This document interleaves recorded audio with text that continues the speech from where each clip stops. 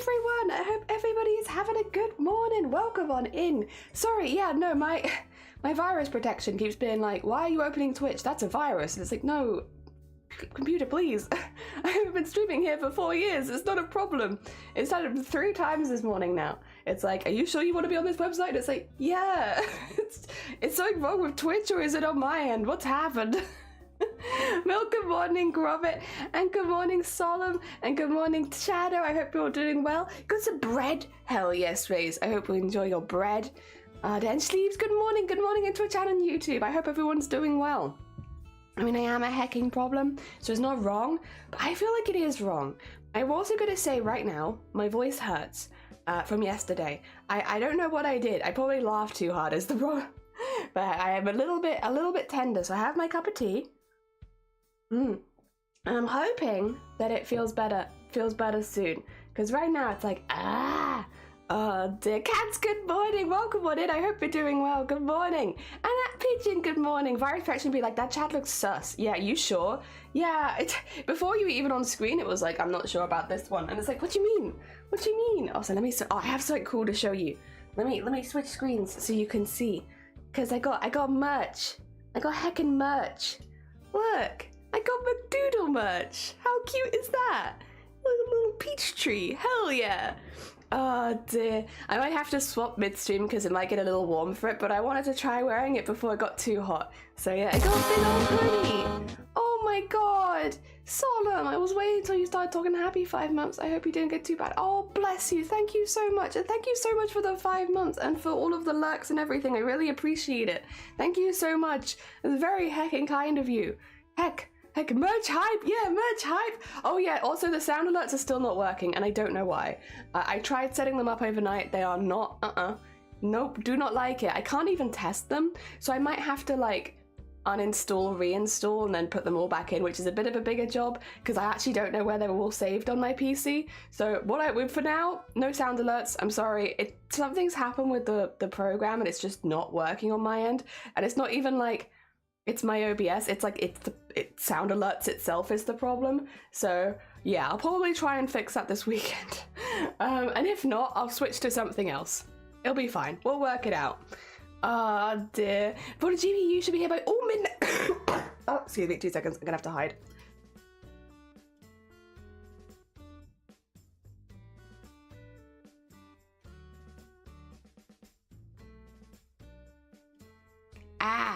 I hate that first thing in the morning. Don't do that to me, body. If they're flesh apples, yeah, well, I mean, what are peaches if not tiny flesh apples? That's exactly what they are.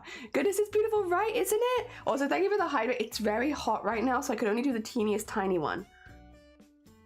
Fortunately, my cough isn't caused by dry throat though, so it's not that. It's just the irritation on my voice box from talking. I'm gonna be taking 2 days off now, so hopefully I'll have a bit of time to rest it this weekend and it'll be better by Monday. But yeah, it is what it is. Down at you, down. You mean to say you don't get bread at the dealership? I can get bread at the dealership. We used to have bread to the door. That was great. We moved and we don't get it anymore, but we used to have, like, you know how you'd have like a milk delivery? We used to have a bread delivery.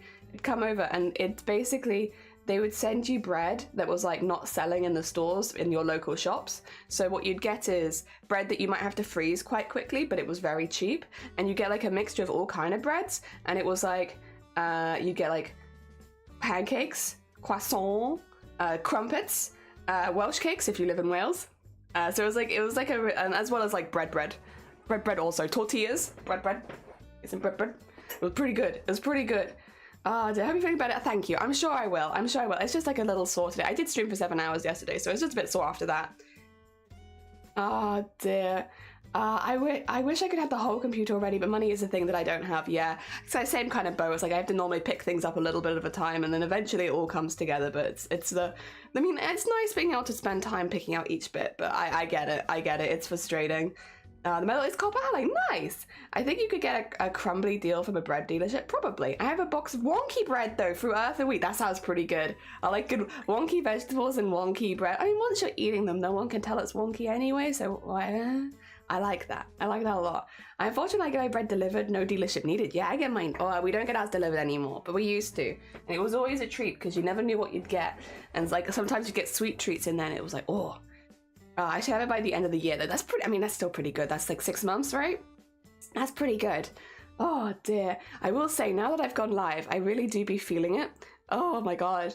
Right, 2 seconds. 2 seconds. I'm gonna put you on this screen, and I'm just gonna maybe take a painkiller or something. I don't want to end stream before anyone tells me to go offline. I've been so bored recently, and I value my being able to talk to people more, because it's very boring when you just have to shut up. So I'll be shutting up the next 2 days, but today I want to stream. But I think I might have to take swipe for it, because yeah, just it is what it is. It is what it is. I will say I also haven't slept very much tonight, because I often have migraines in the evening, but yesterday's one was like particularly bad at night. So yeah, I haven't slept a whole lot.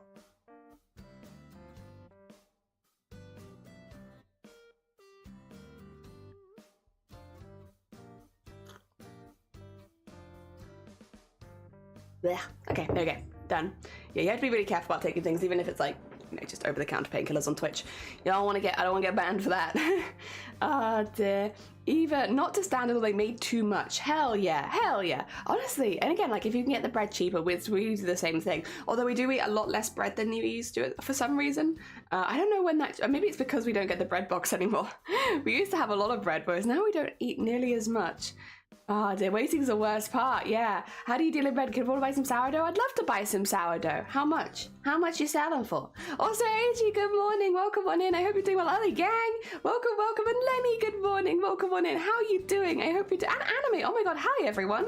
How's everyone doing? I hope you're all doing well. I'm already overheating in my McDoodle. This is really nice. I will say it's like super soft on the inside. I don't know if you can see it, but it's got this soft lining, so it's like wearing a little blanket, but it's quite warm here in the UK. I'll wear it for a little longer, because I want to wear it. I want to rep McDoodle merch, but it's getting a little warm, so I'll have to take a little break. Maybe on the first share break, I can go change my top, just like a bit more summery.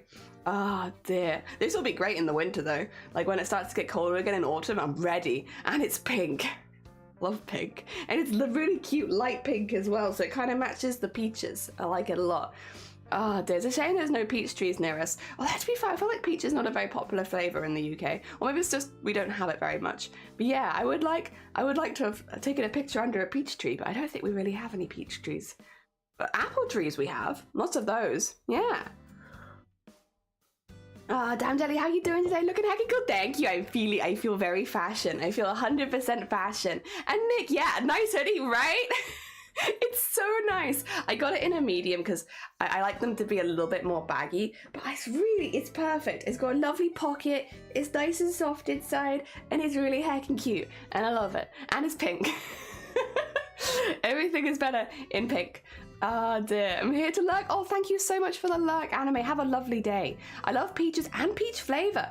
Yeah, I was going to say, not that people don't like it. I just don't see it as much. Like, if you look at, like, candy and sweets, like, you don't really get peach. Peach tea you might get.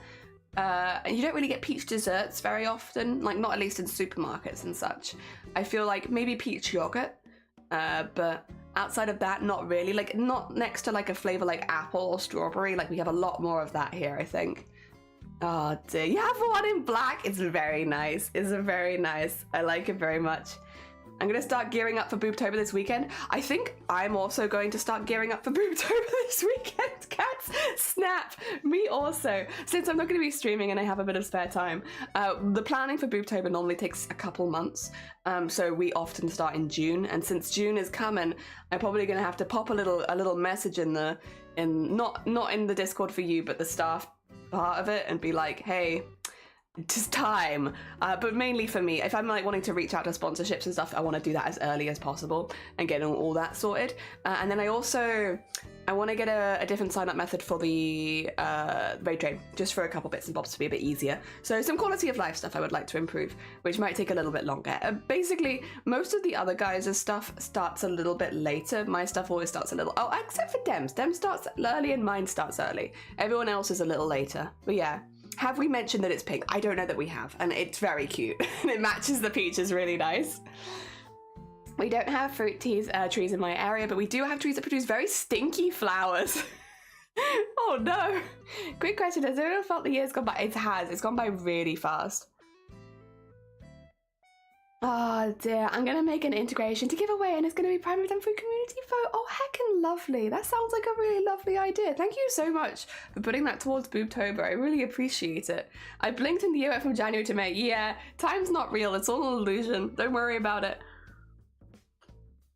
I always feel this though, like as soon as it hits the 6 month part, you're like, wait a minute, half the year's gone? What? But for me personally, I actually am quite happy when the 6 months goes past. Not in like a bad way, but the things that, like a lot of my favorite things happen in the second half of the year. I'm one of those people where it's like, the first half of the year is just like a busy time and the second half of the year is like fun time. It's still busy to be fair, especially with stuff like Boobtober, but yeah, generally I find the things that I like the most happening in the year, all of the planned events all happen in the second half, so I'm quite happy for it to hit the 6 month part. We're getting to the bit that I like, all the bits that are fun. Hell yeah. I got no freaky trees either. We got a heckin' crepe jasmine outside. Oh, that's cute. That's nice. We like that. We've got like just regular trees around us, but they have a lot of birds in them. If you like birds, I will say there are certain times of the year, because it's a bird tree, there's a tree there and there's like a tree there, right? That tree gets like crows in it, but that one gets a lot of the teeny tiny birds in it, like loads of them, like a swarm of tiny birds. Whereas like when you see them all moving from one tree to another, it gets those ones and it's so loud. But when that happens, I'll try and open the window and put my mic towards it so you can hear what I hear, but it sounds like constantly. I can't describe it better than just all the time. And it's very high pitched, very loud. Oh dear. It's 2.5 weeks, like how? Oh my god, kids grow up super fast. They do. I need to start making stuff for people to do. Same. We're all like, oh, maybe about time to start getting on stuff. Jesus. I love birds. Did I have a fight with a hawk? You have not told me you had a fight with a hawk. Did you win? Did you win? I mean, we did. Okay, you made friends, Nia. Good. Glad to hear it. Glad to hear it. Oh dear. Sure the movie was just not allowed. Oh dear. All of June will be dedicated to trying to get as many votes as possible through my Discord server. Cough, cough. Fair enough. Good luck. I hope it goes well. I think we've got for June. The next week will be. Next week is still working on people's charity art, which we're doing again today, by the way. And then we have the Pride Slimes for a week. And maybe some goblins. Then we have the bits and bobs kind of week, which might be some of the special streams we redeemed from Samaritans, but basically just leading up to having the procedure. And then I'll probably have to have a few days off just to get better after being in hospital. And then it's Chromacore. I need to start thinking about Chromacore as well, but Boobtober is more behind the scenes, so I'll probably do more of that at the moment. Getting all that sorted. I have an image of a hawk. They look so funny front on. Hell yeah. Hell yeah. I like that. Oh, mine was taller than me before he turned 13. He's 6'4" already. Tall beans. We're back to height again. All the hecking tall beans. I have to bend over to talk to everyone. Yeah, probably need to start planning. I still have, from last year, I got a little Kel's Bells Boobtober ghosty. Look at them. Eee, they're like a little finger ghost. I'll have to make sure that when Boobtober starts I get as much, because I've also been gifted from Sleevesrin a Boobtober ghosty. So I have a Boobtober and a Boobtober ghosty here, and yeah, I have a few other bits involved. I need to make sure that I get all of my Boobtober stuff in place, ready. I also have the boob sign somewhere. Oh dear, the light up boobs. Dear, love that. Yeah, I got all these I'm very, very positive. I've been like very, very sweet after Boobtober last year. I got sent a lot of booba stuff. It was very heckin' cute. I'm glad people liked it so much. And I'm so glad we have so many people coming back this year. And again, if you're not in Boobtober and you want to be, if you're a streamer, I will say this is mainly a streamer Discord. But if you're wanting to be in Boobtober and you have not been in it and you're a streamer and you want to be notified when the submission, when we open for streamers, it'll normally be in August. But you can sign up now and get into the Discord, and then if you want to take part, you can, nice and easily. Dear. Yeah. Anxious. Oh, I'm sorry. Shauna said my family. Also, Somne. Good meownings. I'm thinking again about all the stuff we have going next month, but I'm very excited for it. It's all good stuff. Also, look at my doodle merch. Do you like it? It's pink. It's very heckin' cute. I need to finish publishing that now to take part Booktober after I sleep. I mean, you can announce it now. I will say we often advise people to wait until a little closer to it, just because, I mean, I guess if you're working on it on stream, though, it would make sense to announce it now. I guess it depends person to person. When we open up the floodgates in August, we also often give out, like, stuff for people if they want to announce it, like put your face here, put your name here, put your things here, so it's really easy if you want graphics for announcing stuff. But you don't have to do that. You can announce early. We just won't have any of the assets for you till August. Oh dear. There we are. Damn, a family of giants. Yeah. Why the assets? The little fleshy peaches. Little fleshy peaches. We love the little fleshy peaches because under the peach tree. So cute. There's an aspen. It's not an aspen. Oh dear. Yes, today we're working on Jords. Jords very, very kindly redeemed a full color goblin, so we'll be working on that for Jords. And then next week we do have the full schedule in the Discord. I can double check it though, just to make sure that I'm getting it right.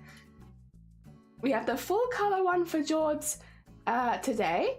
And then on Monday we have Grobbett's full color goblin. Then on Tuesday we have Kaz's and Messenger's goblin lineup. Thursday Jean and Grimm's goblin lineup. And on Friday we have Fenrin's and Moat's, and then any other leftover art that we hadn't finished throughout the week. Or if we don't have any leftover art, if we have finished everything on time, then I will work on getting some more bases done for emotes on those days, so that we have more stuff going forward. They won't be used straight away, but they'll just be like, if you want to have any input on bases, that would be a good day for it. Yeah, that's basically where we're going. And then the week after that, we have a whole week of doing Pride stuff, which I'm looking forward to. We often don't manage to do Pride during Pride month. Normally we do it some other time because I'm a busy bean. But we're actually this year able to do it during Pride month.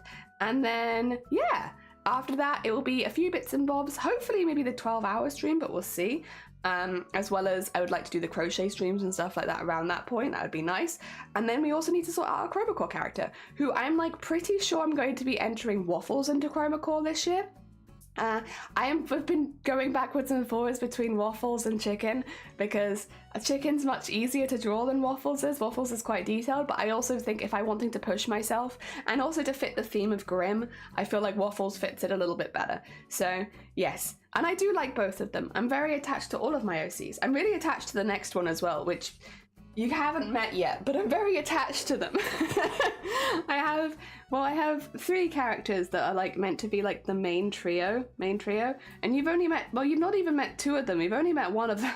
You know of Waffles, but Waffles hasn't entered the story yet, and you definitely don't know the next one. But I like her very much. She's very cool. Oh dear.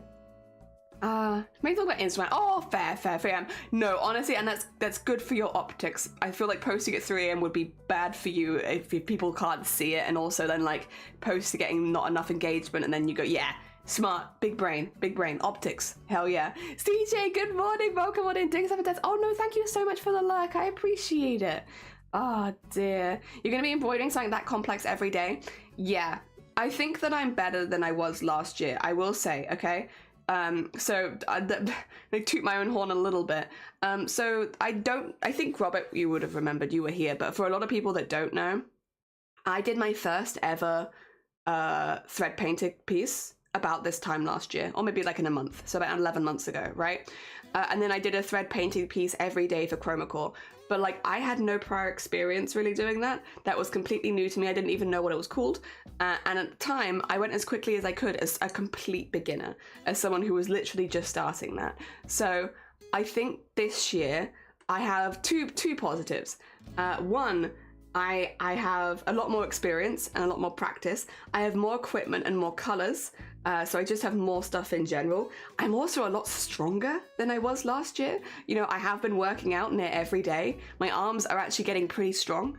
So that's like, there's a lot of stuff that I didn't have this time last year, which was like experience, the physical strength to keep doing what I wanted to do. And then also just like equipment and stuff like that keeps me in a good position. So yeah, we are going to be going pretty complex. I've got to try and do pretty intense things each day. I want each one to be a proper work of art, and I'm going to be working hard to try and make it as such. There will probably still be days I don't like what I'm doing as much as the other, but we'll do our best. The other thing is I probably will still do the designing part off stream. So kind of the challenge of Chroma Core is you know, being given a prompt and coming up with something quickly, I kind of still want that challenge for myself, and I would encourage, if you're like interested, to take part in it yourself. So I'm gonna come up with my own ideas off stream still, so first thing in the morning, kind of like what we did last year, and then we go live once my embroidery design is finalized. So yes, that's what we're going to be doing, mainly just because, again, like the challenge of chroma core, really, like at its core, I think, is being given a prompt on the day and having to finish it within 24 hours. So it's that you have to think really quickly. Also, there's a helicopter circling our house at the moment. Don't worry about it. It's definitely not me, and I have no idea why it's there. But if you can hear it, don't worry about it. Yeah, no, you can't. Oh dear. But yeah, so that's kind of how we're gonna do it, I think. So same as last year, basically. And the other thing is I can stream longer than I could this time last year. I think that's another thing that I don't think of very much, because I do technically still have long COVID. I probably will have long COVID for a while, but I was really sick at the beginning of last year, and it took me many months before I could stream as long as I wanted to, which meant I was often doing like 2-hour, 3-hour streams, which it's fine, like that's quite a normal length for a stream, but for me it was very short, and it's because I was getting so tired, I was running out of breath and all of that kind of stuff, and I just couldn't keep streaming. So yeah, it would be nice to be able to have a little bit more freedom, because although I still am struggling with coughing and stuff like that, it's a lot better than it was, and I can breathe a lot better than I could, and I'm feeling a lot fitter. So yes, a lot of things working in our flavor compared to last year. So yeah, hopefully we should be good to go. And I am also doing it in a tent. I'm buff now, yeah. I'm also buff now. Gym bro? No, I just do embroidery. Well, I do have weights and such. I just do it in the house. Yeah. And for people the most vicious, I'm vicious, but I'm also an average height. It has nothing to do with my height. Oh dear, I've done it before. If you do a felony, tell me first so we can thank you. I appreciate it, Shadow. Thank you. Very heckin' kind of you. Thank you. Oh dear. But yes, so I'm really looking forward to it, honestly. I'm looking forward to, I need to find a way to embroider my reference sheet. Okay, I might have a little look at how people did it last year and see if I can do an embroidery version. Again, last year I was so new. I was like, I don't know how to draw references. I don't know how to do this. I don't know how to do a character reference sheet. That's not something I've ever done before. So I might have a little look at other people's and just have a vibe of how people put together character reference sheets. Not just for Chroma Core, but just in general. I've still never made a character sheet for my own stuff. None of my characters in my comic have a reference sheet. They should. Maybe we'll do that at some point. How do you guys feel about at some point forcing me to make a reference sheet for my characters? It would probably be useful when it comes to drawing them in the future if I kind of remembered what I was doing. I just look at the other pictures I've done and I'm like, oh yeah, I'll try not to forget anything. But it does kind of feel like my art's playing a game of telephone each time, because I'm like looking at the last piece of art, and each time like, if something changes slightly, then it just keeps changing. Reference sheet never matter. Yeah, sorry. That's fair. My bad. I shouldn't have suggested. Oh dear. Oh no, it needs to happen way before Boobtober Shadow. This happens in July. I kind of need it by then, I think. God, now we've mentioned that the year is turning fast. You do kind of be turning fast, don't it? It do be turning. Now, yeah, I need it by July, really. I mean, technically, I really needed it by March. When I say I've been putting this off, when was March? 3 months ago? I needed it 3 months ago. I'm 3 months late on this, but really, I really need it by July. I could have used it for March, but I really need it for July. Yeah. Dear, reference sheet, nah. I use references, they're all original here. I think it'd be good for like the clothing though, and like consistency. I mean, June is less than 24 hours away. Yeah, we're doing our bestest, you know. we're just doing our bestest. Fen, good morning, welcome on in. I hope you're doing well. Good morning. We are just having a little chat. Reference joke. Oh, thank you. We're having a little chat. I mean, there's a lot of things I'm really excited for, so I'm just kind of talking about them because I'm excited about them. I'm excited to do embroidery every day. I'm gonna keep working out. I'm probably going to try and work out a bit more the next month just to like build up a little extra muscle ready for Chroma Core, which I know sounds really, really odd, but it's like, it's kind of important if you're gonna like, oh dear, it's kind of important. Also, Benigma, thank you so much for the lurk. I really appreciate it. It really helps. So if I'm going to be doing embroidery every single day, I'm going to be working out my muscles quite a lot, and I want them to be already in a good position. So I might actually, you know, maybe I'll start scheduling like more of an intense one in the evening. Like if I could just do half an hour each day, and just slowly build it up, because the workout's really not that intense. It's just that I'm doing it so consistently that it's like slowly showing over time. I will say my right arm is still visibly more strong than my left arm, but that's okay, we're getting there, and my left arm is getting stronger. It's just a slow process. The reason is just because I embroider with my right hand predominantly. That's my dominant arm, so I use it a lot more, and yes, so my right arm, I mean, I'm gonna check. Do you want to see what we're working with? And I'll show you how different they are. You want a little giggle this morning? I'll go change into something a little more summery, and then I'll show you how stupid this is getting. 2 secs.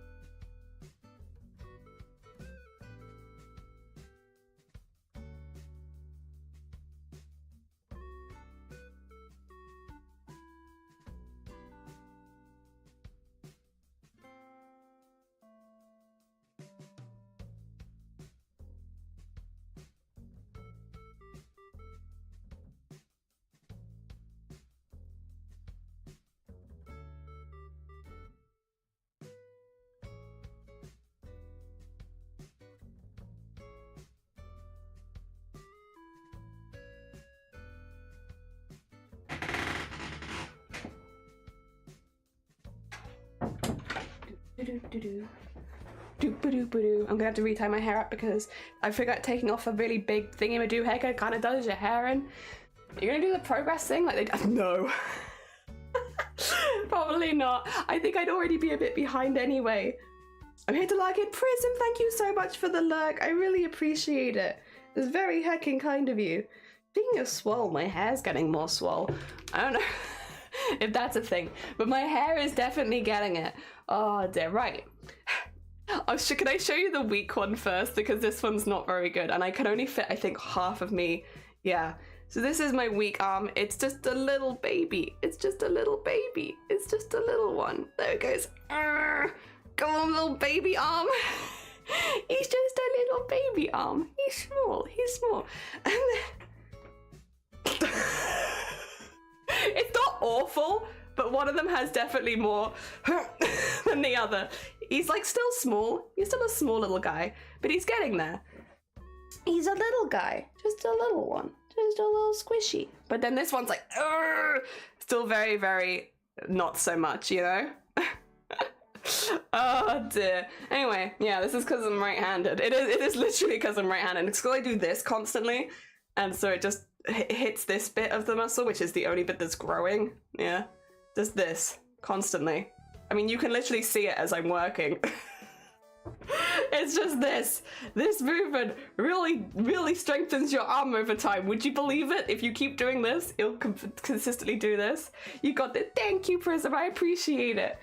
Oh, the definition. Yeah, like a little bit. Oh dear. Damn, what do you mean? Like this? This is like I'm sewing. This, you see my fingers? I'm sewing. This is the sewing motion. And it does this bit of your arm. And that's why I was having problems, because it was pushing my shoulder forward. So most of my exercises are to push my shoulders back, so that my spine and my back can get a bit stronger, because at the moment I'm just working out my arm, and that's not a good thing to do. You want to work out the whole area. So yeah, that's what most of my exercises are for. And I think I should do a little more. I'm still a very skinny lady. I'm still like a little tiny sticky lady, but I'm less sticky than I used to be, but only on one side. I will say though, it is nice. I feel like I'm getting there. Dear, my left arm is a bit more buff because of that too. Yeah, it's like your dominant arm I think does just get more buff, but like crafting, you don't see it as a workout, but when you're doing that same repetitive motion over and over and over again, like it really does add up. And that's where I'm at. I'm at the point where it's added up quite a bit, and I now need to generally strengthen my upper body. Oh dear. I might be right-handed, I might be. I go, my little one though, it's getting there. There used to be nothing. I used to be able to do this and it would just be like flop. So I'm getting a little bit, but it's like just a tiny bit. A tiny bit of muscle there, not very much. It's getting there, it's trying. It's trying its heckin' bestest, but it's just a teeny tiny thing. I have to do lefty stitching. I try, but I really struggle with my left arm. I know a lot of people get used to it over time, but I just haven't. Like I find it really, really hard, even with the two-handed stitching, and I've been practicing that. I find it very uncomfortable. I do wonder slightly, and this is just a little bit of a theory, a sewing theory. My hand is used to being this way up, and I have trained it thoroughly because I did classical guitar 2 hours a day for like 15 years, right? So my hand is really trained as a classical guitarist. I think it struggles to do other things because all I have done with it is this. So the idea of like using it and like moving it, because the whole idea is like while you go up and down the fretboard and such, most of it is not this bit moving, and then with sewing it is, I think it's kind of a foreign feeling. I think I've trained it badly. Yeah, please stop. Stop what? Playing classical guitar? Sewing? What do you want me to stop? Oh dear. Yeah, needs new muscle memory, but I don't think I do want it to have the new muscle memory because it's not a bad arm, it's just very good at one thing, and that's classical guitar, and I like it being good at classical guitar. I also do wonder though how much the migraines and the coordination might be a thing. This is a difficult one because like I can't tell you because I only started trying to do two-handed stitching last year, and you know, it's not something that I have that previous experiences. But a lot of people do find when they get chronic migraine that their coordination goes. My coordination is pretty bad. We've talked about that when it comes to drawing tablets and such. It wasn't good before, and I think it's much worse after. But I can't say for sure that that's why I'm struggling with it because I don't know. I don't have the experience before I had chronic migraines, so I don't know if that's had an effect on it. But whatever it is, I just really struggle to use my left arm. Getting it stronger has been nice, but even so, it's completely useless in anything that isn't classical guitar. So I think for now I'm just going to keep working it out so that it's still getting a workout and just keep going with my right hand, because it's frustrating to feel like you're fighting your own body, especially when you're live on stream. It's fun every now and again as a challenge, but I feel like consistently it just makes streaming less fun. And so I'm going to keep going with this hand and just keep doing my right-handed because it goes, and then I'll keep working out my left arm so that it's getting stronger. It just has a while to catch up to. But it is getting there. Like I am generally getting stronger, and I've been doing it every day, and I don't let my left arm off workout. It still has to work out. Ah dear. And it's getting there. It's getting there. Like wouldn't help either.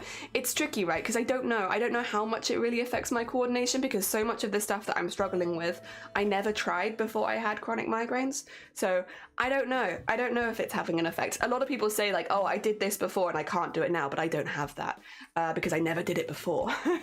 So I'm not sure how much of an effect my migraines have on my coordination, and I was known for having bad coordination even when I was younger, so it's tricky to say. I don't think I'll ever be able to say 100%, but I'm also of a opinion like I'm just gonna lean towards fun, and if I have a way that I can keep strengthening this arm off stream or even like on breaks and stuff like that, then it's fine.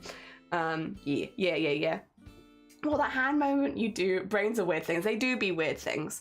I don't want to make excuses for it because it's like I do want my left arm to be getting stronger as well, so I will keep working it out, but I'm also like, if it's useless, it's useless.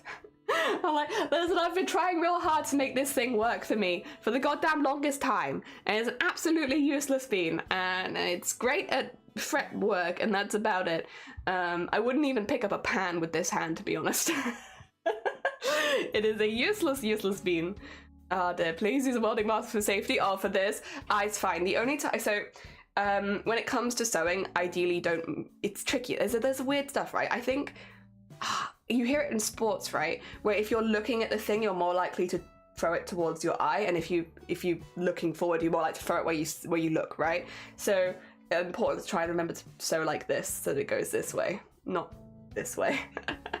But I have hit myself with a needle a couple times, but it's always been, first of all, it's been unhooped.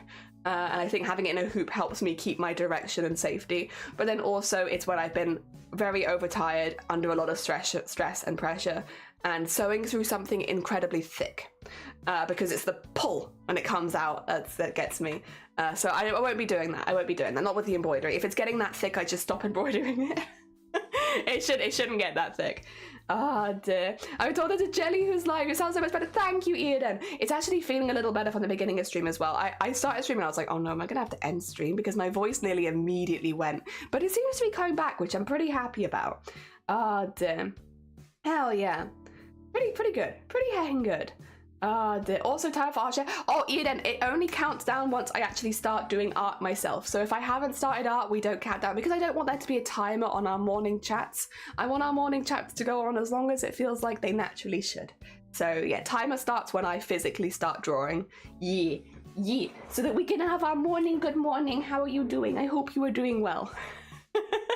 Right. You gotta have our good morning. Yeah, we lose also the guitar shredding skills. Yeah, that's very much burdened me, and I don't seem to be having too many issues with that, other than like some of my finger strength, because I don't do it as often anymore, is lower. But you know, I'm not playing grade 8 pieces anymore really, so I don't need that. I just need to be able to like play the piece I want to play, which would not normally go too much above grade 6, I'd say, which is not a problem. Right, yeah. Sound alerts are back. No, bing bong. Yeah, bing bong. They're not back. They're just balked. Like whenever I go on the website, it's just loading forever, and I'm like, okay, we'll wait. I'll wait for you. You can get better soon.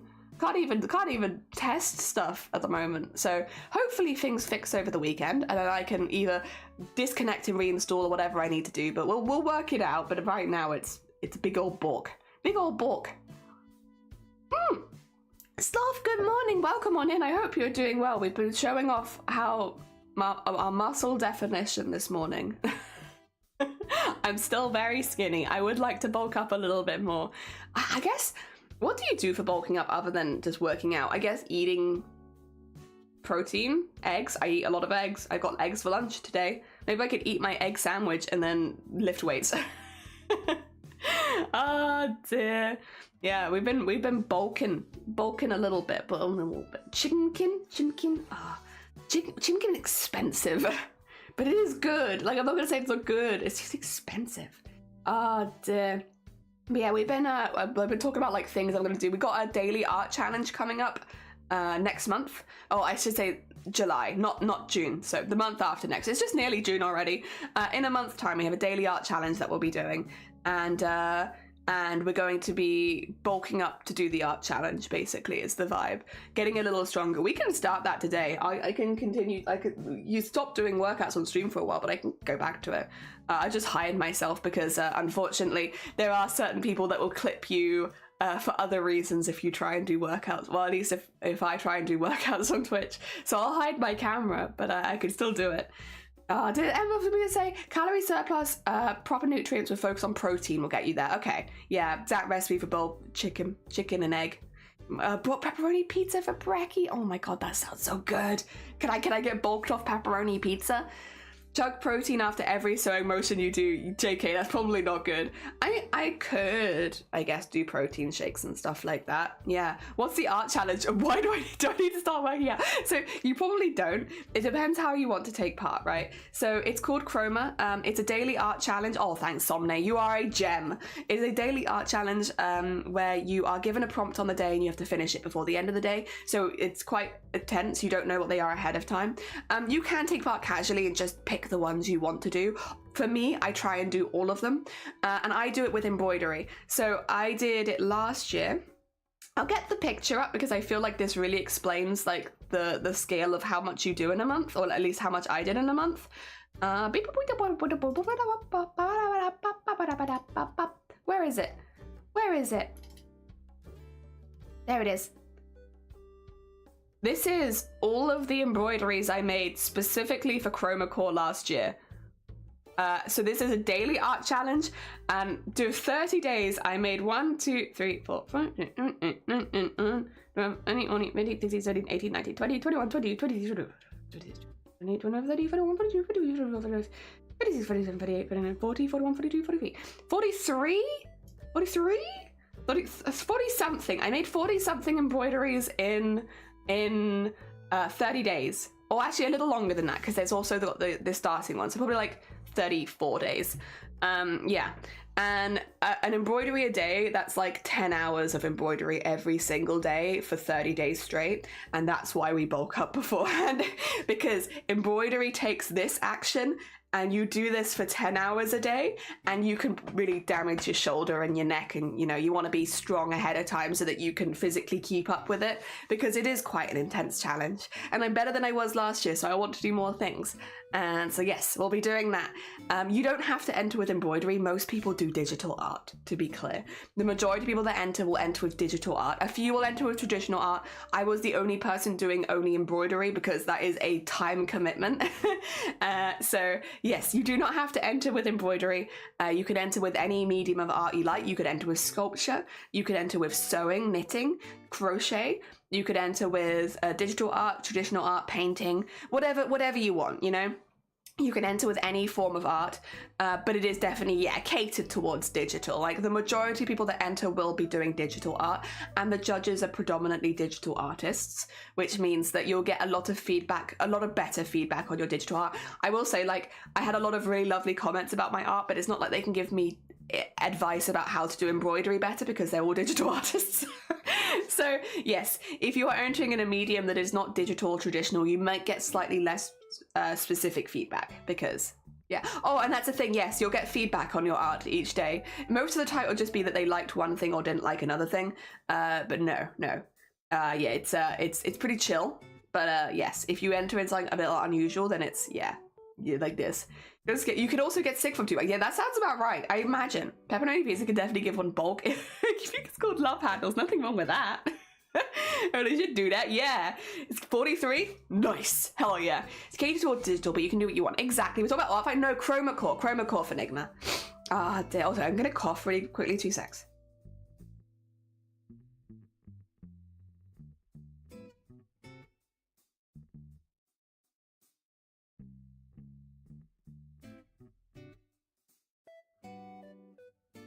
Thank you, Sonny. Yeah, Sonny's putting the link. Click the link if you want to know more. Ah, dear. Am I the only one who got... It's just you. Everyone else is like, this is sewing. And I don't know what you're... Like, I'm literally pinching my fingers. Like, this is sewing. What are you talking about? Also, Halfling, good morning. Welcome on in. Cool, yeah. So, yeah, you can enter competitively, or you can do it like a challenge for yourself. I last year did it as like a self-challenge. There is a small group of people at the very top of their game that will get picked each year to compete, but it is literally the best of the best. And it is like last year there were hundreds of entries, and that last year was a big year where like 40 people get picked, but normally it's only like 16 to 20 out of hundreds. So if you are the best of the best and you want to try and compete, you can, but most people, the vast majority, will do it as more of like a self challenge of like, can I do it each day? How many can I get done in a month, kind of thing. So, and also just like a lot of self-improvement about trying to, you know, get better each time. So yes, you can do it competitively, or you can do it chill, depending on what you're wanting. And some people do all of the prompts. I did all of the prompts. Some people do like 2 of the prompts, 1 of the prompt, maybe 5 of the prompts. So not everyone does all of them either. It is, again, like a point of pride for a lot of people if they can do every single prompt, but you definitely don't have to. The vast majority of people taking part have other things going on in their life, like education, like work, like families, stuff like that. So the logistics of actually doing one every single day is quite difficult for a lot of people. So there's definitely no shame in only doing 1 or 2. You know, that's quite normal. People will still celebrate and enjoy the art that you submit, regardless of whether you submit 1 or all 30. Yes, but for me, I am someone who all I do every day is art. That's what I enjoy, and it's also like I don't have too much else going on, so I have the time and the space to be able to do each day, and it was really, really nice. I really enjoyed it. I wasn't making the best art each day, like I definitely wasn't up there with the best artists, but I really enjoyed sharing my embroideries, and I really enjoyed people's responses to them. A lot of people were just very charmed, I think, that someone was entering with embroidery and was like, ah, it's just nice, it's nostalgic, it's traditional, it's sweet. And I you know, if it made people feel chill and happy, then it was nice. I like that. And that's kind of, I mean, that's kind of what I always want my art to do. I'm not necessarily always looking to win things. I'm mainly just wanting to make people happy with my art. I want to make art that makes people smile. And yeah, that's mainly what we did last year. And it was really, really nice. And that's kind of what I'm hopefully going to be doing again this year. Yeah. The only thing you need to be able to do is make a cadet. And again, if you go to the website, you'll probably see a lot of this, more of this. Your cadet is basically your representation entering the competition. So it could be yourself, but most people will make an original character. For me, I'll be entering Waffles in this year, my goblin Waffles. Last year I entered Glenn, which is the guy right at the top you can see on the big square frame. That was Glenn, and that was my cadet last year. This year will be Waffles, and next year, who knows? Oh dear. It's a fierce battle. It's not a fierce battle for chicken. No, it's not true. Sounds like it'd be really fun if you do it more chill. Yeah, for sure. Oh dear, get out of here with that negativity, dude. Yeah, get out of here. We don't need that. We full pizzas. Oh dear. Waffles, yeah, Waffles is going to be my cadet for this year. I need to redraw him, but yeah, Waffles made of goblins. Yeah, goblin. Well, he's a goblin called Waffles. His name is Waffles. He's not Waffles made of goblins. That'd be very gooey and green. Also, Dex, good morning. Welcome on in. No, he's a goblin. He's called Waffles. Also, this year is cute versus grim. Yeah, so we're going to be going more towards the grim side. But Sonne said they might be doing a cute character, right? Oh, cute character. Thank you for the hydrate and the posture check. I appreciate it. Yee. This is the thing as well. You'll probably see several people in this community talking about Chroma and actually taking part in Chroma. Last year, Anime took part with us. I think Anime is planning to take part again this year. Shifty Bluke is looking to take part this year. You'll probably see a few artists taking part in it. Thank you for the hydrate. Goblins are made of waffles. How do you think? They're so sweet. Yeah. Hell yeah. Hello.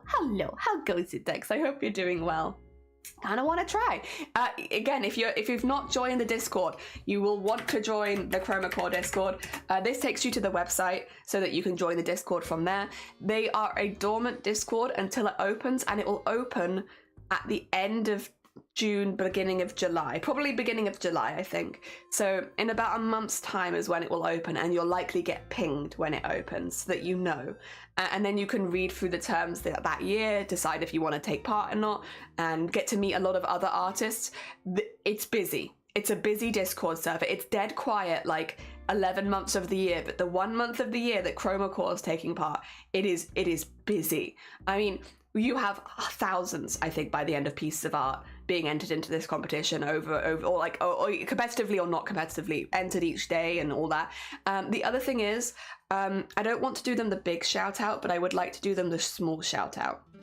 How can I don't want them to know I'm shouting them out, you know. I want them to be secretive about it. Let me see if I can get to the Twitch channel. How do I find it? How find it? I should be able to type it in, right? Yeah. Okay. So doing a secret shout out, nobody knows, and no one can track it, and no one.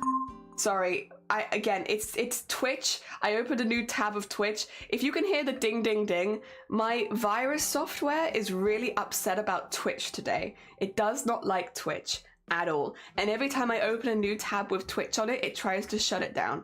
I don't know why. I don't know why this keeps happening. It's just over and over again.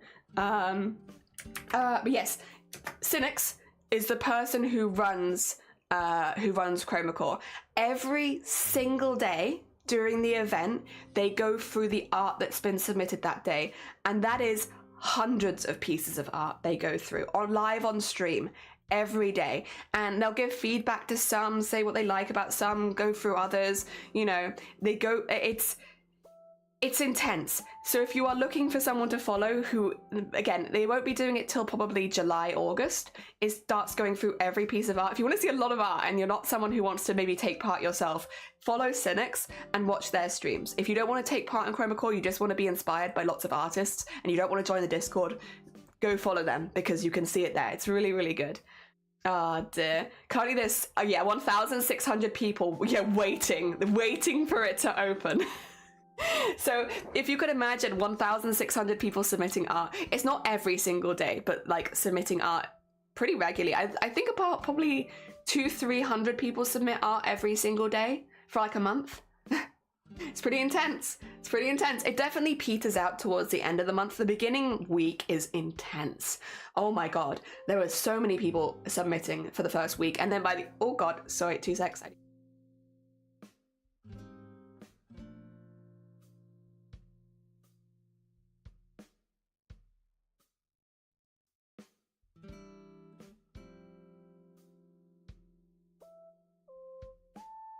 Sorry. My body just flopped. Bing, bing, bing. Yeah, the threat's been detected. It's Twitch, and I don't know why. The new mobile... I've seen people don't like the new mobile update. I saw that. Bart is a bit of a dummy. It is. It ends up being like 10,000 plus in the end, yeah. So if you want to see a lot of art, and you're interested in being inspired every day, generally, the best bit, in my opinion, about Chroma Core is seeing everyone else's art every single day. I think as an artist, it's incredibly inspiring to be surrounded by that much art from different people using different mediums. It's really, really cool. And yeah, I would highly recommend if you want to give it a go. It's really fun. Dear. I'm bad at masking my threat level, sorry. It's all right, Shadow, don't worry. It is wild. Oh, hey, is that Cynics? You've followed them for years on YouTube. You need to follow them on Twitch. You need to go follow them on Twitch. Watch Out Ali is great. It's so fun and so supportive. Like, because you're being surrounded by so many different artists with different backgrounds and different histories and like different styles, you can get so much good feedback. Like, the only reason I ever tried to animate was with embroidery thread was because a couple of them talked to me about it and told me how I could do it. Like, so much of what I've done over the last year has been inspired by the people that I met at Chroma Core. So yeah, it's really, really good. It's why I talk so positively about it, because although it is definitely a challenge to be doing a piece of art every day, I got so much out of it and I really, really enjoyed it. And that's why I recommend it so heavily to everyone else. If you are interested, I will say, there are different levels you can take part in. If you are someone who's like, I might be able to make 1 or 2 pieces of art, join Washout Alley. Honestly, that's what I did last year. It was so much fun. If you are someone who is really looking to improve quickly and you've got the time to do a big piece of art every day, try and compete, give it a go. It's a really fun competition and the competitive element is there if you want it to be there. So yeah, give it a go. You might not get in. If you don't get in, join us in Washout Alley. Hell yeah. Is wild. It is wild. Oh dear, Watch Out is great. Do we watch? We will. Yes, we're gonna do a watch along in the Discord again, Sunday. I'll probably same as like what we did last year. I'll announce that. Oh, when could we do that? Maybe a bit closer to the time. So maybe near the end of June. Actually, how would you guys feel about doing it? Because I'm in hospital on the 25th of June, hopefully getting my Botox, and then I can't move for a few days.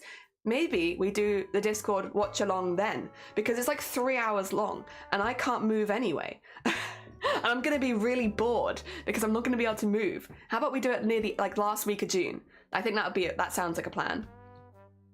Oh dear, I'm just bad at masking generally. I mean, mask failed successfully. Masking do be hard. Imagine being able to successfully mask. Couldn't be me.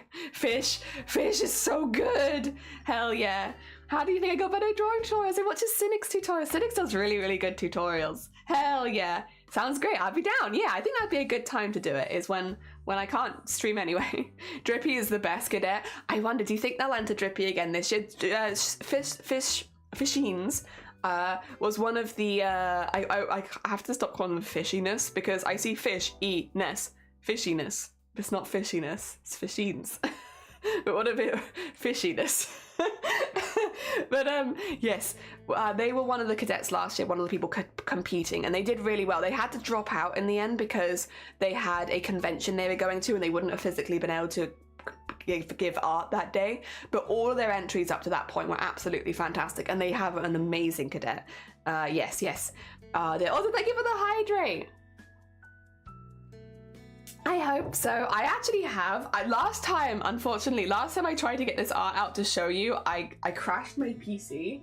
Let's see if I can do it without crashing the PC this time, huh? Yeah? Yeah? Oh, look at that, we did it. I have signed Fishine's art. Look at this. Look at this. I have the other one as well. Look at this. One of the cadets last year. Signed. Fancy. I did an art swap with them. I swapped them their embroidery and I got their art cadet. I absolutely love it. I can't wait to like get it properly framed and stuff.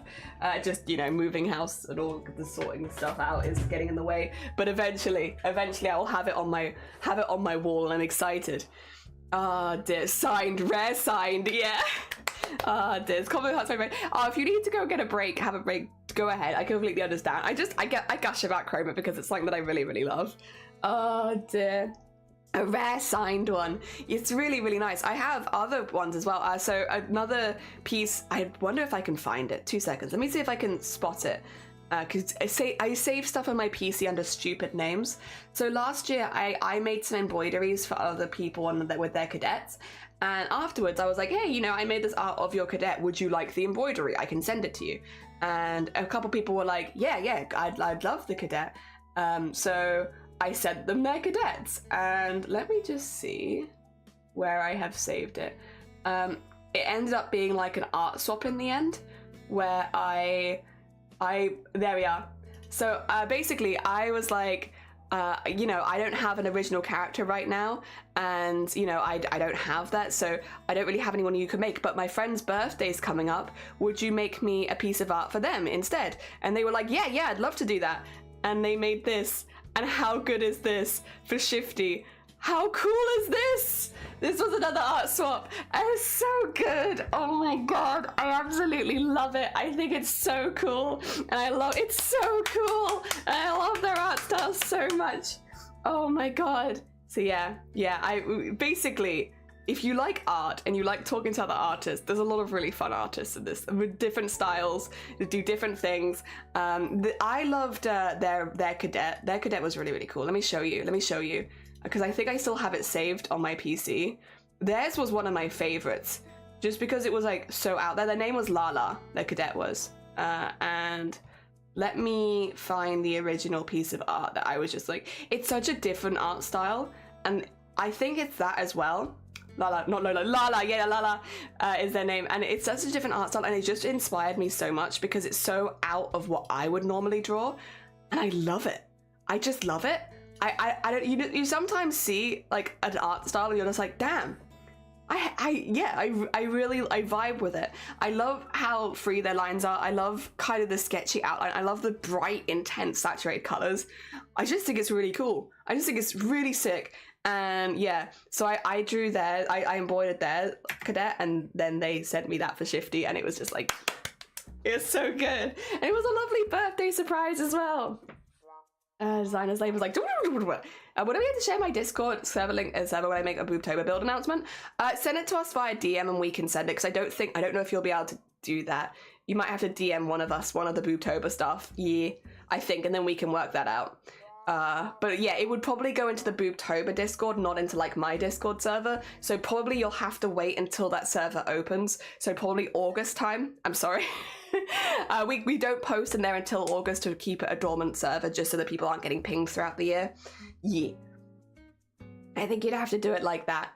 I'm glad that you're saving things like names like that. Yeah, just save with stupid names and I'm like, I don't know if I can find this on my PC anymore. Lala, yeah, Lala. Also, thank you for the luck magic, I appreciate it. And Mixtapes, good morning, welcome on in. So what does it mean? So the cadet is, what I mean is, it's the character that you enter the competition with. You have to make one. I made one last year, everyone makes one. The only thing you need to enter Chroma Core is you need to have your own cadet, which is, yes, a character, an original character that you've made up with its own backstory. It could be you, Some people enter themselves as their own cadet, but most of the people make their own original character. For me, it'll be Waffles. For last year, it was an old man called Glenn. But yeah, make up your own character, have them dressed in the uniform of Chroma Core, and then that's your cadet. Yeah, and that's what you need. And it's because a lot of the prompts will need you to draw them in some kind of way, so you have to have one. Yeah, and sometimes you'll be drawing other people's, sometimes you'll be drawing your own. I love that Arty would love them, yeah. Oh, Arty probably would. Also, Grobit, good morning, welcome on in, I hope you're doing well. Susanna knows, yes, and there'll be a recurring character in your illustration. That's a much better way of putting it. Thank you, Somne. Thank you, Somne. That's fine, yeah. The singing and dances are choose based on your cadet. Yeah. That's how you enter. You get picked. hello. Oh my god, speak of the devil, names shall appear. Arty, good morning, welcome on in, I hope you're doing well. Oh dear. Like an avatar, yeah. Oh, hi again. Good morning, Grobit. Nice to see you. Welcome on in. I'm gonna keep welcoming you. I sometimes welcome you people in multiple times. I think I've done this to you a few times, Grobit, where I'm just like, oh hi Grobit, nice, welcome on in. Oh no, Grobit, nice, welcome on in. Good morning. How you doing? Oh no, good morning, welcome on in, Grobit. Hope you're doing well. Every few minutes. I was the first one who met. Oh, good morning, Grobit. Nice to see you. Welcome on in. Oh dear. Thank you. Yeah, thank you. Yeah, also thank you to Sonny, who honestly explained it better than I did. Freaky, good morning. Welcome on in. I hope you're doing well. Jenny might call you a devil. We know you're an angel. Oh yeah, for sure. Speak of the angel and they shall apply. There you go. That's better. We've just been gushing about art, to be honest, Arty. Welcome on in. I've spent a whole hour just being like, Jelly, show me an character. Oh, I got rid of it. I can bring it back. We thought Arty would like it, right? Let me bring it back. I'll just have to find it again. 2 seconds. I know at least the folder it's saved in now, so it's better than it was. That's that one. Lala. Yeah.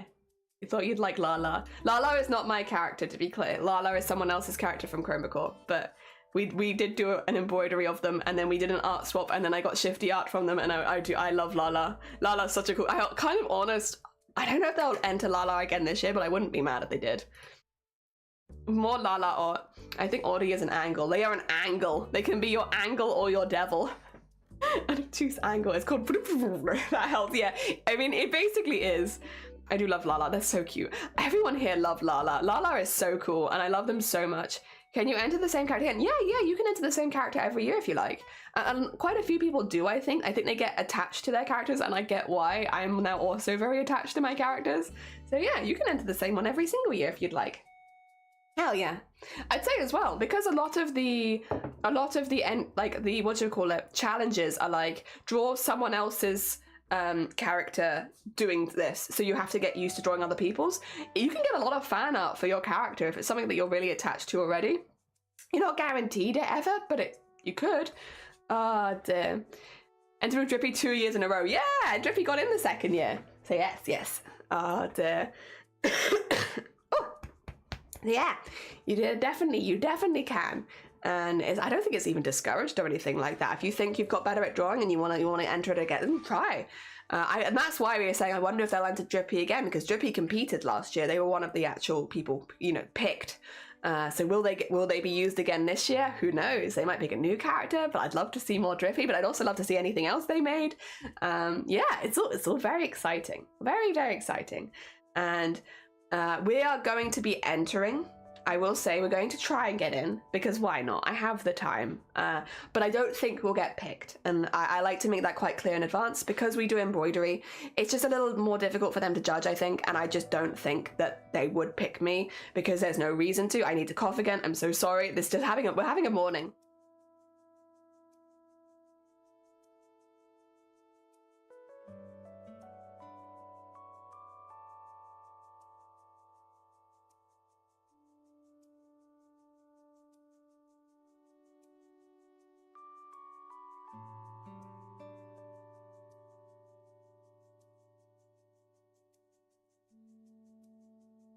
I'm so sorry. I just keep dying. I don't know. My voice is having a day where it's like, but we'll get through it. We'll get through it. I'll just pause every now and again to cough, so you don't have to hear it. She was, yeah, prom queen. Even though she was the computer cadet. True. Hell yeah. Yes, it does. It has little swirlies on it because I love swirlies. I'm sorry for dying. I'll die quieter next time so you don't have to keep muting. Yeah, my bad. Anyway, do you want to see what we're doing? Speaking of art, do you want to see what we're doing today? Because we're making something for Jords. I've made Jords a little rave bean, by the way. I always draw like a few prompt like ideas ahead of time, and I was drawing Jords, and I drew them as like a music teacher, and I was like, it's kind of already what they are. It's not that exciting. So now I've drawn Jords going to a Hatsune Miku rave. There they are. They've got their glow sticks and they got their rave glasses, and I'm gonna put some more stuff on them, and they are maybe not Hatsune Miku, but they're having a rave, and I'm gonna put more rave stuff onto them too. I think you managed to go over yesterday's time. Yeah, we've been having a long morning chat. Maybe it's because I know that I'm not going to be streaming this weekend, so I gotta get my chat on now. Yeah, exactly, like Ryle. Dear. So yes, we are going to be doing Jords today. Jords, this is their reference. If it looks familiar, yeah, you should do. I mean, actually, to some people here it will look familiar, to some people it won't. Jords has one of the VTubers that we made, and yes, we'll be turning this VTuber model into a little rave goblin. I'm gonna have to find a way, because Jords' whole character is green. The whole theming is around limes and music, so I think and goblins are also green. I don't know. We're gonna have to find a way to make all of these greens look good together, because there's a lot of green, but I think we can do it. I think we'll manage. And so that's what our plan is today. Smash fair. So this is the only piece of art we're working on today, because we're going to be doing it in full color. And the reason that I kind of went more down the rave kind of vibe is because we're doing it in full color. I thought it was a good opportunity to kind of experiment a little bit and have some fun, add some lighting, stuff like that. So I thought having like them go to a concert, giving them the glow sticks as like a light point, having like the glowing glasses. I might give them like the little swirly wristbands that also glow in different colors, just so that like we have some fun highlight colors and we can kind of highlight them like a rainbow. Since a lot of their base colors are the same, it's a lot of green, I thought that might be a nice way of injecting some color into it. So that's what we're going to be doing. That's the vibe. That's what I've decided to go for. If Jords come in and like, I don't like it, then we will change it, because obviously this is for Jords and I want Jords to like it. But hopefully this is what they were hoping for. Deep down, they wanted to be at a rave. Oh dear. I will say as well, I'm gonna go as long as I can today, but I don't know if I'm gonna be able to go to my full length, because I don't know how obvious it is to you guys, but for me, my voice is feeling a little bit wah this morning, and like I'm hoping it gets better and it doesn't go for too long, but right now it's wah. I will say that this weekend I can have a nice chill weekend. Tomorrow, I had a plan for tomorrow and I keep forgetting what it was. I keep remembering and then forgetting again instantly. I should write it down. But on Sunday, we're gonna go pet kittens. Not my kittens. We're gonna go pet other. So some family might have got some like a few bonded kittens recently, and we're gonna go over and pet some kittens. And I am the levels of excitement I am trying to contain for goddamn kitten pet. I have never met a kitten before, ever. Cats, yes, lots of cats, but I've never met a kitten. This will be the first time I meet one of those smaller cats, one of those little ones. I've never met a little cat before, and I'm so excited. I have to calm my excited energy, because I'm sure they won't like that, but I can't help but be quite excited. Just look at the 22, it was so cool. It was so cool. We did the refresh on 2022 before doing 2023, so 2022 is the furthest I've seen back, but it was very heckin' cool. Do you have honey lemon? Yeah, I have honey in my tea right now, so I have honey lemon tea. It's fine. We're working on it. For Nigma, I had laryngitis last week, which is why I didn't stream. So it's just like it just takes a while to get better, to be honest. For anyone who is unsure, laryngitis is specifically inflammation of your vocal cords, which is why I had to take a whole week off streaming, because I couldn't speak. I had no voice.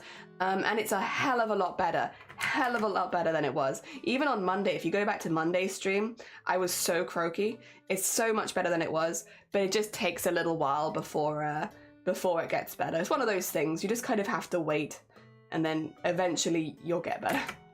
Time cures some things, specifically laryngitis, as long as you're not doing anything silly with your voice, which I have been trying not to. And I have been resting it outside of streams and everything, so hopefully it should be okay. I have met kittens and cats, but I've never pet them. Would love to, though. I'm very excited. I'm very excited. Also, Rebecca, the absolutely insane rendering. Yeah. And the fact that Naka did a heckin' animation multiple times. Oh my god. Did you start the timer? I didn't. You're damn right. I did. Why does my timer look like that?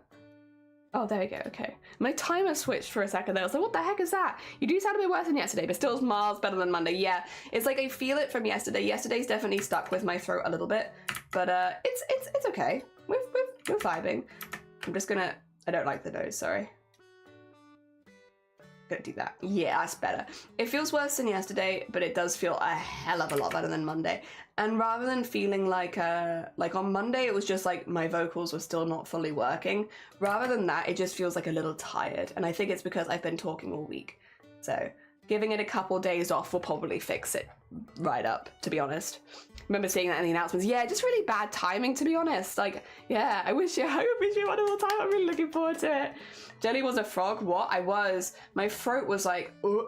But basically, it was really odd. I mean, I guess probably people have... Google says that laryngitis is really common, and I'm like, is it? Because I'm like pretty sure I've only had it once, and I think I was a child. So this is like, it doesn't feel common to me, but Google said it's really common. Oh dear. But I don't think it is, but probably quite a few people here have had laryngitis before. I wouldn't be surprised. But yeah, no, I just sounded like I had no tone to my voice. So I could talk. I shouldn't have, and I didn't do it too much, but I could talk. But there was like, it was only vocal fry that would come out, and there was no tone to it. So it was like I completely lost any tone in my voice. It just went straight to like just vocal fry, and it was only like this every single day, and I couldn't literally, as soon as I would try to like get my voice higher, it would just disappear. So that's the only way that I could speak. And as in my memory, I have not had that before. It was mildly entertaining, but I couldn't stream like that. You wouldn't have been able to understand me. The other thing is like the vocal fry was so dramatic that it was like, it sounded just like my throat was popping constantly, you know, like pop, pop, pop kind of noises, which it would have been very difficult to understand what I was saying if you weren't in the room with me. Not that I should have been speaking anyway, but like if I had been, I think you would have struggled to understand me because the popping was so loud. Yeah. Cute. Oh, I never had pets, but pet stray dogs and puppas. Yeah, I met Jelly was making the water gay. I was turn the freaking frogs gay. Do you understand? I'm so stupid. Oh, damn. I did. I turned the freaking frogs gay right before Pride Month, just for you. Wink. Just for you.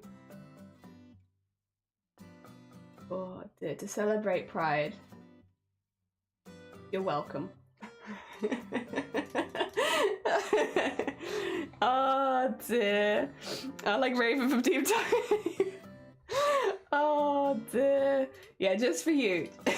Just for you. Oh, but has anyone got anything planned for Pride Month? Actually, yeah, that's a fun one. Anyone celebrating? Anyone going to any parades? Oh dear. I know my family is going to, I think, their first ever Pride parade this June. Just more, like, I will say my family has always been very, very open to whatever. They don't really care too much, which I'm very lucky for.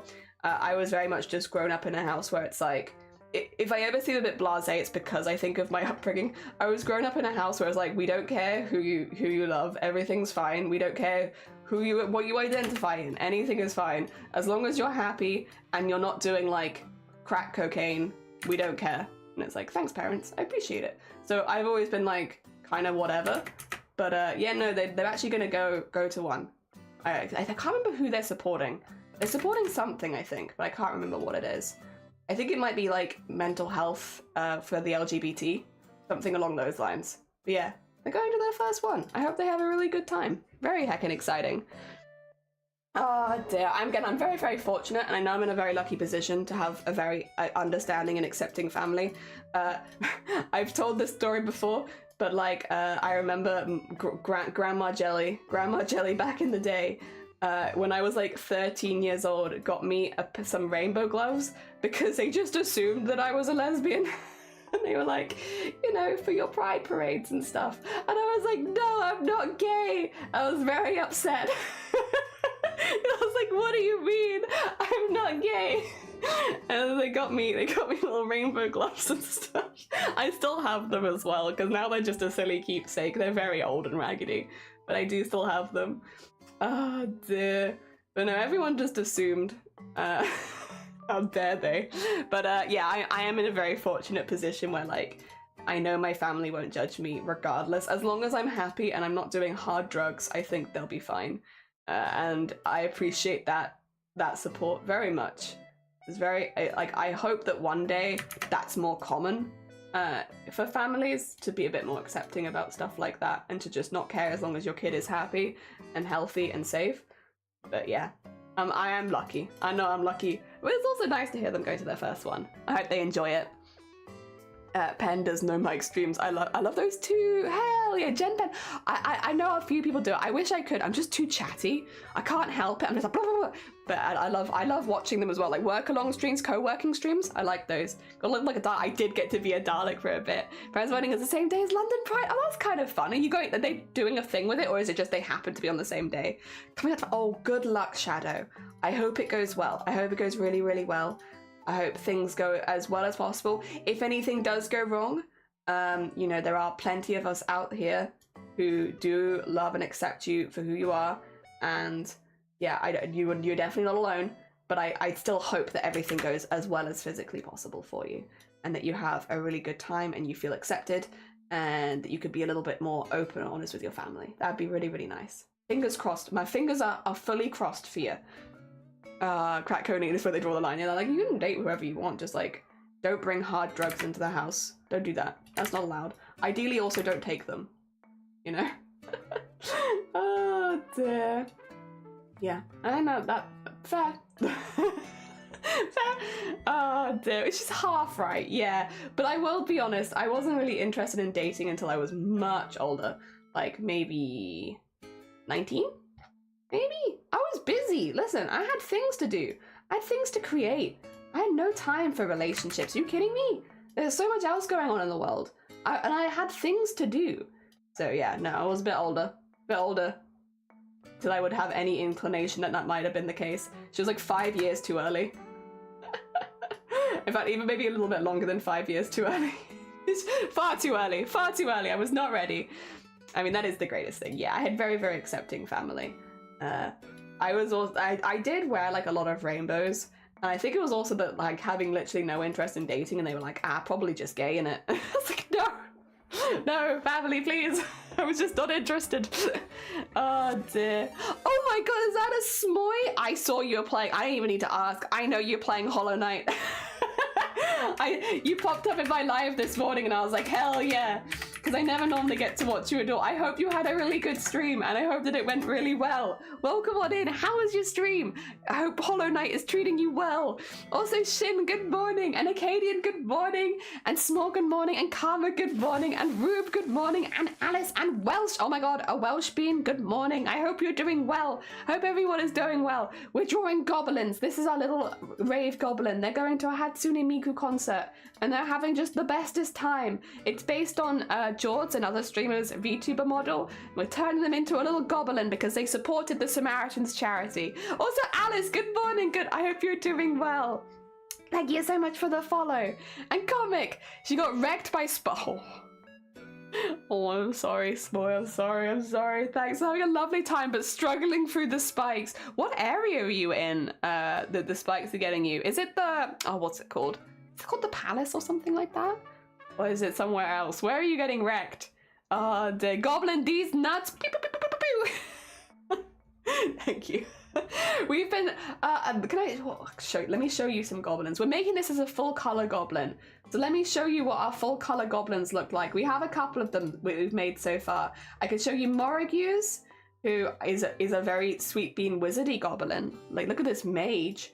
And then we have Viles, who is a very sweet bean butt goblin. So this is what our goblins look like when they're fully colored. We are literally just starting George's, so like it's really early days yet. But this is generally where they get to. Hell yeah. Rube, you saw your slime? Yeah! We've been making loads of slimes. And where's the slime collage? You'll see Smoy in there, and you'll also see Rube in there. Because we got them both. We've been making, basically, we're pushing for partner right now, and doing our partner push, I'm making as much art for the community as possible. Because while people are supporting me, it's nice to, you know, send some love back and some support back. And so we've been chipping away, making tons of things, including, look at all these slimes! Where's Rube's one? There's S'mores. S'mores is there, but also S'mores is here. We have two there. And then we have Rube is there. There we are. We have a huge collection of slimes. I miss the Hatsune Miku. I so badly want to go to a Hatsune Miku concert. It is unreal. I want to go so badly. Also, Imagine, thank you so much for the lurk. You've got this, and I hope your Friday goes well. Thank you. Oh dear. Anywhere there are spikes, I just gravitate towards them. That's a skill right there. The spike navigation. Oh dear, slimes are good. So many slimes. Yeah, that me, that you, and you're there. You are. You're just a little. You're very close. You're very close to yourself. I think you. You're close.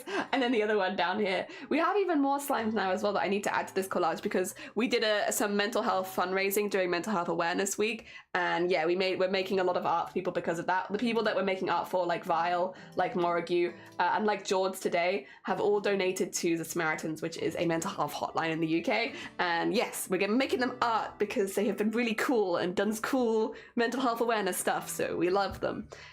Dear, the heart shell kills me. It's so cute. Oh, I'm so glad. That was actually that was someone in the chat's idea. When we were going through the raid, someone was like, how are you gonna do Rubes? And I was like, oh, I'm not sure. And they were like, you can make the shell a heart. And I was like, oh my gosh, the big brain. So I can't even claim it 100%. Well, I did draw it. It wasn't my idea. You had a lot of really cool ideas thrown. I should say as well, Smoy, if you need to go look after yourself post-stream, if you need to eat, sleep, drink, rest your hands, because I don't know how you get after platformers, but I get shaky. If you need to go look after yourself, please do. As much as you're super welcome here. And to anyone who's staying around, thank you so much for lurking. Thank you for popping by. I really appreciate it, and it really helps with the partner push. We're trying to hit partner because I have a charity event which we run each year called Boobtober. We now have a full team that helps run it, but I am the founder. It's the event where we raise money for breast cancer during Breast Cancer Awareness Month, and we do it on Twitch, and we have loads of streamers take part with us, and we raise lots of money for BCRF, which is the Breast Cancer Research Foundation, and we do it every year. And I want to become partner because we want to have a partner on the team, because then we can get proper sponsorships. Basically every year we apply to be sponsored, and so far we've never been able to get one because we don't fit what they're looking for, or we don't have a partner on the team, or we don't have enough numbers.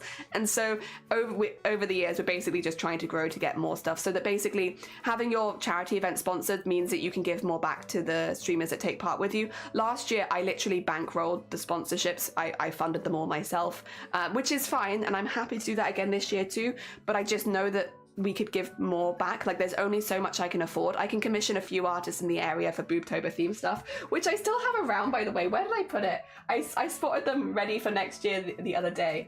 I still have like my Boobtober earrings and such. Oh, I've lost them again. Well, I did have them for a short period of time, and then I lost them immediately. But yeah, basically, there's only so much I can do, whereas if we get proper sponsorships, then we can have more things given back, whether it be games codes, whether it be stuff for specific games, whether it's like kit and stuff. And it was really, yeah, it was really frustrating, because last year we actually had people reach out to me. I'm not going to say any names, I'm not going to name names, because I would like to work with these people again in the future. But yeah, we had someone reach out asking to sponsor me, and I said, listen, I'm not looking to take on any sponsorships, but would you sponsor our charity event for breast cancer awareness? And no, we don't. That doesn't actually fit what we would normally do. And it's like, well, why not? You know, why would you sponsor me, but then as soon as you look at the team, you're not interested? And it's very frustrating. So I'm trying to hit partners specifically so that we can get Boobtober sponsored, and I've already unlocked it. I just need to get an average of 75 viewers. So literally every lurk really, really does help. Thank you so much. Messenger, good morning, welcome on in. Yeah, Lewis, hell yeah. Oh dear, my hands are so hurty right now. I was being yelled at to go to bed. Oh, go get some Z's if you need to. Thank you again so much for the raid. It's very frustrating. It really was. Talking teams, I'm now a member of a very sweet team. I never thought I could apply to one, but I just said it the other day and everyone was so hyped I applied and became a member. Oh, I'm so glad. Congratulations, Messenger. Heckin' well done. I'm hoping, again, if we hit partner, that I can make a Boobtober team and then we can get everyone on that. But, you know, at some point... Also, Unpredictable, good morning. Speaking of the Boobtober team, Unpredictable is a very sweet bean staff member who actually helps us out. They helped us out last year, and I look forward to working with them again soon. Very sweet bean. People can be sucky, you do good work. Yeah, who wouldn't want it? It's for charity. I think that's the thing that really gets me. It's like, I'm very open, like this is for charity. This is not for me. This is something we do for breast cancer awareness because it's like, it's very close to my heart. And they're like, nah. You know, get a partner on the team and then we'll sponsor your charity event. And it's like, what? Okay.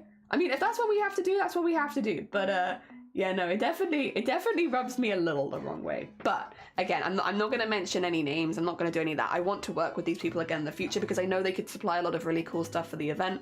So we will play their game. We will do it. Oh dear. I guess yes please, you can and will. Fingers crossed. We're excited to be on the booby team. Yeah, get anyone who's streaming to breast cancer, get them on the boob team. Hell yeah. I could be on boob team. You could be on boob team. We get as many people on boob team as possible. Hell yeah. Oh dear. No, I really appreciate it, but you've definitely helped out a hell of a lot last year. Especially you helped out so much and you weren't even on the team for most of it. You were just helping. It's like we need to get Unpredictable in the staff here because Unpredictable is basically acting as a staff member anyway. Let's just get them on the staff team so at least they have more of the behind the scenes information. Because Unpredictable invited so many people last year to Boobtober and got so many people involved. I mean, that is another reason why I'd like to be partner is for new people, because I think sometimes it's easier to trust a charity event when there is someone verified on the team, which I get. I understand, and I'm not holding anyone like that against anyone. I get it. So it would be nice to be a partner as well, just so a few more people trusted the event, because at that point I'm staking my partnership on it, you know, it being well run and it being, you know, safe and the money going to the right places and all that kind of stuff. So I get it. I do get it. And yeah, I would not mind having that for that as well. So there would be a lot of really cool things we could do. I will say it didn't have to be me. It just happened to be that I was in the best position to do the partner push because I'd already unlocked partner. I unlocked partner 2 years ago, and then I just never went for it because I never thought that I would need it, which was a mistake, and I regret it to this day. When we talk about streaming regrets, what are my regrets? My regrets are literally not pushing for partner immediately as soon as I unlocked it, so that because then last year would have been way different. But there we go, hey ho, we live and we learn. And I have learned that I should have gone for it. I just never thought that I needed partner. I was quite happy just pootling along in my own lane, having a nice time, making art. And yes, I do regret not going for it. But it is what it is. We heckin' live. Drawing with an added shadow. Oh, good luck with your drawing. I hope it goes well working on pub. Good luck. I really loved it last time. I hope that it goes well. And Squishy, welcome on in. I hope you're doing well. A booby team? Yeah, like if you're a partner, you can make a Twitch team. And then we can make a Twitch team for Boobtober.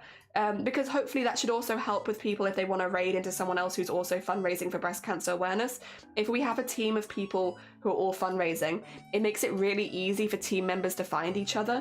If they're like, oh, you know, I just finished my breast cancer awareness fundraising stream, let me raid into somebody else who's also fundraising. It just makes it really easy for everyone. It's a nice quality of life upgrade. I mean, that's basically all we would use the team for. It would just be for that, but it would be nice because otherwise, you know, for me last year and for the rest of the Boobtober staff as well, we basically lurked every single person's stream, and we had 40 plus streamers going last year. While we were streaming ourselves, we'd be like lurking them so that if anyone asks, who can I raid into that's also fundraising, we can get you one of those nice and easy, which is quite a physical undertaking. And as the event grows, because it is getting bigger each year, it'd be nice if we had other options, you know, just as it's, you know, getting bigger. I do like knowing things, all of the things, give all the information. Yeah.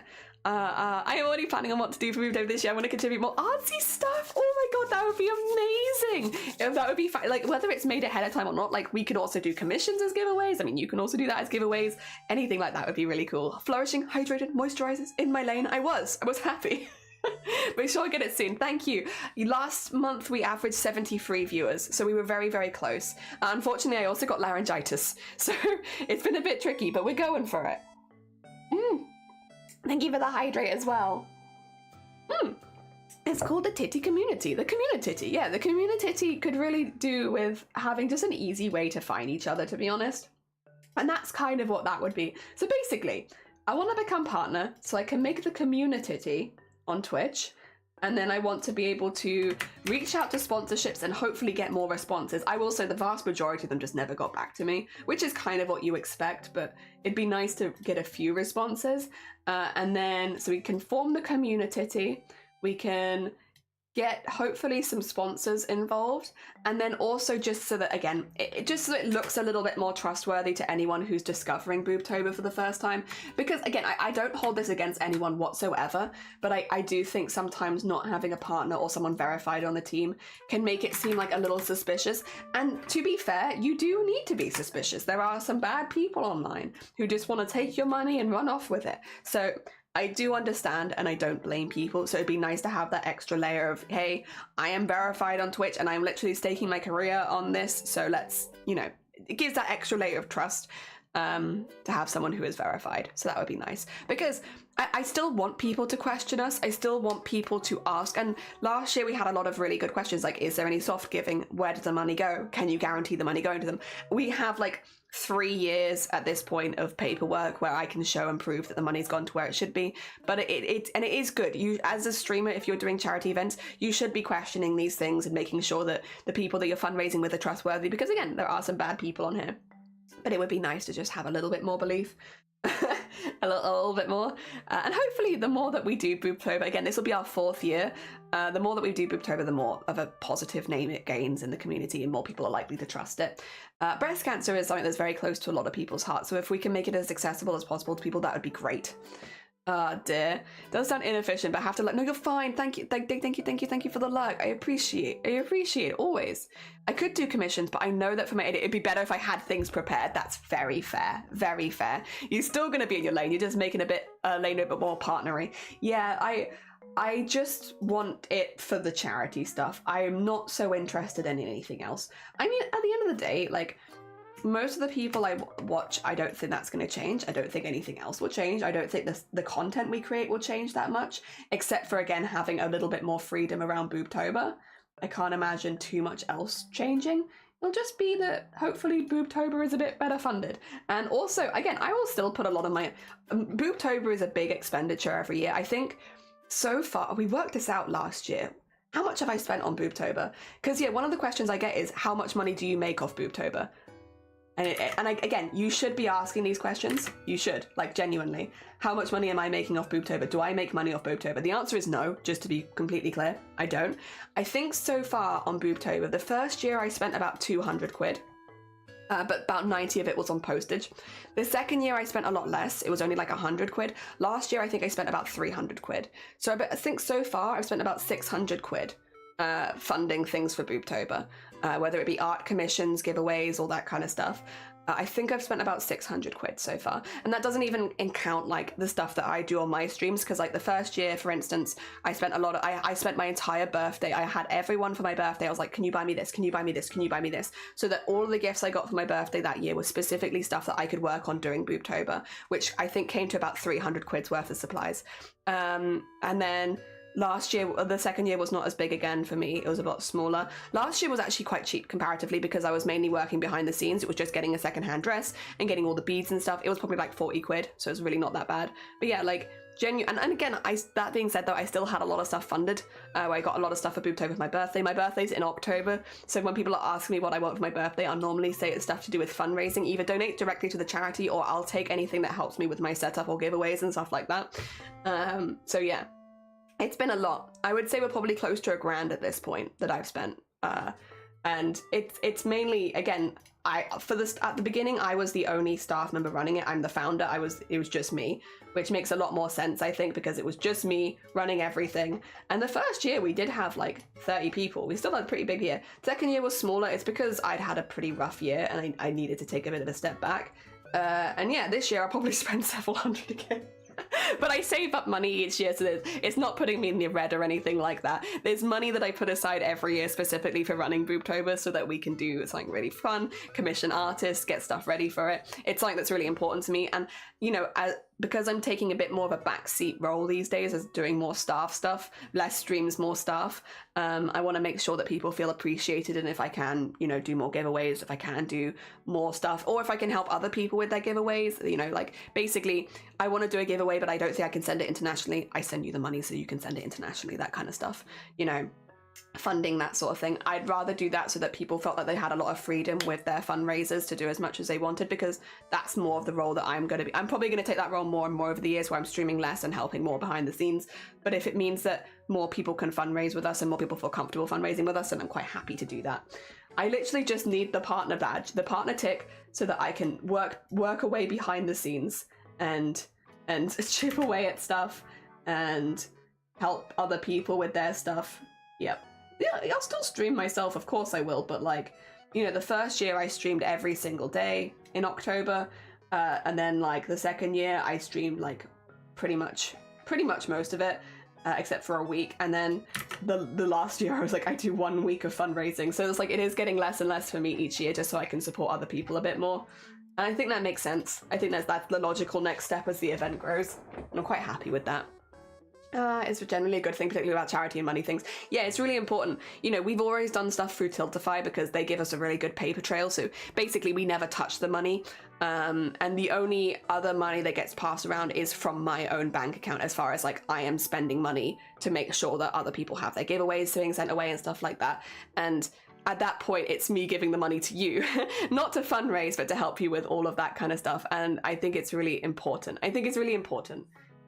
Making sure that all the money that people donates goes straight to the charity, and that people feel like they have a clean paper trail where they can trust that that's the case. Because yeah, I don't want people donating to me and being like, well, that goes to the charity. It's the same reason I always say on my streams, I'm like, don't donate via bits, don't donate via subs, don't do that. Donate only via Tiltify. And the reason is, it gives us a really good paper trail and makes sure we can guarantee 100% of your donation goes to the charity. Because if you donate via bits and subs, Twitch takes at least half of it, and you know, Twitch takes a fee. For me, Twitch takes like a conversion fee from like dollars to pounds, so which means that you do lose money even on bits. So it's just better to make sure that 100% of the money goes to the charity, donate straight to the charity, and then we can get all our paperwork, download it at the end of the year, and we have that ready so that we are safe. Because it's also important for the streamers to feel safe, to make sure that, you know, if anyone did question them down the line, that they could feel safe that the money's gone to charity. It's important. Dear. I feel like it's far away, but how do we contribute? So forms for that. Oh, Rube, if you want to join Boobtober, it opens in August. So it's a dormant server until August. So basically, nobody can talk in it until August, with the main reason being we don't want the server pinging people throughout the year, while we have to start planning a bit early because we're a staff member. If you want to join Boobtober, you can join Boobtober now, and in August, we'll ping everyone for signups, and then you can join then. Yeah. So yeah, there's that. And if you want to donate giveaways, it'd be through the server. If you want to donate time, if you want to donate art, like last year, Zomboti made amazing art for us for Boobtober, which a lot of people used in their streams. You don't necessarily need to stream for Boobtober to support it. If you're an artist and you think you could make some promotional art, you know, and you're happy with other people using it, pop it in there. If you're someone who's donating a giveaway, maybe like we had, for instance, Crackle last year could not stream with us. They were moving house, they had a lot of stuff going on, but they still wanted to donate, and they donated 4 giveaways to the main thing, so that we gave away those as part of like hitting the goals for the team goals, which was really, really nice. So there's a lot of things people do that do support us, which isn't just streaming as well. If you want to support, join the server, and when it opens, we'll be reaching out looking for lots of different things. Not believer verification, yeah, trust. Yeah. They also made just good morning, welcome on in, I hope you're doing well. Oh dear, it's gonna say hi, but just spend you just spend and spend, you're gonna run out of money eventually. Yeah, it's like I save up for it each year, don't worry. It's a planned thing. I love your vibe. Thank you. I've really been enjoying it too. Also, George, good morning. I hope you're doing well. We're doing your character right now. I'm going through a rave. I wanted it to be music themed, but since we're also coloring it in, I wanted to inject a lot of color into it. And since the whole model is green, I'm giving you glow sticks and I'm going to give you glow wristbands and the glowing glasses so that we can have your highlights in like rainbow multicolors so that it looks like it's not just one color. Yeah, I hope you're doing well. I hope you like that as well. Also, Finley, good morning. I hope you're doing well. I'm free. Thank you so much for the lurk. I really appreciate it. Oh my god, yes, I'd love to donate art and do some streams if I can. Gonna be moving house. Yeah, like a lot of people as well, like we have people that do this every year with us and they're like, oh, I can't do this year because I have so-and-so going on. Please don't worry about it. It's completely fine. Boobtober will come back again next year and the year after. Like as long as I'm streaming on Twitch, I will make sure that Boobtober is running one way or another. And yeah, if you cannot make every single one, don't worry about it. Don't worry. The only person that really needs to make every single one is me. Everyone else, you can pop in and out whenever you like. You know, do one year, don't do another year. Make art one year, don't make art the next year. There'll never be any expectations of you. We appreciate any and all help, but you don't need to. Yeah. Ah, dear, sounds good. Hell yeah. Hi, Jenny, how are you doing? Well, I'm doing good, thank you. I need to cough again, 2 seconds.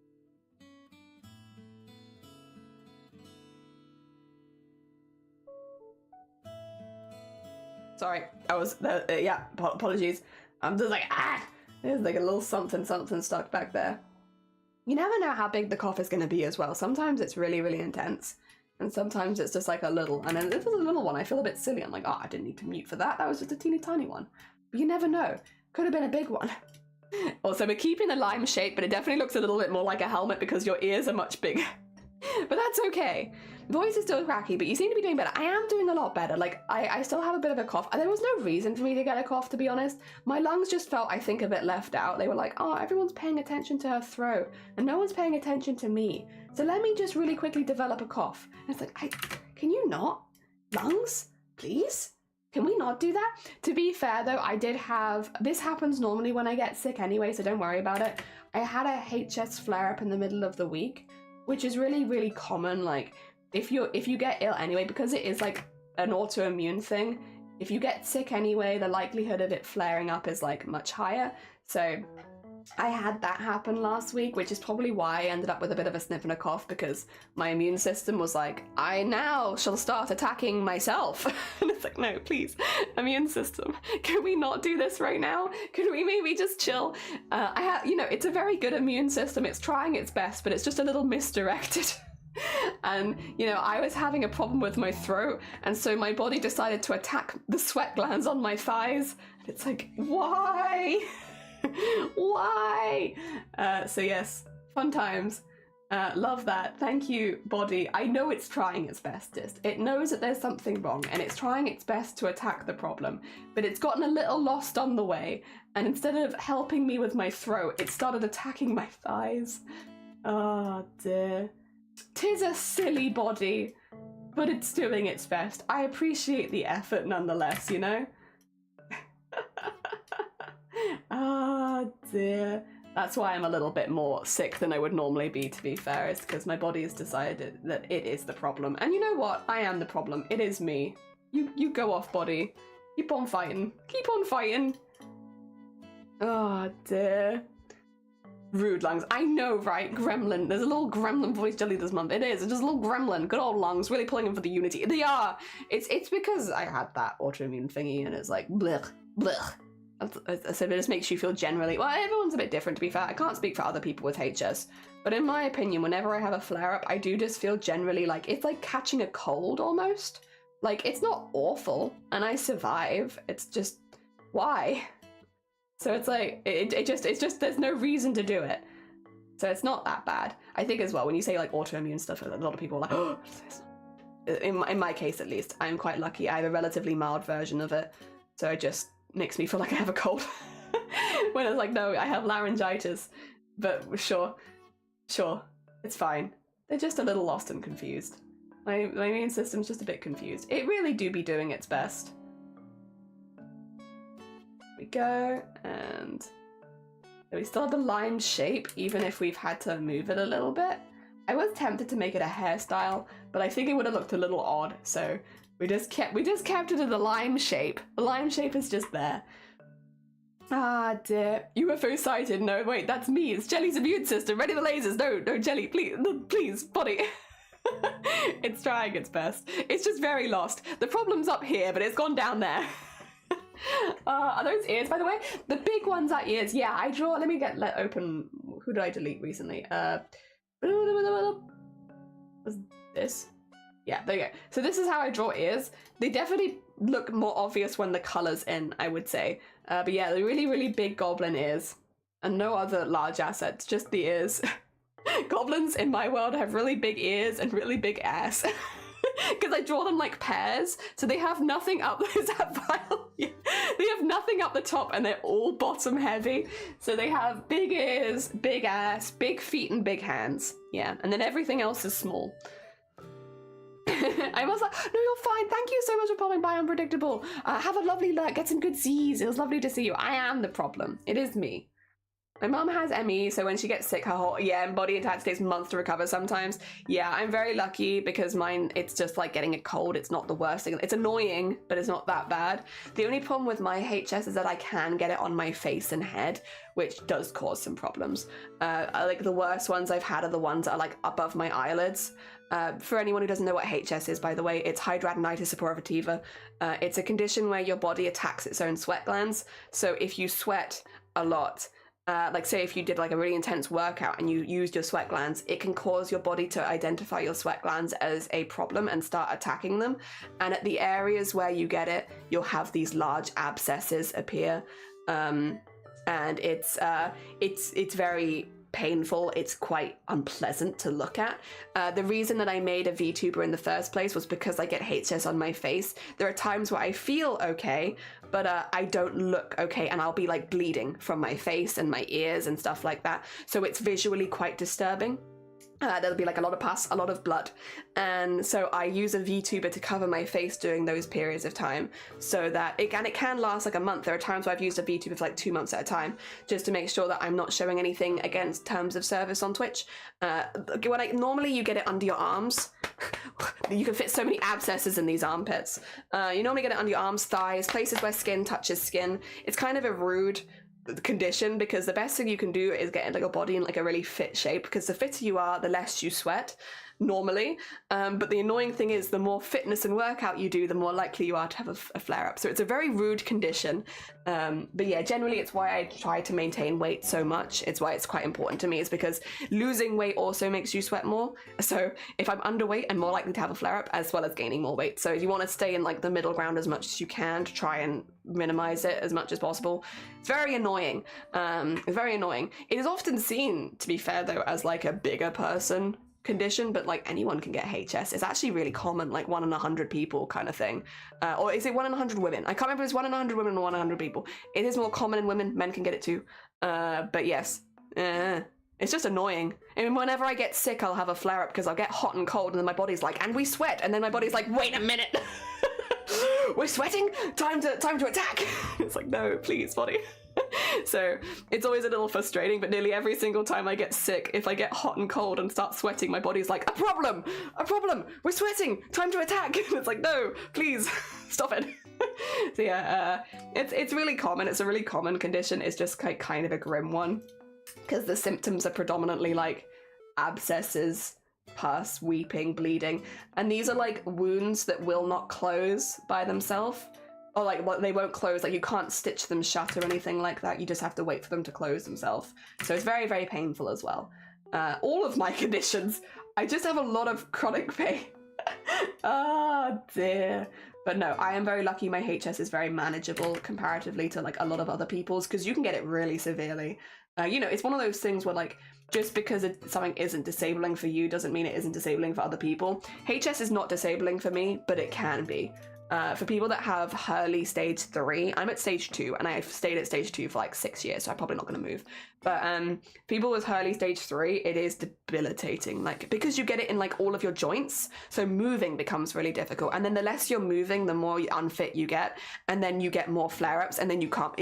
You see this cycle. If it can be really, really debilitating for a lot of people, and it can make things like general normal life very hard. Not to mention the fact that if you don't have wicked self-confidence, having like abscesses and weeping sores on your body can make you feel pretty bad about yourself. These days, I thrive. I'm thriving. I'm in my own lane. I'm hydrated, moisturized, having a great time. And the fact that I get flare-ups every now and again is like manageable. But for a lot of people, it's a really big thing, and I don't blame them at all. I'm not saying that I'm better than these people. I completely get it. So yeah, it's rough. I try to mention it as and when it happens because for the stigmatization to go down a little bit, not only because I'm a slim person with HS, and a lot of people are like, you only get HS if you're fat. Not true. Not true. It's funny. Your body can attack its own sweat glands at any point in your life.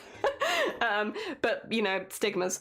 So not only for that part of things, but also because I think it is so common that there is, if we have 100 viewers in chat at any point, there is a high likelihood that there is one person who has HS, because it is that level of common. So if I can make people feel a bit more seen about it, because I'm someone who talks about it very casually, then amazing. For me, it's just normal. I got it when I was 20. I actually got it from having flu. Which really annoying. So basically I had flu. I normally get the flu jab because I'm seen it as like a slightly higher risk. So I normally get flu jab, but I was 20 and I was like, I'm 20, I'm chill, I'm whatever, I can get through flu. I'm not gonna get flu. I am young, I'm healthy, I'm fit, I'll get through it. And I got flu that year, and it knocked me out for 3 weeks straight. Basically, I was so sick. Like so weak by the end of it as well. And one of the things with flu is you can often get a really bad fever, and so I was hot and cold constantly, which meant I was sweating a lot that week, like especially the first week. And after I got better from flu, I noticed that I had a lump under my arm, and I was like, life, please, no, not right now. I've just had the flu. Don't you dare give me like boob lumps. I'm not okay with this. So I went to the doctors and they were like, it looks like a cyst. Does it hurt? And I was like, no, it's fine. No, not a problem. And I was like, oh, okay. So I went home and it went away on its own, and I was like, amazing. And then a couple months later, I had 5, and they were growing, and they were cutting off circulation to my arm. And I had 5 really large abscesses growing under my armpit, and they weren't opening. They were just there and getting bigger. And again, like, it was getting hard to move my fingers because of the circulation being cut off. And we ended up in A&E with it, because I was on antibiotics and they weren't making it better. And so I ended up in A&E, or accident in the emergency, so the emergency room. And a doctor took one look at it and was like, wait a minute, can I go get a surgeon? And I was like, yeah, I'm not going anywhere. And so they went and got a surgeon, and I got a diagnosis then and there. They were like, this is HS. You have HS. This has happened to you before? And I was like, yeah, but just one. And this is really painful. Also, this kills. This is hurting so badly.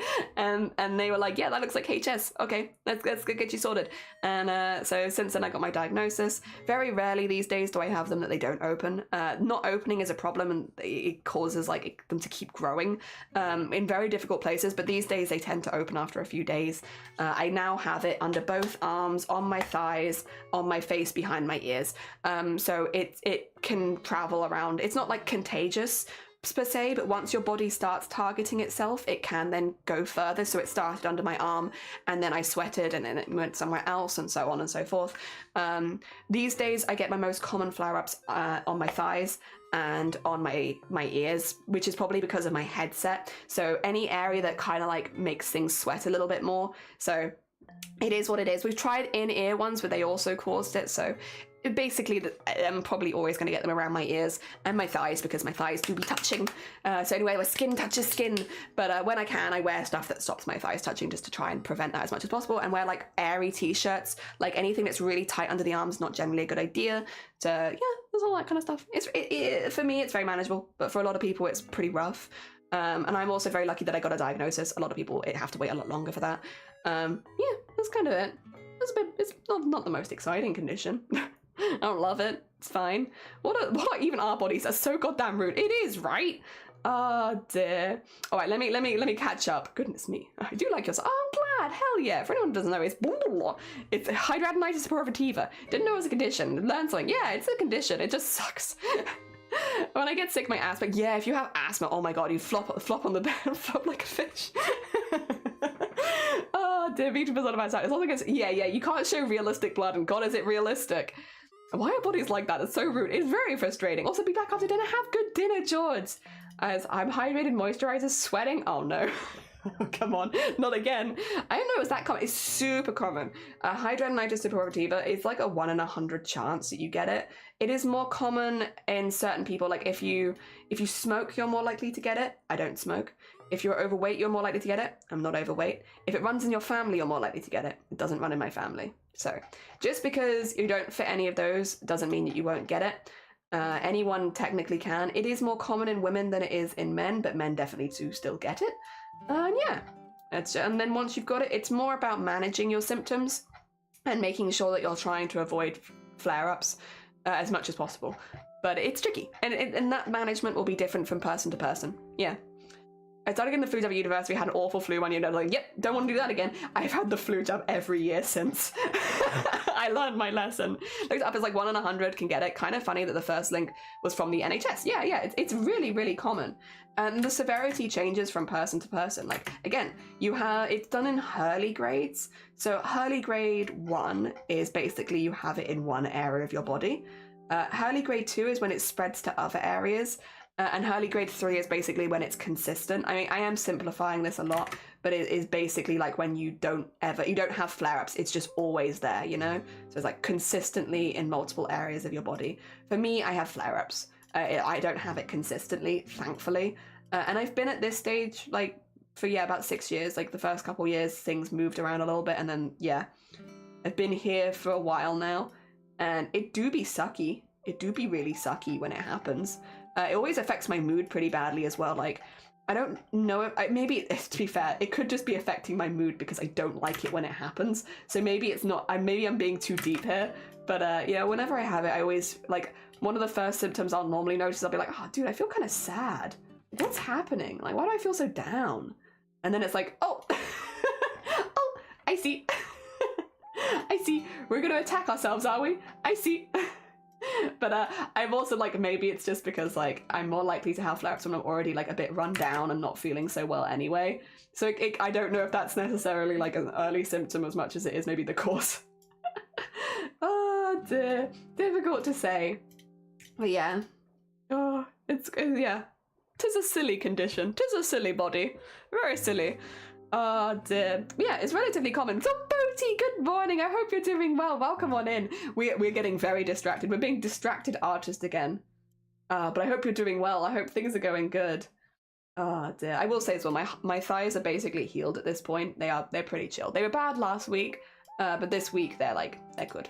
I can slap my thighs and it doesn't hurt too much. Probably shouldn't slap them while they're healing, but it's it's a lot better than they were. My thighs do be healed, pretty much. Oh dear. Just made sitting down unfun. Well, I was mainly lying down anyway, so it wasn't so bad. Missed stream yesterday, but I'm hiding it today. Hell yeah. Also, Welsh, thank you for the work. Like, genuinely, massive appreciation. Like, all the lurks, everyone who's lurking right now, mwah, thank you. It really, really heckin' helps. You are all absolute gems, and I really appreciate you because, oh my god, does it help when you're doing a partner push. Thank you so, so much for lurking. You can mute me as well if you want. Like, I won't be offended. If you want to lurk and mute, you heckin' go ahead. It should still count as a viewer, and I still really appreciate you. So yeah, if you want to mute me, understandable, honestly. You heckin' do it, and it still supports me. So thank you. Massive, massive thanks. My good dad was with my lupus, and I felt very sick, and it wasn't type of sick where I was like heavy flu. Yeah, it's like, when it's autoimmune stuff, it's weird, right? Because lupus is a hefty autoimmune system one. From what I've heard of it, thankfully, I do not have lupus, and I hope that I never will, because everything I've heard from it is that it's hell. But yeah, that's a hefty one. I've heard that tanks your immune system. You are just the big sickie all the time. Luckily mine is just the sweatiness. It's sweaty. So if I don't get a fever or anything, I'm normally okay. Oh dear. One of my symptoms is like, you should do more tests to see if you have lupus, because one of my favorite figures had the exact same symptoms you diagnosed in a week. That's a good speedy diet. Jesus. I'm glad, like, sucks that you have it, and I'm sorry that you have it, but Jesus, that's a quick diagnosis. Oh my god, kind of same as me then. We both got pretty lucky. As far as like a speedy, it's this. So I mean, technically mine was like a few months because it was between flare-ups, but like, as soon as I had my first bad one, I was really speedy. I'm very lucky. Because for some people it takes years to get answers. But I was like, well, it took like 6 months because the first time but then the first time it did go away on its own, so it's not like the doctor was even wrong. They're like, you'll probably go away on its own, and it did. The second time it did not. Ah, dear. The second time it was hanging on in there. I remember like, I was kind of getting by, and I was like, you know, surely it will get better soon. I have these antibiotics, and like, surely I'll start getting better.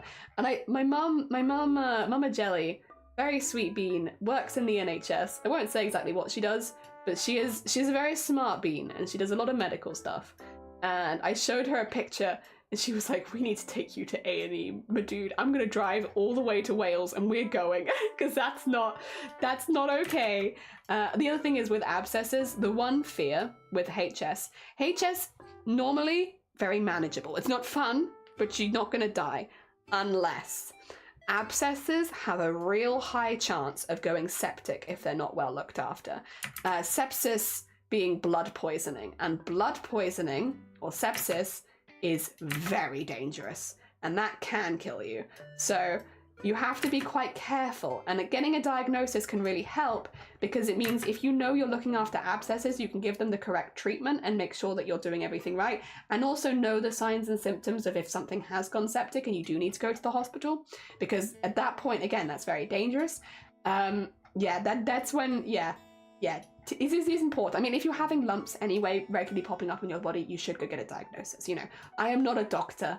You should go get a formal diagnosis, because it could be many very dangerous things.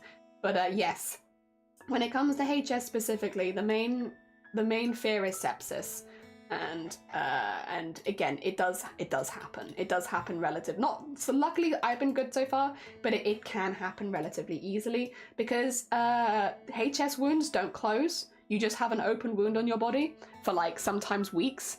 And open wounds that are also very pussy, are very messy, are bleeding consistently, are very, very prone to infection. And again, yeah, sepsis is the big one. I actually know someone who got a septic abscess because I lived with them. And I'll never let them live it down, because I was literally like, you know how often I have abscesses. You know how fearful I am. And you didn't say, we had an ambulance pull up at our house and we didn't even know. And then he was like carted out, and we were like, oh my God. And he nearly died. He nearly died at age 20 from a septic abscess. So you gotta be careful. You gotta be careful. Knowing how to look after them, it really is important. And yeah, getting that diagnosis can mean that you can get more access to that information, so you know what's normal and what's not, and the signs and symptoms to look out for.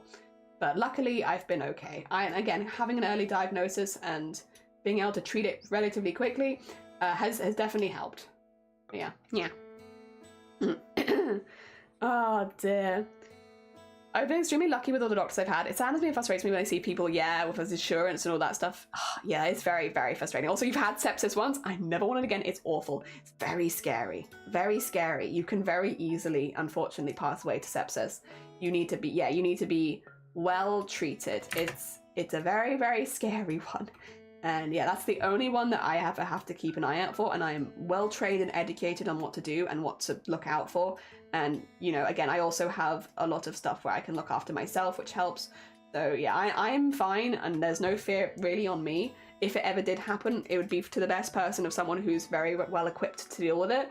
But yeah, for a lot of people that haven't had a diagnosis, it's not, they don't know. They don't know. Stay hydrated. Thank you for the hydrate. You didn't tell me to, but I will do it. Kidney stones terrify me. We've talked about this before. Kidney stones legitimately scare me. I think I heard about kidney stones for the first time when I was pretty young, because a friend of the family got them. And so I was talked about it pretty young. I'm like, oh yeah, they're having this thing, and basically it's because they weren't in this case, they just weren't hydrating enough with water. They were only drinking juice, and they ended up getting a kidney stone. And I remember my family telling me about it, and I have been terrified of kidney stones ever since then. Oh my God. Kidney stones probably scare me more than most other things. You know when you had that thing where you're like, I never want to get a kidney stone. I never. Oh my God. Kidney stones, everything I've heard about them makes me immensely afraid. I know a few people that have gone through them themselves, and they've talked to me about it, and it sounds about as bad as I thought it would. It sounds like absolute hell. And so yes, if you haven't hydrated recently, this is your call. Go hydrate, drink some water or something. Don't get kidney stones. Don't get kidney stones. Whatever you do, don't get kidney stones. That's not... It's really... It sounds awful, and it sounds really not fun, and I could only recommend that you don't do it. Should we... Okay, real quick, I'll catch up on chat in a second, but really quickly, a design question. I want to do, like, the neon glasses, like, you know, like... Excuse me, you get, like, neon pink glasses at, like, raves, and, like, they're, like, the silly ones where they're just like this, and then they have, like, the lines across them, and they're neon pink. And I really want them to show up. Do you think I should draw them in black, or do you think I should just wait and do the outline in, like, pink or something, and then have them really glowy, or do you think that would take away from the rest of the art? Just looking for, like, a little artistic feedback quickly. What do you think? Do them in, like, I could do, like, a test one in pink, I suppose, couldn't I, while people are getting it in? I'm just curious about, yeah, what you think would look better, or if this would be too much. Because I do want them to look dramatic, but I also don't want them to take away from the main thing. Ah, dear. Although, actually, maybe that doesn't take away from it too much. It's difficult to tell when it's all in black and white, though. Well, thank you for the hydrate. I'm not sure. I want it to be really rainbowy. Really rainbowy. Because everyone's like, oh, lupus when I get these functioning. Oh, I mean, I'm glad you're okay now. I'm glad you're here. But Jesus, that is scary. Draw them back and then do them in colour? Yeah. I guess... Yeah, I guess I could do the outline in black now. And then I could always change it to a colour. If I do it on a separate layer, right? So that it still stands out for now. It hurts about throwing up from pain. Yeah, I don't blame you. Yeah. Don't get kidney stones. No, don't order them. Not for you. You're not allowed. Spend that money on camera stuff instead. Don't get kidney stones. Bad.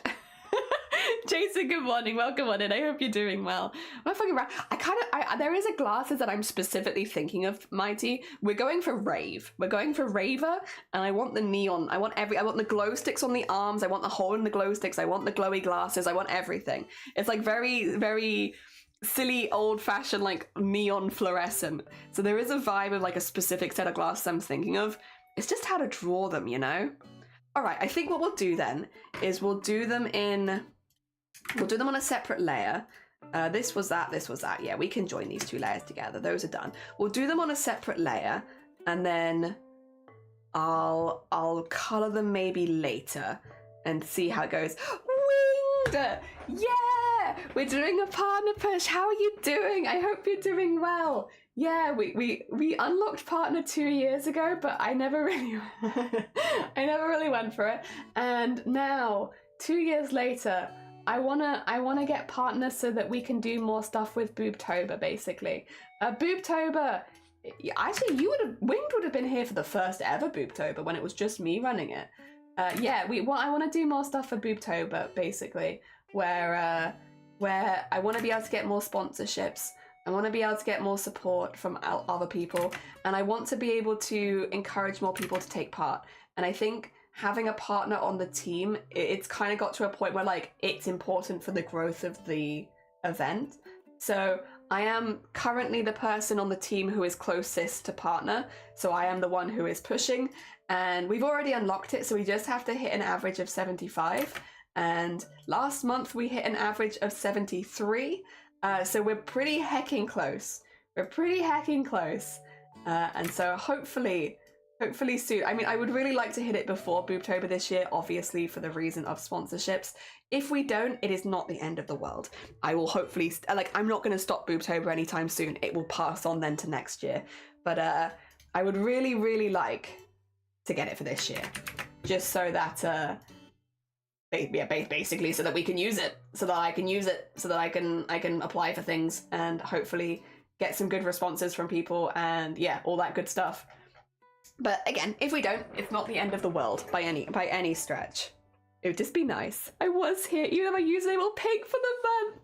And defo adds legitimacy, yeah. Like for people that have not met, like at the moment, and this is not a dig at the community, and I don't want it to come across as it. At the moment, the only people that really take part in Boobtober are people within the community, which makes sense, right? It does logically make sense, and I'm not mad about that. But it would be really nice if it could leave this community a little bit more, because at the end of the day, breast cancer awareness the more people that know, the better. And I want the people in this community to feel really well educated on it, and I want them to feel like they know the signs and symptoms and all of that. But I also would really like it if we could spread it more outside this community, so that more people felt comfortable fundraising with us, and yeah, all that kind of stuff. So we're kind of at that stage now where it's like, if we want to keep growing, we need that, and so here we are going for it. And we're pretty close. We're pretty hecky close. And to get the sponsors, yes, so we can give back more to the people that are actually fundraising with us as well. Both of those, yeah, both of those. Also, Jungle, good morning. I hope you're doing well. And thank you, Arty, for putting the PP in chat.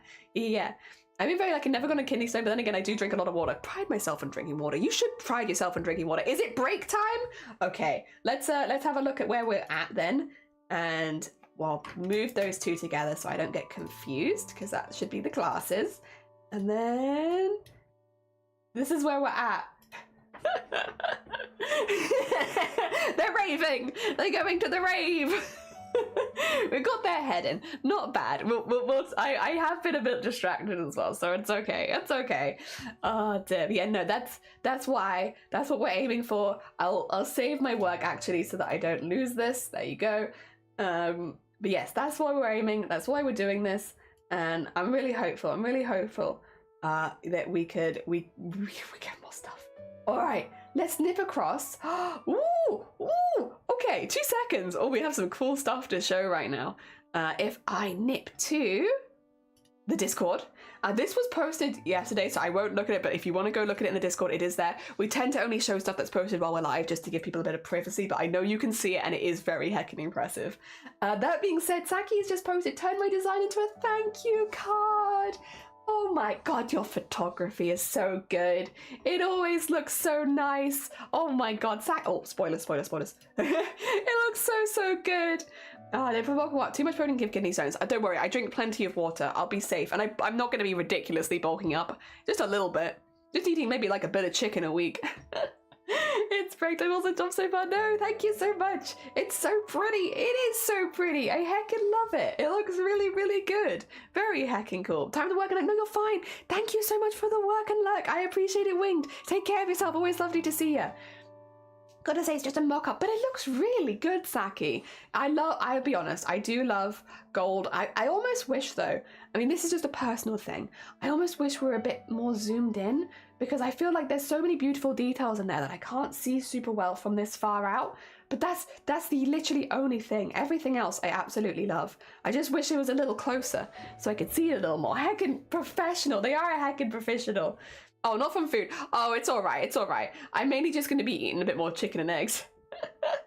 Good feedback. Yeah, I just wish I could see all the little details a bit more, but otherwise it's really nice. Also from Anime. Wanted to share this one, making more of the background. Hell yeah. So this is Anime's Cadet for Chroma Core this year, which we were talking about earlier, and I really like it. It's very different, and it's really fun. I like it a lot. The only thing is, how are you going to, I guess if you were going to make a plushie, then you could make the plushie of the driver, the pilot, rather than the mech. Although you could make a mech plushie. I've seen mech plushies, they're still very heckin' cute. I love this so much.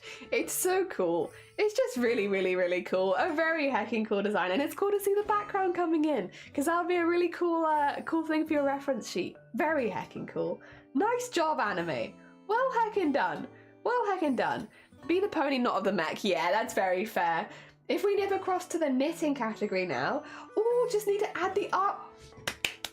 Sloth! Literally, Sloth learned to crochet like last month, right? Like, they are so... Look how neat this is. Look how well they've sized it up to fit them. They've resized this pattern so that it fits them well, because it's a pattern for teenagers. So they resized the pattern so that it fits them. Look how neat this crochet is. Look how well tensioned it is. They literally learned to crochet like last month. They have been zooming. Oh my god. And now you just have to add the arms and the face. Very heckin' cool. Very heckin' cool. I hope you're really enjoying this, by the way, Sloth. I hope you're having a really good time with it and you're getting like a lot of relaxation out of it. Oh, excuse me. I hope it's fine with it. If we nip across to rigging and VTubers, the eyes, which I had to redo because I messed up the parameter numbers. Oh, let's have a look. Oh, let's have a look. This is VTuber. VTuber rigging. Oh my god, they're so cute. Whoa. Look at this blinking. Oh my god, look at the little bounce in the pupils. Oh my god, that's, wait, again. The little, like, do the big blink again. Bong. Oh my god. It's so cute. Oh, I love that. I love the pupils being hearts as well. I can't wait to see the hair flick move too. That'll be really, really cool. Oh dear, I tried to learn to crochet and knit. I feel like it's too difficult for me, because it's math-based, it takes a lot more skill to do. Literally tried for females. Normally when I do things, I learn very quickly. Like, some things just don't stick in our brains. We've all got different brains. I mean, we don't get everything. If we got everything, we'd be too overpowered. You can't be that overpowered. It's not allowed. You have to have a power cap somewhere. We all have to have a power cap somewhere. Valiant, good morning. Welcome on in. I hope you're doing well. Did I show the glitch one? I don't think I did, because you posted it. Yeah, I only know. Okay, just as a heads up, Zomboti, I normally would only show stuff that's been posted while live. Obviously, you've given me permission, so it's fine. But without that, I wouldn't show it, because it's just to give people that space outside of stream where they can show stuff. It is very heckin' cool, though. Very, very heckin' cool. Yeah. We're supposed to have a power cap? I mean, anime is getting pretty overpowered. They are a pretty overpowered artist at this point. Very heckin' cool. I look forward to seeing it. I bet when you see all the movement together, it's going to be so satisfying and so cool. Or do we have one for 3D modeling? Oh, just a simple thing to show people when they ask for my work. Heckin' nice. Heckin' nice. Oh my god. Heckin' rendering on that? That's so cool. Wait. Simple thing. This is... Oh my god, that's very heckin' cool. Very, very heckin' cool. Oh, you can't be overpowered with your work. How the hell do I know, right? Well, some people, I guess, have different power caps than others. You know, we all have different ones. For me, I would say, knitting. Can't do knitting. Knitting I really struggle with. Can't do it. 3D, I can do 3D rendered buildings, I guess, but I'm not so good at other things, because that's what I was trained in, to be fair. Knitting I can't do. I tried. Crochet I can, but knitting just doesn't stick. Cross stitch. I pixel art and cross stitch both. I just don't have a good brain for it. I can do it, and if I'm given a pattern I can do it, but making my own stuff I'd find very difficult. I tend to only do those sort of things if I'm given a pattern from someone else first. I think I'd struggle to put it together in my brain. Yeah. That's very heckin' cool, Finn. Thank you for sharing with us. Hell yeah. I think that does it for the first Discord art share. Hell yeah. Can't ride a bike. That's a power cap right there. No, I think that's like all of us got different brains. And we all have things where we struggle with. I don't think they're always art based either. Like things that I struggle. I can't use the rice cooker.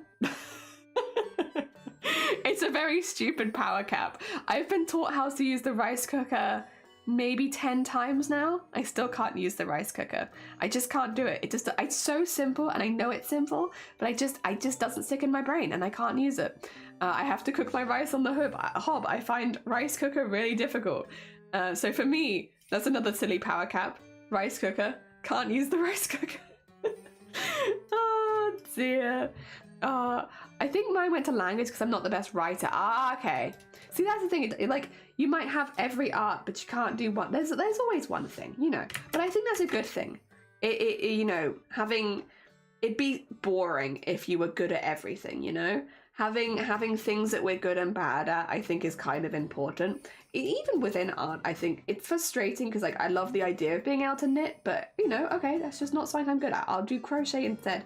And I think having that little, that thing that I'm not so good at tries to make me be more inventive with the things that I can do. Because, like, oh, I can't achieve this via knitting, so how can I do it, kind of thing. I don't think it's a bad thing. I don't think it's a bad thing, personally. I think it's a normal thing to have certain things you're better at and certain things you're worse at. Yeah, for me, knitting, I'm just not very good at. Using the rice cooker, big one, comes up a lot because we eat a lot of rice. What else am I not very good at?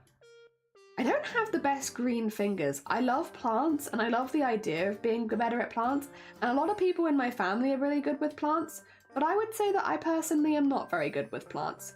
I don't kill them per se, but I have to pick really easy plants. Otherwise, yeah. And I tend to panic as soon as they get sick, and I don't know what to do. So plants would be another one where I'm like, yeah, I would say that I'm not very good with plants. I can do it, but I definitely have to pick and choose the plants to make sure that I'm raising ones that are relatively hardy, because I struggle. Yeah, struggle with plants. There we go. Just want a little more there. Nice. Yeah, we can always make them pink later, but for now I'll keep them in black just so I know where they are. I think that's a fair point. Can't ride a bike either. I get all the brakes confused and then fall. Yeah. Gotta be. Oh no, you're fine. Good luck with the restart. Doesn't mean I can't learn to be better. Like, true, true. I'm working on my first knitted jammer, but I keep taking long breaks because I'm scared of doing the shoulders and neckline. That is right there a vibe. Me too, but with crochet rather than knitting. I'm like, yeah, I got all the big square bits done. And now I stop. And now I just don't keep going, for I have fear. I have fear. I stop there. I should keep going, but I don't. Can I ride a bike after literally hundreds of hours in practice and I can't drive a car? Oh, yeah, that's the one. I'm not allowed to drive. At some point I would like to be allowed to drive, but right now I am not. So maybe one day. And having a proofreader would be a good idea. Yeah, this is the thing. You can find ways of like getting around things. Misty Archer, honestly, Soph, we're just incredibly impressed. We're incredibly impressed because you have done so much in like, because you only very recently learned to crochet and it's already looking so good. So it was just all of us I haven't restarted my timer. There you go. It was all of us just being very impressed that you've learned so quickly and that you're already making it and it looks so good and that your tension is so well done. Yeah, it was just all of us being very impressed. Oh dear. Work anyway. No, you're fine. I hope work is going well. Hell yeah. The hat's looking really good. It is. It's looking really, really good. Look at the brighter side. You don't kill the plants. I don't. I just torture them.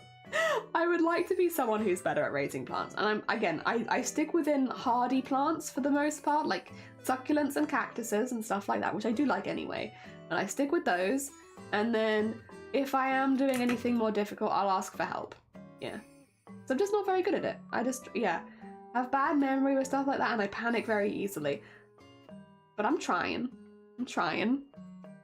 Ah, dear, look at that. Yeah, some plants like torture, true. Gonna start by, no, you're fine, good luck with the restart. I hope that it sorts it out. It's very annoying when things are going laggy. All right, there we go. We have the glasses in for later. Rave glasses, hell yeah. Oh dear. I'm having fun with this one.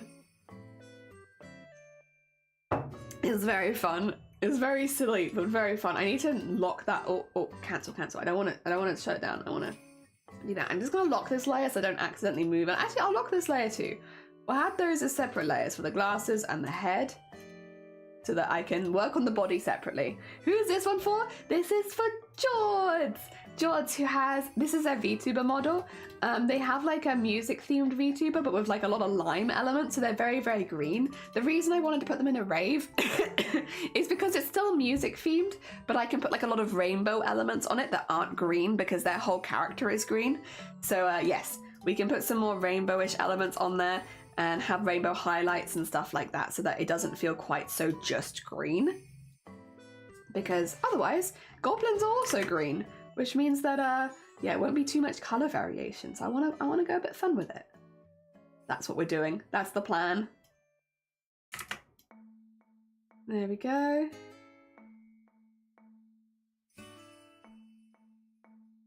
And get that up. Oh, actually get that more like... like there. Yeah. Yeah. I can fix a lot of this up when I neaten it as well, so not too worried, Yeah, like that, because he's leaning back a little bit. You're back, welcome back. Did you grow peppers? The more you torture them, the stronger they taste. Some of my family actually grow peppers, and they've always been really good. So maybe, to be fair, I could even ask for help quite easily then, because I could just ask them if something goes wrong. Masochist plants, yeah. Do you think I know information about plants and birds lately? Maybe not know how to raise them, but I'd love to know their behaviour. That's very fair, very fair. Oh dear, not sure if sarcasm or actual wonder. I think it's actual wonder. Yeah. I don't want to get it.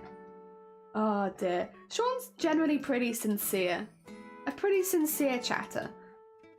Alright. Baggy cardigan time. 'Tis time for bagginess. Now I'm going to do some lines and I'm just going to have them be the starting ones, because this might change because it's just for now. Just for now, so that I have an idea, because my sketch gets a little messy, and since my sketch is a little messier here, I think it would be worthwhile, for me at least, to have a little bit of like a guide that is a little bit more obvious, because yes, My guide is not super obvious here. That's kind of what I guess you get for like a traditional sketch, but it's like, it'd be nice. Oh, actually, no, not like that. It'd be nice if I had like a little slight more. And then like so. And then, yeah, that's about. And then we want the little wrists, but the wrists have to have the glow sticks on them.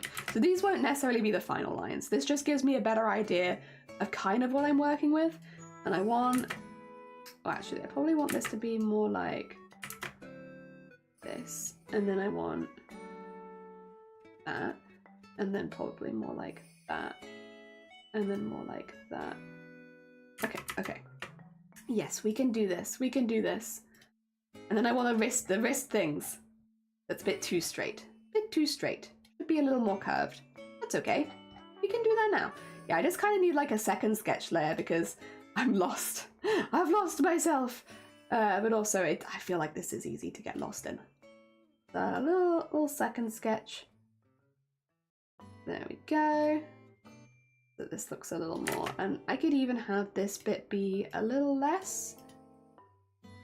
And have it be more like that. Yep, yep. And then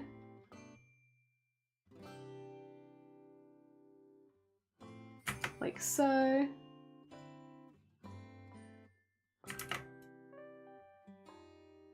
Gotta have the glowing wristbands, it's important. Very nice. Yeah! Oh dear. Oh, I had to wonder, I've heard of walking trees, and that was a thing. Orchids do quite well if they're neglected now and then. They need to stand bright, but not in direct sunlight. Yeah, I had an orchid, unfortunately. I had an orchid for many years, and I was very attached to this orchid. I'd had it for like, oh god, maybe, how many years was it? It was a long time. It was like maybe 6 years, 5 years. I had this orchid plant and I really liked it. It was a gift from my family. And I really liked it. And then I got another plant as another gift from my family, which was really nice. And I liked this one as well. But this one came diseased. It was sent in the post, I think by M&S or something. And the thing came and it had something wrong with it. And I should have, and I kick myself to this day, I should have isolated it from the other plants, and it killed my orchid. It killed the plant that came in the post, and it killed the orchid as well. And I could never quite work out what this disease was. I like went to garden centers and I was like, hey, I have this, and this, and I don't understand how to fix it. And they'd give me like advice based on the pictures and stuff, but like we couldn't quite work out what it was. And yeah, the disease killed my orchid. And I'm like, no, my orchid. I was so attached to that thing. And yeah, I forever regret not isolating it. Because I was just like, oh, I'll put it with my other plants, and then hopefully with a bit of this and a bit of that, it will get better. And it ended up infecting a few of my plants.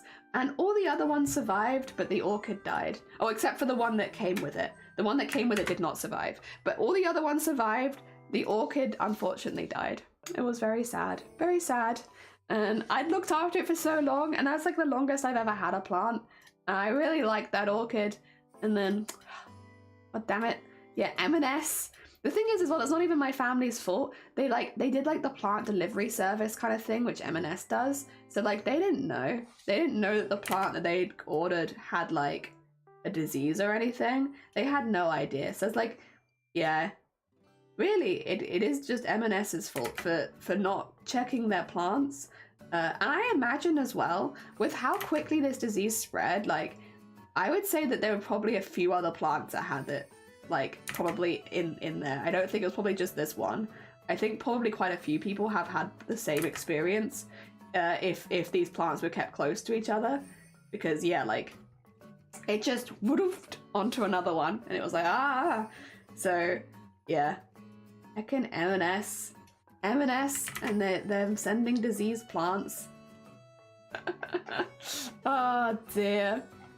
I had died, I got really worried, then I had plant and I felt kind of, yeah, no, it was a plant. It was like orchid, and I loved my orchid, and like I was very attached to it, to be honest, because I'd had it for so long. So I really liked that orchid, but then yeah, no, it died. It died.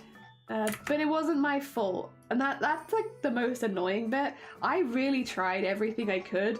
And like, so it's in some ways it's almost worse, I think, because it's not my fault. Like if it had been my fault, I could just accept like, oh, you know, I did a bad job and I'll learn from that next time. But like, it wasn't even my fault.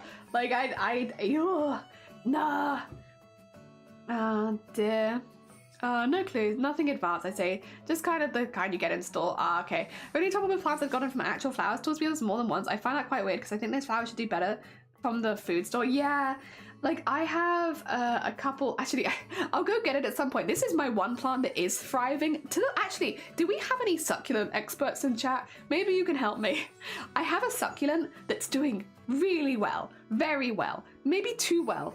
I don't know what I've done because I really don't have green fingers, and yet this plant is just thriving, but it's really thriving, and it's getting quite large, and like I'm okay with repotting it and stuff like that. I've already repotted once. I can repot it again if I need to, but it has these long bits growing off of it now, like long stems of succulent, and so not only is it getting bigger, it's also getting quite wide and tall, and I don't know why. None of my other succulents have done this. Like, what do you, like, I don't want to cut them off because it's like, well, you grew them and like, you're doing a good job growing them. Well done. I don't want to like dissuade it, but like, it do be getting kind of big. This is now a hefty succulent. And I don't know. I don't know what I should be doing with it. Like, do I just leave it? It's just getting really big. And like, again, good on it. Like, I'm glad it's doing so well, but it's kind of invading other spaces. And I guess I could move it to somewhere where I'd have more space, but it seems happy where it is. Like, you know, it's growing so much. I don't know if I want to disturb that. So yeah, if we have any succulent experts, I'd be interested in what you would do with this succulent. It seems happy. Like, it's definitely not unhealthy or anything. It's just very large. It's just very, very big. Oh dear. A living, breathing giant who's taking care. Aww. Does that much focus here? I think it's animals for giant.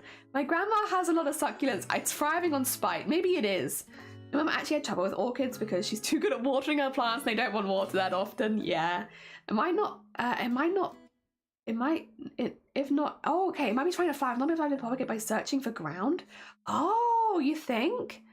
Do you think it needs to be repotted again to something bigger then? Also, Nado, good morning. Welcome on in. I hope you're doing well. We're talking about plants right now. We're having a little plant chat. Chat about succulents and other plants and orchids.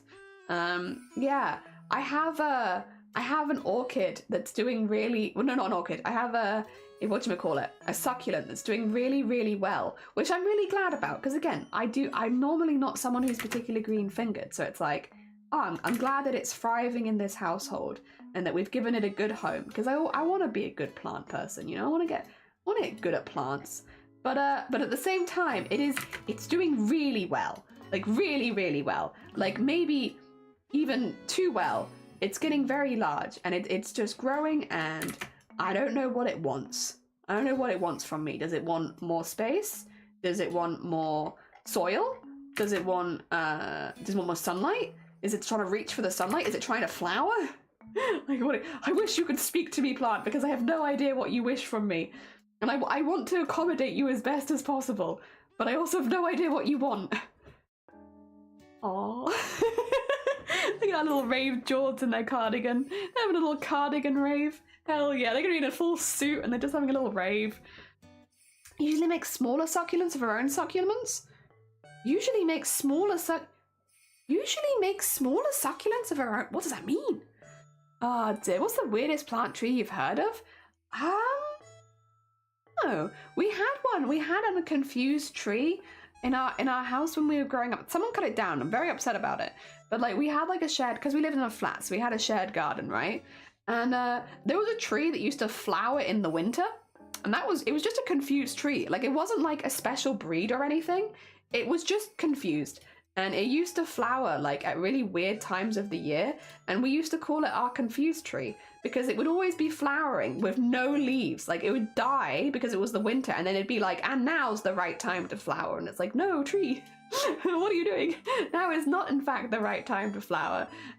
So yeah, that was our confused tree, and I was very attached to it. In fact, I think all of the residents were pretty attached to our confused tree because it was just so cute. Like it was just very confused. Like it didn't know the proper times of year to do things, and it would kind of always be doing things out of season, and it was just, I don't know, something about that was really wholesome, and we all really liked it. And then someone cut it down, and it was like, what the hell?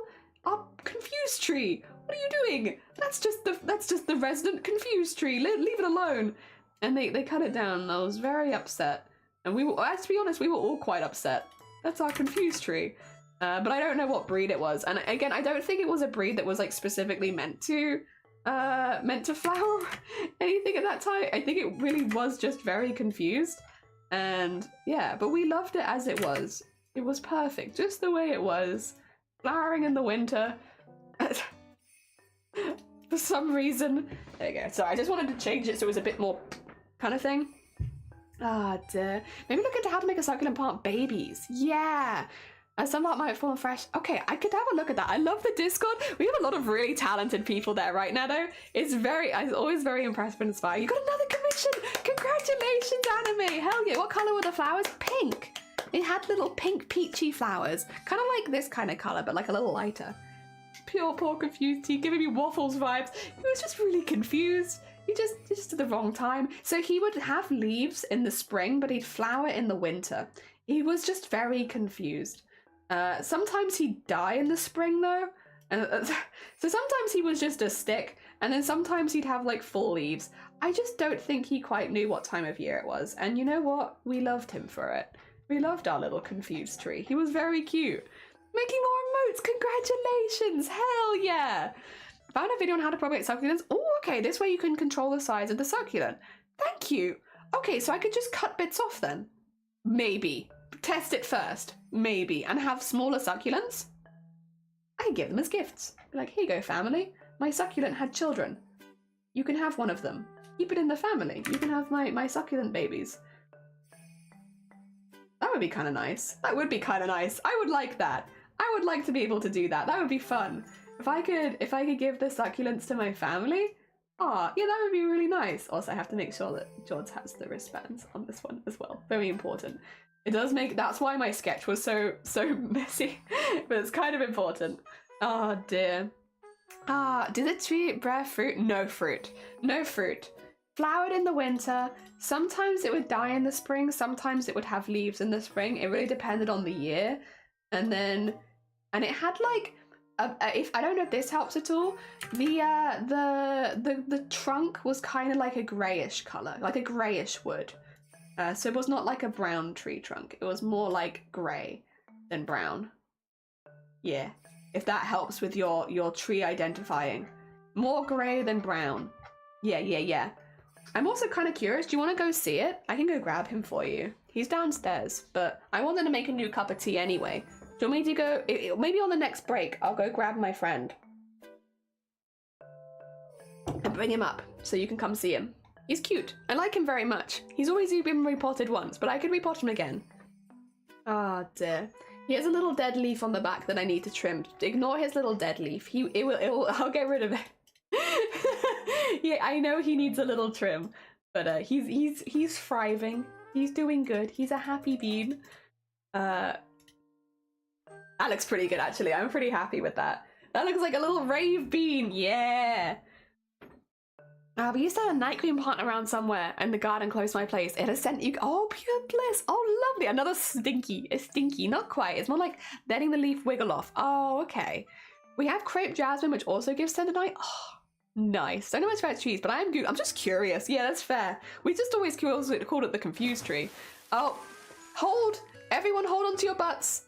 It's butt holding time. Is everyone holding on to your butts? Are your butts held? Are they held butts? Clench! Everyone clench! Alright, we're through. Hold! Sorry, we had another bot. Just one this time. Succulents will grow tall and lose pigmentation and effect absorb more sunlight. Oh! A gradual transition over 1 to 3 weeks to a brighter colour will help them grow more leaves. Okay, so maybe some changes in the shape of the plant, so it needs more sunlight then. Okay, we can do that. I can move it to a space that needs more sunlight. Thanks, by the way, Zomboti. I heckin' appreciate it.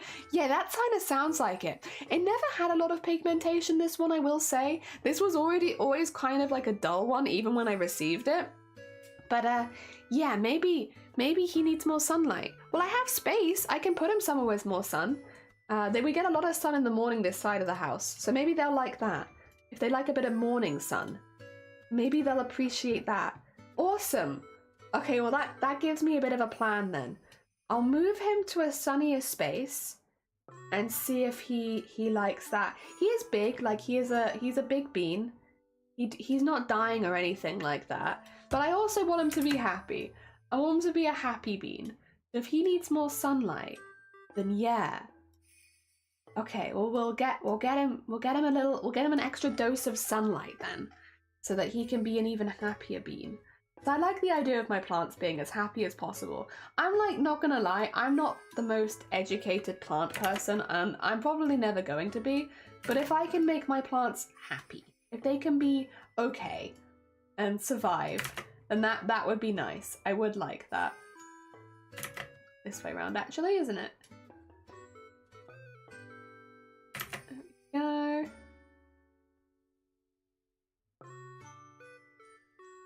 And then, actually, I don't know if I like that. I don't know if I like that. Let's go like here, maybe. And then go around here. And then we don't actually have any feet on this one right now, which is, oops. I need to get some feet on this. We'll work that out.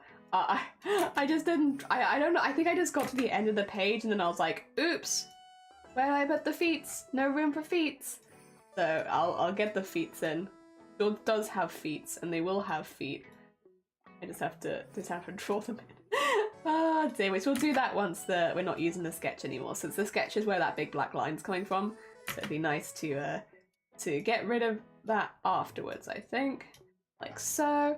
Although that being said, actually, I think that is most of the base bits in. Like, I want to come back and add a lot more later, but I think for the sketch, that's a pretty good sketch. We can start there, I think. Look at little tiny wrists. Now redeems at the time when everyone's holding for new chapters. Oh no, you don't need to stop people redeeming things. That's fine. It's not the same as it was back then. It's a different kind of one. I'll let people know if they can't redeem things, so don't worry. I do recommend probably starting with the eager case, not only because it helps keep the shape, but it also is a nice gift to give. It is, yeah, a happy bean, yeah. We have you at a music concert, so we can make you really rainbowy, but we do need to give you some feats, which I think your feats would probably be like this. If I had to say, I think around here, did you say feet? It is feet time. I did say feet. Yeah, you're heckin' right. You heard correctly. I think you would have like this kind of feet. And then maybe even make you a little higher up so I can spread out your toes a little further, because right now your toes are kind of tight. Oh, actually I need to unlock these so that these can move. Yeah, I can spread out the toes a bit further there. Oh, wrong buttons. I meant to lock you, not. There you go, there you go. I think it's a good vibe, but I think your toes need to be longer. I like good long goblin talons. That's a good start. Get rid of all of that. Give you more toe space. There we go, maybe.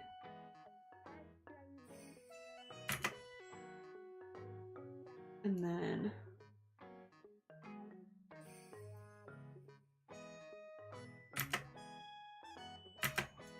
there we go, like so.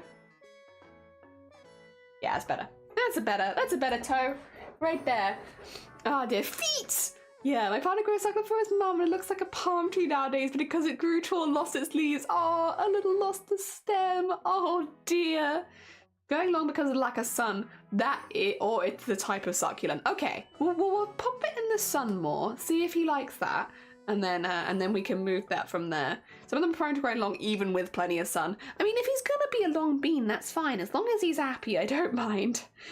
I don't think it's supposed to be growing tall, this one. He kind of, the looks of it, but we just left it well away. That's kind of fun though, yeah. Racing towards the sun. I wonder if I could put it upstairs. It probably would do quite well in there as well. Yeah, we'll get it somewhere where it gets more morning sun then. Because at the moment it's in the place which gets evening sun, which is fine. You know, nothing wrong with a bit of evening sun. But clearly if he wants more sun, then I have to put him somewhere where he can get more sun. There we go. And here.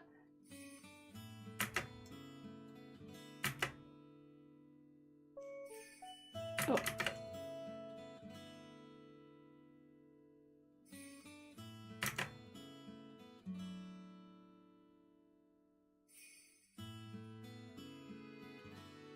That'll do. I think. Oh, do not zoom in. As like a rough sketch, I think that's kind of, yeah, like he looks stable. He's leaning back a little bit, but he doesn't look like he's gonna fall over. Yeah, I think that's about where we want him. For like a rough sketch. I need to now go back in and actually properly draw it, but that's a good rough sketch for George. Oh dear. Well, by the way, again, this is a reference. This is where we're at with our little goblin version. Obviously, we've had to change the head a little bit just so we can get the goblin ears and everything like that in. But I think that's a good vibe, and I like that he's got the glasses and the lights and then the wrist bits. I think he looks pretty happy at his concert. He's cheering people on. To be fair, George is someone who does cheer a lot of people on. I feel like that suits. All right, now we have to draw it properly. So let's reduce that down a lot and lock it. And then, yeah! George is a big cheerer, a succulent astronaut. Very cute, very cute. Can I have, yes, there we go. So now we can draw it properly. It's a good sketch. It's a good sketch layer. Ah, dear. He's gonna be so color. I can't wait to color this one. The thing is, I've tried with all of them ahead of time to have an idea like where the light sources are going to be, because I want to do some fun stuff with coloring. I want to have a good time with it. So like for instance, a lot of them aren't colored. If they're not colored, then I guess it doesn't technically count. But like with Morigue's, I knew that I wanted, if I could transparent, I wanted the yellow to be the highlight so it looks like it's coming from the orb next to the face, because I thought that would be really fun. So like the magic is highlighting everything, and I think that works. With Vile's one, there's actually a more intense version of Vile that I don't normally bring up, but if it's not transparent. The full one actually looks more like this, which is why the highlighting is done in pink, because it fits the vibe. It fits the vibe of the neon signs. So, and also I thought it made it look a bit more feminine. Pink girl, I know, stereotypical, but yeah, I put that in there so that it's like kind of coming off the neon sign. Obviously in the transparent version you don't see that, but I think the pink highlight works anyway. So I've been trying to make like whatever's going on with them be part of the picture. So yeah, for George, I figure rainbow highlights. I don't get to do that very often. And if we're going to a rave, then there would be loads of different colors. We have to pick some colors for what colors everything's going to be, like the sticks and everything. But yeah, just to double check, the neck is part of this. I won't do the neck then. I'll do the neck separately. Okay, let's start here then, and go in and go in here. There we go. And now we'll go around making nice pretty lines of everything. Gev, softly. Sorry, Gev. Listen, I will maybe when we have the things sorted, I'll make all of the hefty emotes a little bit cheaper. Just as a thank you for your patience whilst heckin' Sound Alerts fixes its stuff. But no, welcome on in. I hope you're doing well. Yeah, well, I can't really do too much while it's broken, but hopefully it'll be back soon. And thank you for the lug. There's a procedure for propagating and fixing succulents that grow too long. It's called beheading or topping. Basically, you cut the top of the stem, leaving some leaves on it for possible growth from said stem. I see. Huh. The top ground can be cut off and be potted, and that leaves fall off in the process. Move on propagate on their own. That's interesting. Okay. I'm gonna have to look into this a little bit. like, I'll be honest, none of my plants have ever wanted to have kids before, so like I'm a bit new to that. But I like, you know, again, like you said, it'd be nice to give them as a gift. Be like, oh yeah, my plant had a baby, so here you go. That'd be nice. But they've never had them before. Also, Minotaur, thank you for the follow. That's very heckin' kind of you. We are drawing goblin art of people who donated to the Samaritans a couple weeks ago. We did a Samaritans fundraising stream, and we had a lot of people be very, very heckin' generous during Mental Health Awareness Week and give a lot. So we are now turning them into goblins as a thank you. The only thank you I can give is thank you for donating to charity. You are now a goblin. And this is going to be George the Rave Goblin. We had yesterday Zomboti the Artist Goblin, and we had Downy the Cat Goblin. And then today we have George the Artist Goblin. And... not the Artist Goblin, that's Zomboti. Zomboti's the Artist Goblin. George the Rave Goblin. Oh dear. There we go. Get it a little thicker, a little thicker. Oh dear, did you have a lot when I was talking about giving kids as gifts? Yeah, time to give some children as a gift. No. Oh dear, that'd be a hecking conversation. No, like plant children. Yeah, like when the plants have babies. Yeah, give them as gifts, not human. Oh dear, I have babies and then I give them as gifts at Christmas, you know, like a normal family. Oh, everyone, while I work. No, good luck. Have a lovely work and luck. Thank you so much. It's very kind of you. Uses a proper kind of sand. Yeah, I have succulent dirt on top of them. It's like a really, really fine sandish dirt, which, yeah, it's meant to be like really good for succulents on the top layer. Yeah, I do the same thing. I have literally got succulent dirt for them so that they can thrive. It's like a very, very fine dirt is the one that I have, which I guess is very similar to sand. Yeah. Which is most of them help them thrive. And I've been using that more. Like when I repotted this one, I repotted it with that. Not the full way down, but like part way down. So it's like a bit of a mixture of that with some of the soil from before and all that kind of stuff. Like I really do try with them. I don't have the best green fingers in the world, but like genuinely I want them to be happy, and I really do try. I have like this specific succulent like repotting formula for like giving them some extra nutrients when they're like being moved around a lot. I've been really trying to like make these plants happy. I'm not the best at it, but I've been giving it a good heckin' go. Ah, dear. Get a nice painting of face you do with the goblin. Oh my god, yeah, Zomboti's. Wait, do I have it here? Yeah, Zomboti's so much paint. we covered your goblin in so much paint. There's so much paint on here. We don't know how you managed to get it in so many places. Like how you get it managed on the top of your eyelid. I don't know. On your nose, on your cheek, on both ears, a couple places on your tail. Not on this hand at all, but loads on this hand. Yeah, you're doing the, like when you do life drawing and you see people doing this thing? Yeah, we're doing that. Also, what was that? Oh. Oh my god. You're so hecking talented. I'm not gonna obviously show it on stream. Only I get to see the talent that is Messenger. But oh my god, you're so hecking talented.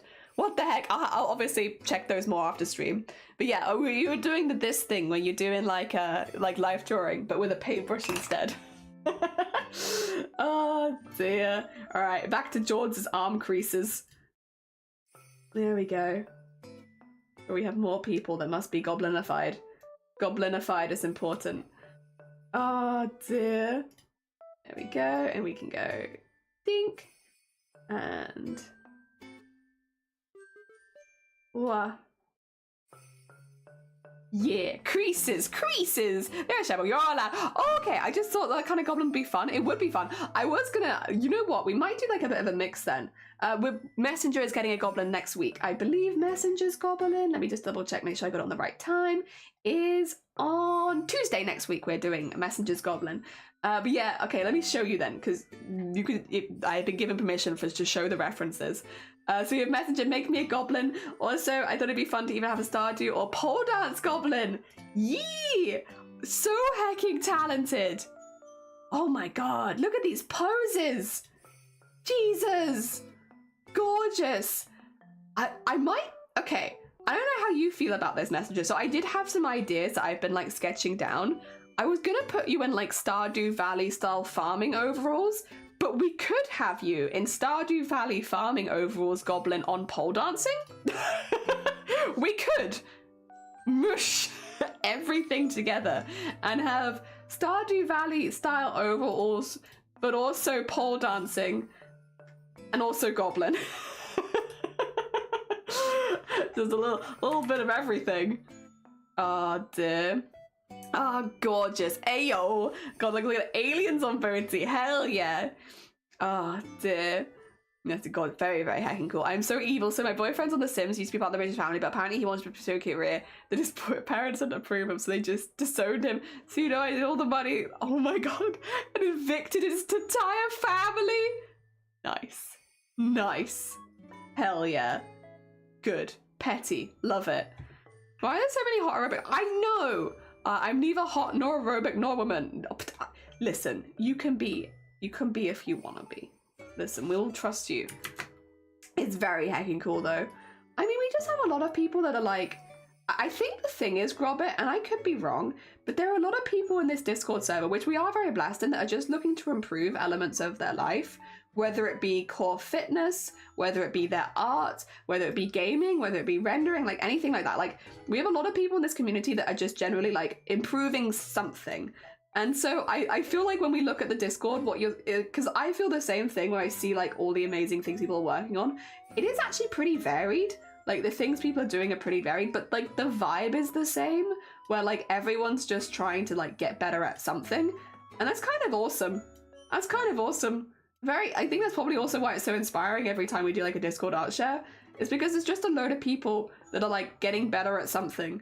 And even if it's like for instance, Sloth just learned how to crochet and they're making their first thing. And it's inspiring because they've got, well, better so quickly for starters, but also it's nice watching someone in their first steps. Yeah, there's just a lot of people trying to do impressive things. I am petty, but I will say this house is amazing. It's gorgeous. Hell yeah. Hell yeah. We love a bit of pettiness. I love a bit of pettiness. I really do be surviving off spite sometimes.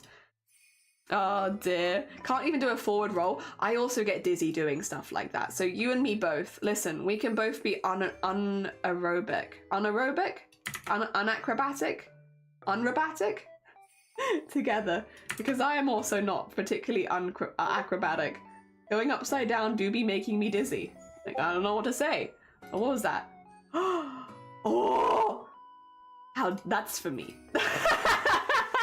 How dare, how dare. Actually no, me and actually no, I will show you because it's very heckin' impressive. You get to see these gains. I'm not gonna put this as part of the Discord art share because it's in DMs and normally DMs are private, but look at these gains. Look at these gains. These are my goals. This right here, goals. Hecking goals. I'm getting there. I've been working out as well, but I'm not nearly as much as you. Not nearly as much. We're getting there, but mine are more like, I still have a very skinny arm, which in some ways adds to muscle definition, but it doesn't add to like, you know, actually core strength. So I have something, but it's small. We're getting there, but not like this yet. Not yet. Soon. Soon. But not yet. Soon. Goals. I guess that's the idea of goals, though, is you're not there yet. Oh dear. Let's go. Are you I'm trying my best. Oh dear. Gains on gains on gains. Yeah. Heckin' impressive. I'll be there one day. See, I have more squishy arms, so it's hard to see definition. Yeah, like I'm growing muscle and I have nothing there to start with, so it's a lot more obvious that I'm growing it. But I need more. Like I need to be eating more. I need to be bulking a little bit more because right now it's just that's all I have, which is fine. It's very lean, but I would like to be a bit bigger in general. Yeah. I need a little bit more bulk, and that's okay. We were literally talking about this earlier. We were talking about bulking a little bit. Oh dear. By the way, also for anyone who's like, oh, I didn't know Jelly works out. She doesn't. She just, not like Messenger. I just do a lot of embroidery. I just embroidery for 10 hours a day. And would you believe if you embroider for 10 hours a day that it kind of adds to your fitness? Would you believe embroidering 10 hours a day do be kind of gaining you the muscle? Oh dear. See, exactly. Have more. That's what I need. I found a bug in my app. If you enter negative calories in your food, that you. Nice, Finley. Nice. Good discovery. He's not being so attractive. I know, right? How dare Messenger be so attractive and also taken? Isn't that kind of unfair? Oh my god, that was a hecking show off right there. Oh, the Jenny's having the next order. I don't think I could. I don't think I could do that, but I want to have the strength to be able to embroider for as long as I want. That's kind of my goal. I mean, everyone with fitness goals is different. I like strong women, to be fair, and I would love to look like a strong woman, but I also know that I don't really have the time and dedication to getting as buff as I'd like. Like, I have too many other things I'm working on at any one time, and that's fine. But what I would like to do is have the strength to be able to embroider for as long as I want without any long-term ramifications of, like, you know, repetitive strains and stuff like that. I want to be able to gain the strength to be able to do that. So that's kind of where my fitness is coming from. There is a goal, and the goal is to be able to embroider as long as I want without repetitive strain injury.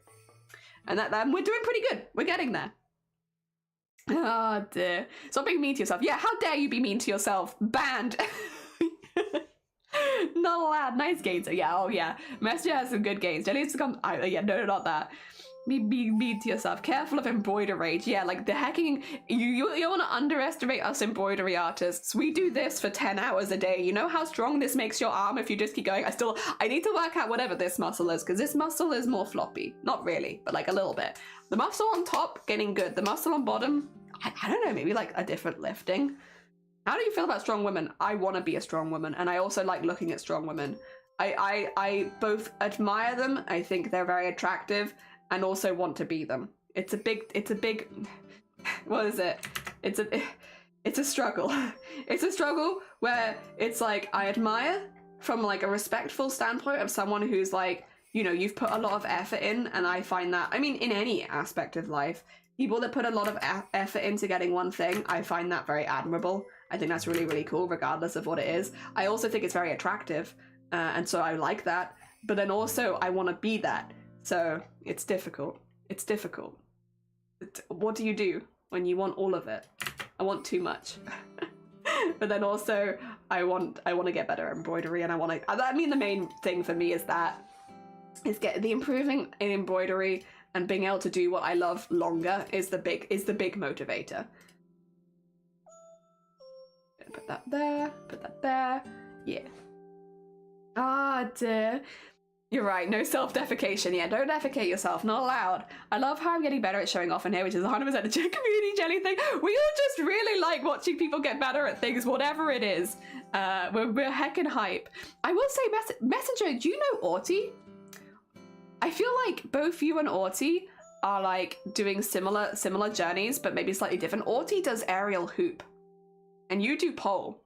And I'm just saying, if you're looking, yeah, I was gonna say, Arty and Messenger, do you guys know each other?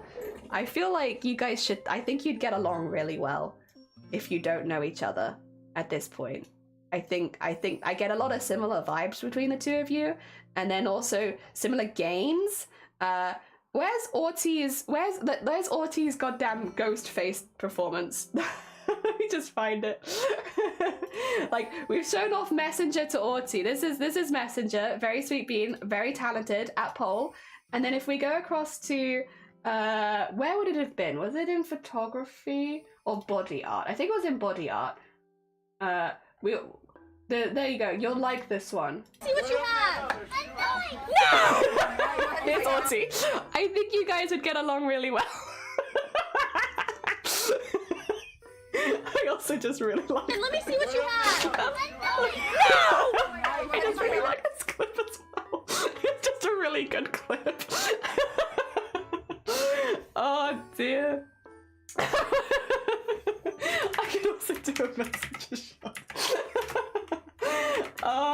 It will never not make me laugh. Did I spell it right? Did I just flub it? No, it's fine.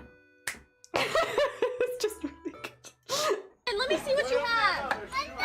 No! really gets me, I really like it. Oh dear. Amazing. Amazing. Yeah, I think you guys get along. Found a couple streams ago, let me double check if I follow Arty. Hell yeah, Arty does acrobatics with knives! Think about doing push-ups? I mean, you could always give it a good, I don't know, a day. If you don't enjoy it, then you don't have to do it. Also, welcome on in and shadow roll. Hell yeah. Goals are valid. Hell yeah, you could do it, Link, I believe. If you could do push-ups on the ground, just do one. If you could just do one day, then 2 the next day, then 3, 4. Leonardo normal knees London. I love it. Oh dear. Yeah, I don't have any of the... I'll be honest, I have more lower body strength because I do a lot of walking. My upper body strength is very low. But I would like my... it would make sense that I need to get more upper body strength because, again, for all of the crafts that we do. So I'm trying to get better, do more crafts, be more strong. I mean, it is literally with the... as well, for me, again, it specifically, the goal is I want to be able to do embroidery for longer without any long-term ramifications. So I will get fitter so that I can embroider for like 10 hours a day. Thank you. But everyone's goals are different. And I feel like there's not a right or wrong way. As long as you are enjoying yourself and you are doing the things that you like, it's all good. We cheer that on. There we go. All right, I just needed to move that a little bit because where I've drawn the hand has changed a little bit. Just a little teeny tiny bit. But that's for Jelly's eyes only. Yay! Thank you. I'm always very heckin' impressed. Doing great, like, do 10 roll a day after tomorrow. God. Do them for the table. Oh, yeah.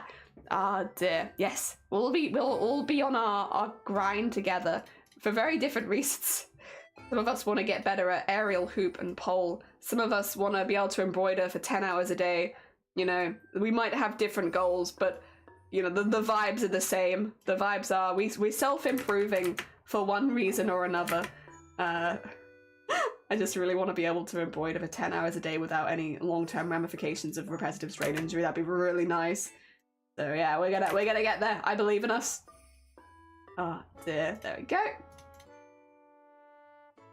Cool. We are getting there. It takes a bit longer the second time round, but it's worth it because then we get lots of nice pictures and lots of colours and all that. Oh dear. I gotta say, actually getting my upper body strength has helped me so much with posture problems that lead to jaw and neck issues. I haven't had any major pains for a couple months now. Amazing, fantastic. Also, have a lovely luck. Sorry, I didn't mean to call you out a lurk, Arty. I was just like, you know, we're talking about stuff and I feel like Arty needs a shout out. Arty needs support. Messenger needs support. Well, I mean, they don't need it, but it's nice to do it, you know? You're getting by just fine, but it's still nice to do. It's very heckin' impressive. Oh dear. Is pole dancing allowed on Twitch or no? And aerial hoop, are they allowed? I'm never sure what Twitch allows with those kind of things. I think it's the whole idea that pole and aerial hoop and stuff like that are always purely sexual, which is like definitely not true. I mean, a la Arty with a knife on a hoop. It's definitely not. But I don't know how Twitch feels about it. It'd be really cool to see more stuff like that. It does require a lot of core strength. I'd like to see more stuff like that. But I also don't know, like how Twitch would be about stuff. It's tricky, right? It's very tricky. Oh dear. Have a good luck at aerial, yee! Oh dear, it's weird how once you get the posture correct, its push-ups become easier. Hell yeah. You heckin' go, Sean. Are you doing it right now? Good luck, you got this. You heckin' got this, Sean. You're doing it. You're doing the thing. I can believe. There we go. Was one they need support? No, I was not punning.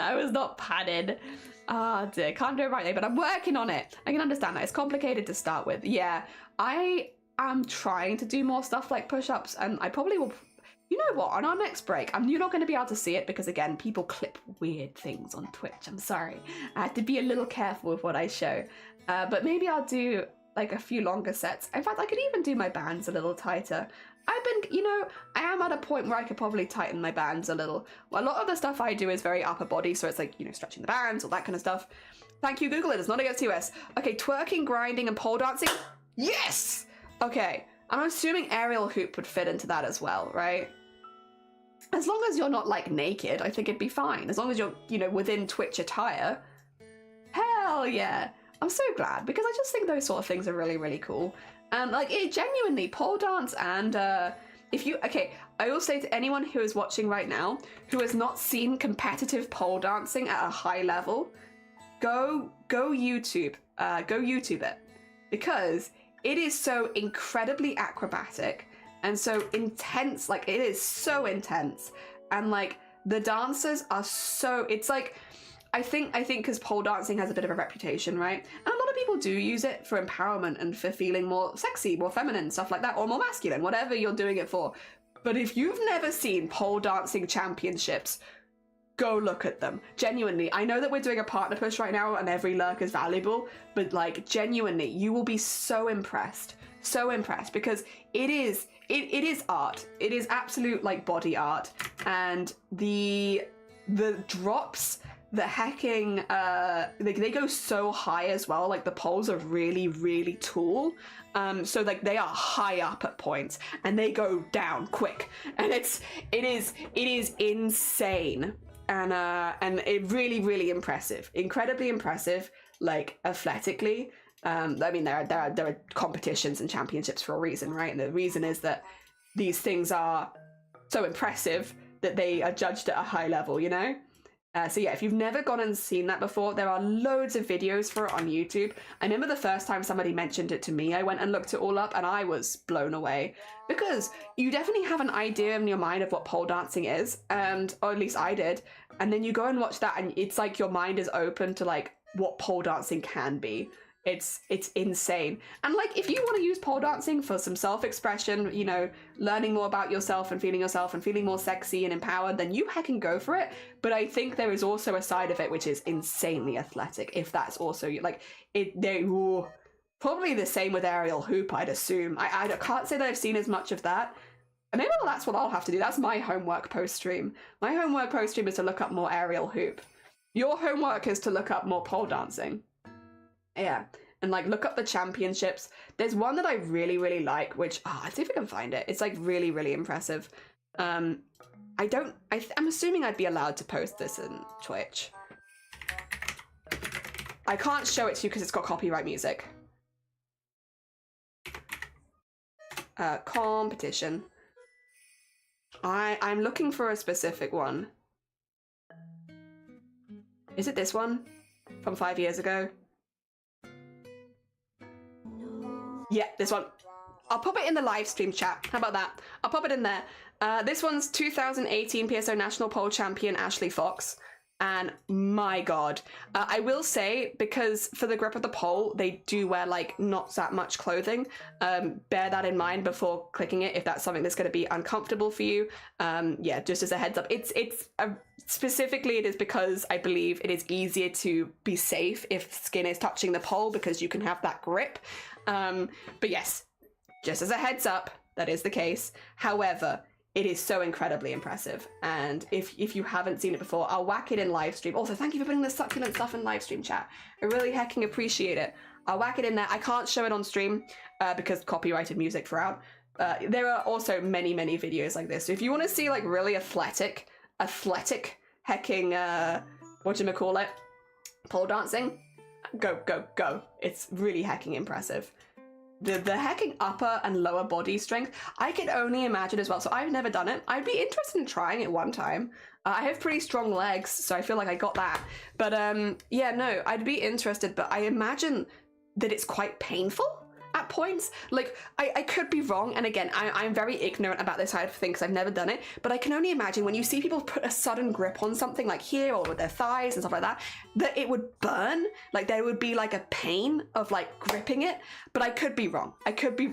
I don't know. I've never done it. It just looks like it looks like there would be, maybe if you've built up a lot of strength that you wouldn't notice that anymore, I suppose, but it looks, from an outsider who has never done it, like it would be painful. Like it would burn. But I could be wrong. I imagine my thighs would be burning. I imagine everyone's thighs are burning. All right, let me catch up on chat. I'm so behind. Oh my God. Also that, 2 secs.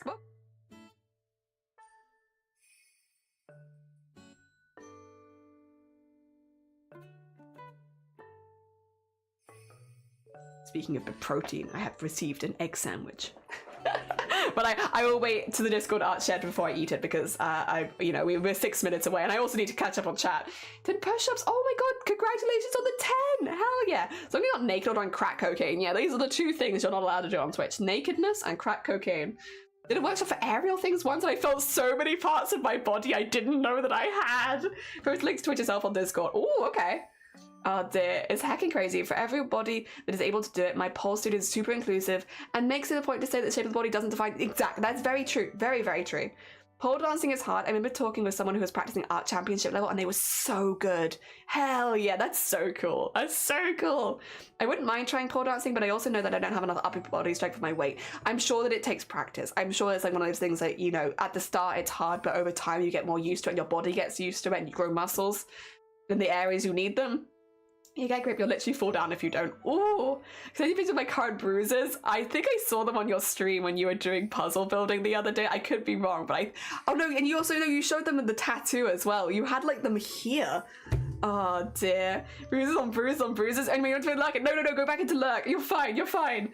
It is. I do pole dancing as well. The amount of strength you need is more than people think it is. Obviously, you need to take it little by little and not, you know, yeah. For a first time, it's gonna hurt. Yeah, I bet.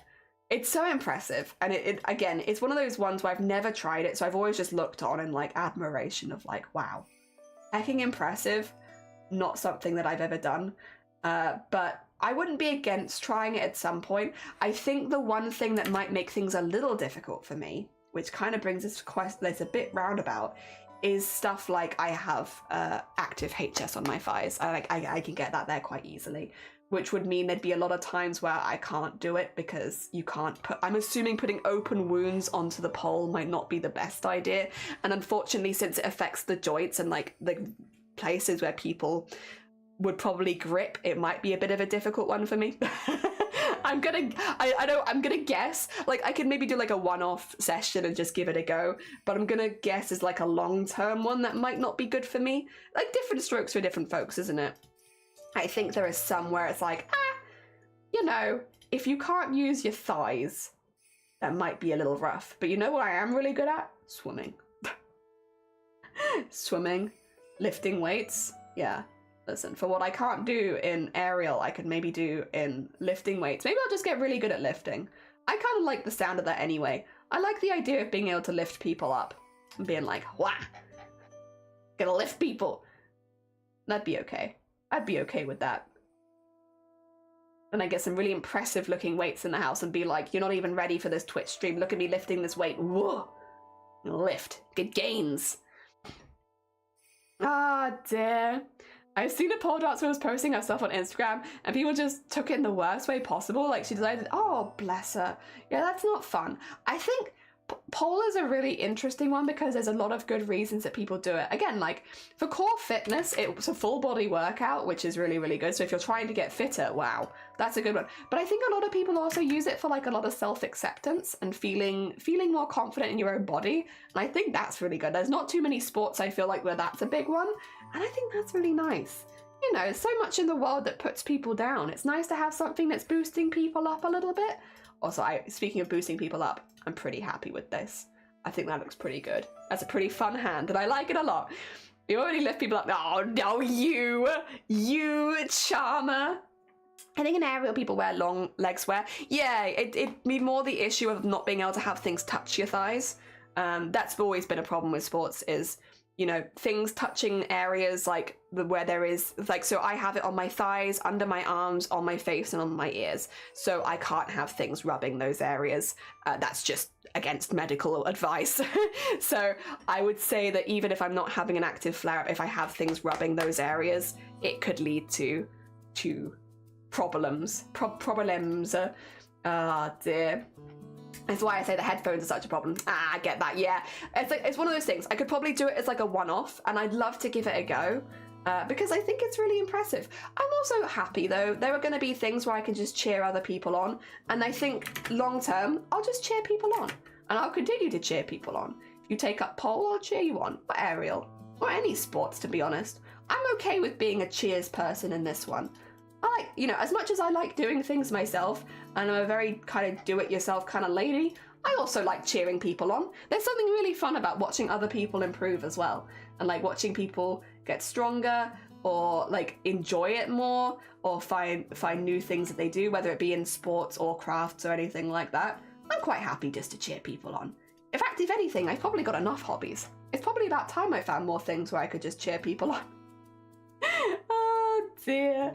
Yeah, definitely not a bad thing, and definitely something that I do quite enjoy. I do be quite enjoying.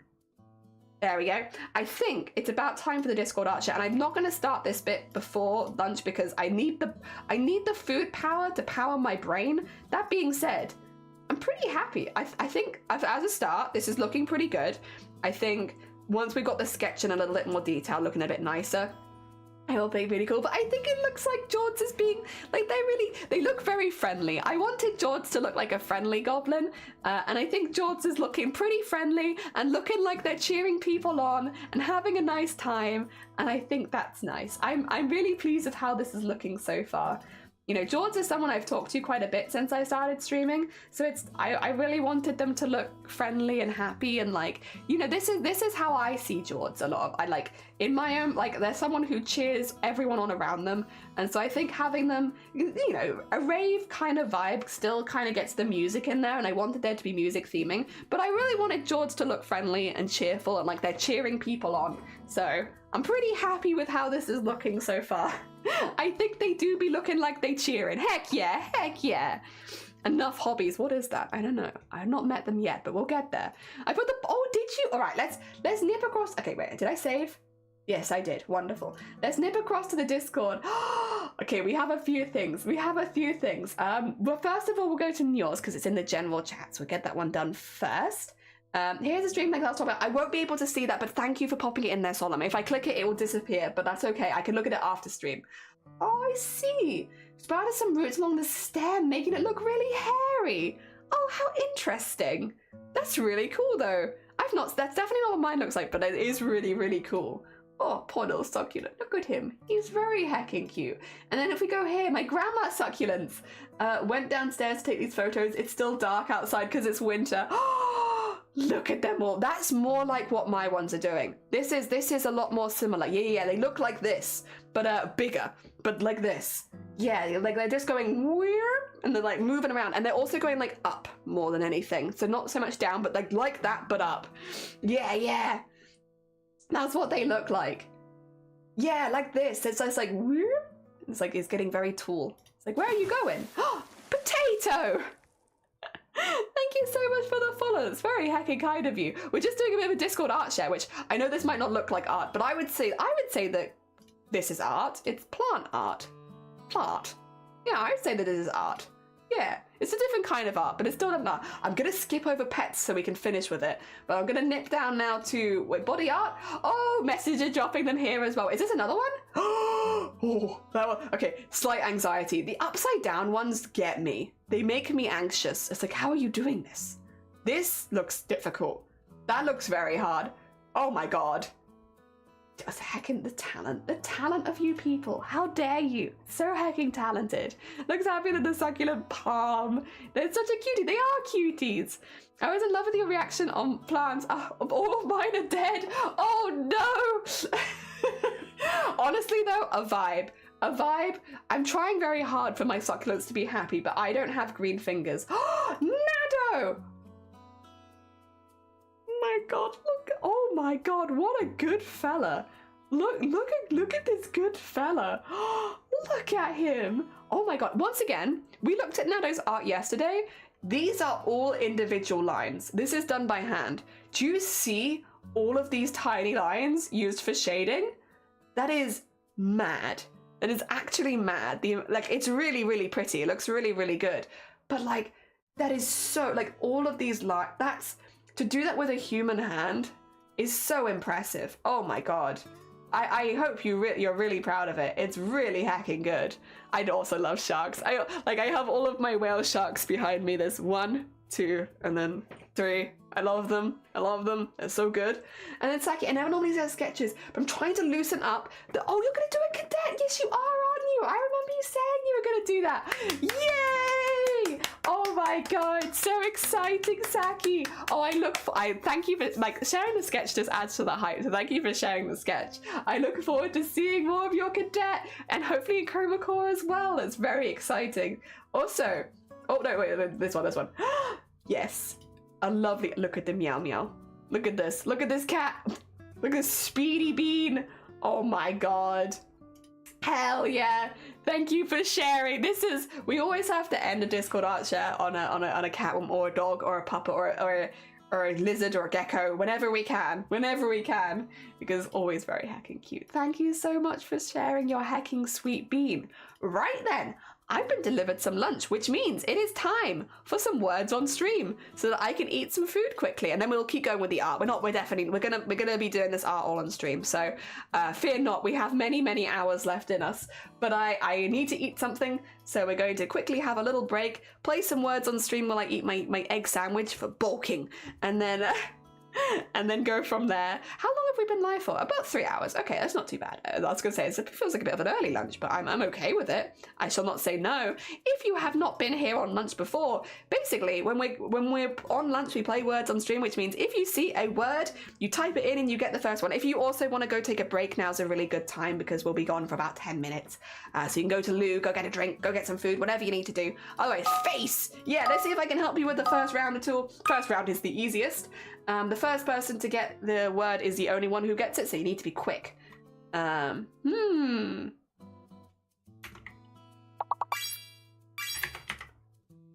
Nice icon, nice comic, nice income. I got nice. Okay, I'm gonna mute. Good luck. Oh, nice economic. Good luck, everyone.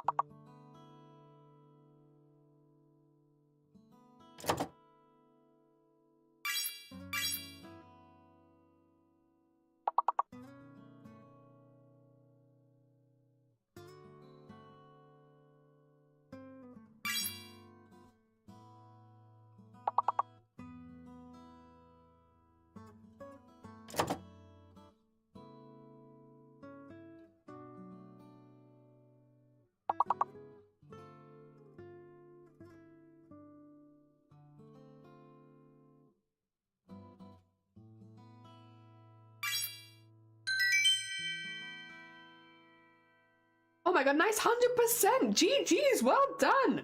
Alright, after the first round, the scores and the draws, we have Clues in lead, followed by Ada Shadow, then Jords. Then we have Arty, Tap, good morning.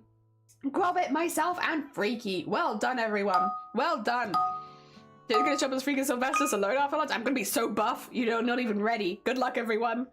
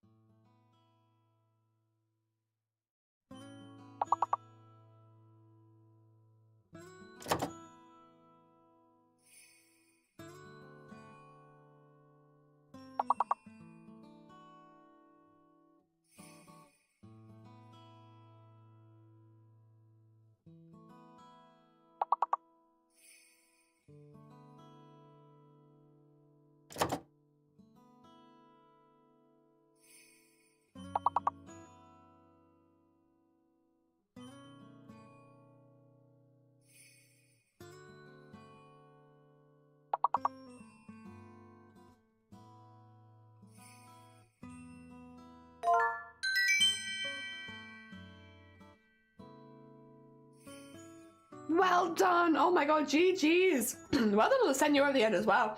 We had Jaws in the lead that round. Overall, excuse me, sorry. We had Jaws in the lead that round. Overall, we have Jaws in the lead, followed by Clues and then Outer Shadow. Then we have Arty, Grobbit, Tut, myself, Freaky, and Zomboti. Well heckin' done. Well heckin' done.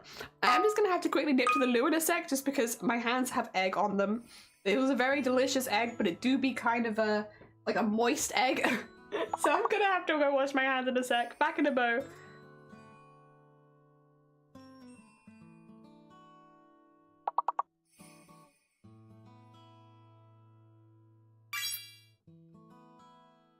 Actually, I'm gonna go make a cup of tea at the same time, so I might be like 2 minutes. 2 minutes.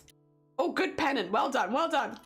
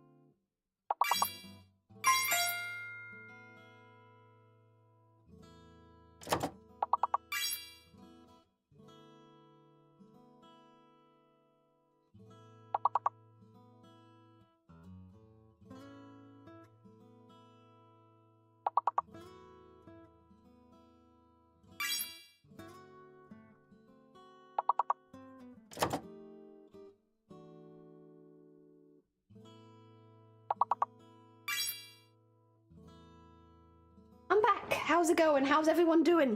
Level 13, nice. Thank you so much for bearing with me. Oh my god, did you just 100% it right there? Oh my god. Well done, good 100%.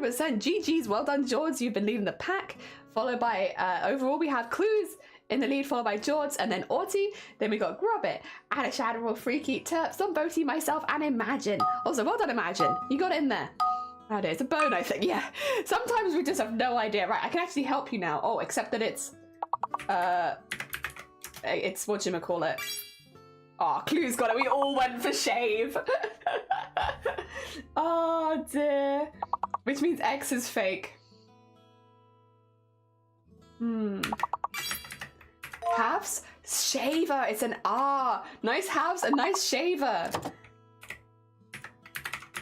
I'm gonna try and take raves. No, Arty, damn it.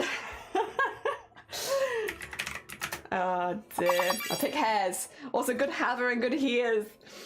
Oh dear. And havers, nice havers. Did your strat? Yes, very fair. It's very fair. Also nice saver. Oh dear. Cheer. Nice share, share, nice share. Oh dear. Oh, Avers, nice Avers.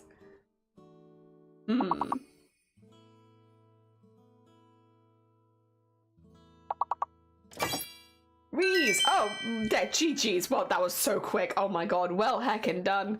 On to level 19 then. Well done, Addershadowal, for leading the pack that round. Overall, we have Clue in the lead, followed by Addershadowal, then Grubbit. Then we got Arty, George, Freaky, Terp, myself, Zomboti, and Imagine. Well heckin' done. Well heckin' yee! Alright, let's have a look. Ooh.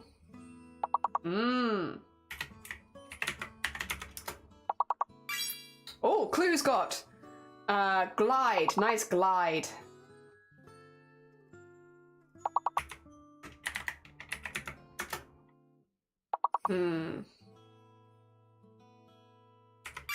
Oh, Grubbit got glider. So it's an R. R is hidden.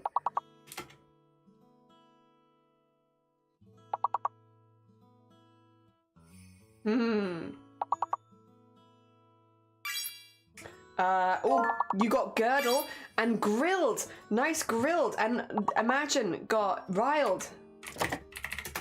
See if I can still grill. I can still grill. Sorry, I stole that. That's my grill. Grilled is the long word. Oh, which Grubbit got guild. Nice guild. Oh dear.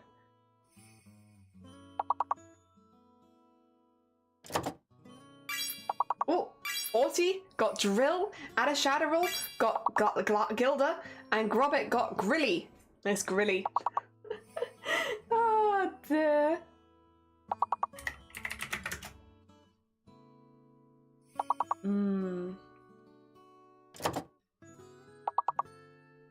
So O is fake. Oh, Ridge, nice Ridge, hey! We know you lied. I'm a liar. A grill. Oh my god, ow, ow, ow. Ow. Oh, Dirge, nice Dirge.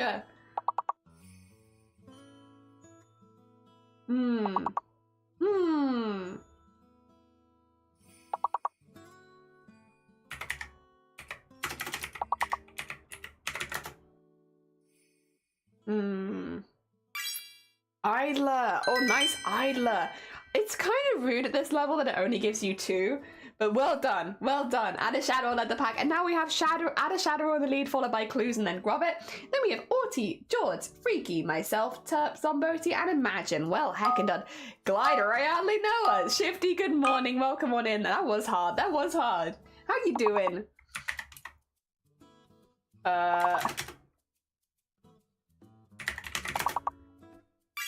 I got dined. I got dined.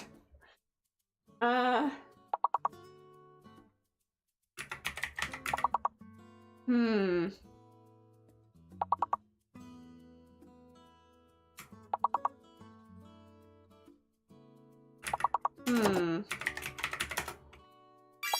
got diced. Oh dear. Diced, dined.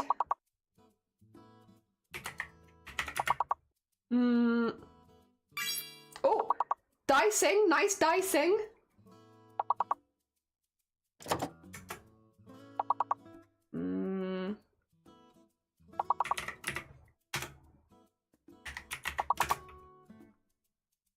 O is fake? Okay. Oh, apparently I got one, but I think I got signed or Dane, and I don't know if it was Dane or signed. I got something, apparently. Did I go? Oh, deciding! Nice deciding! Oh, GG's. Okay, long word is deciding. Okay.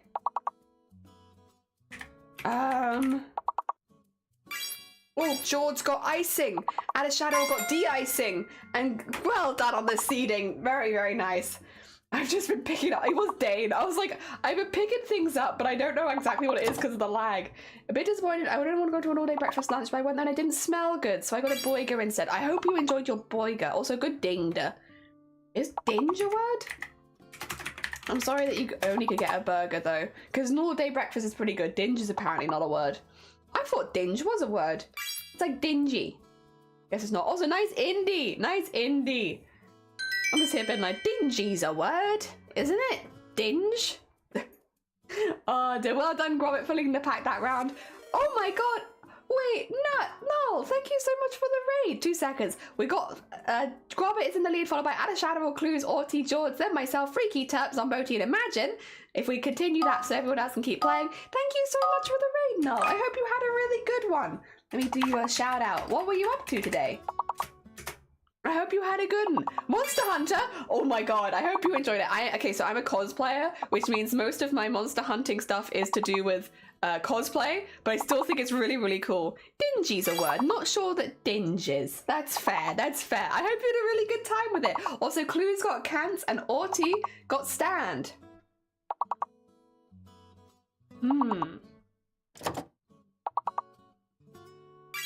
Oh, Freaky got Coast. Nice coast.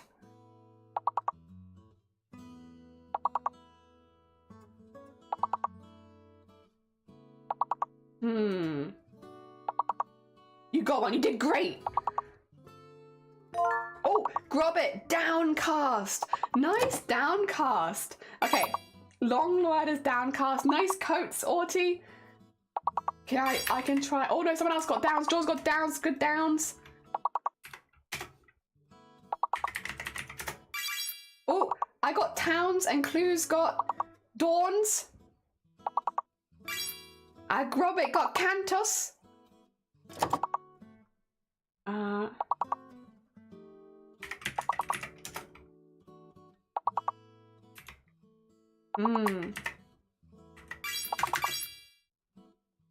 what was that? What was that? George got wands. Grobbit got canto. Used my brain. Yeah, I feel the same. I feel the same. I'll take that. Once, nice once. I steal ascot.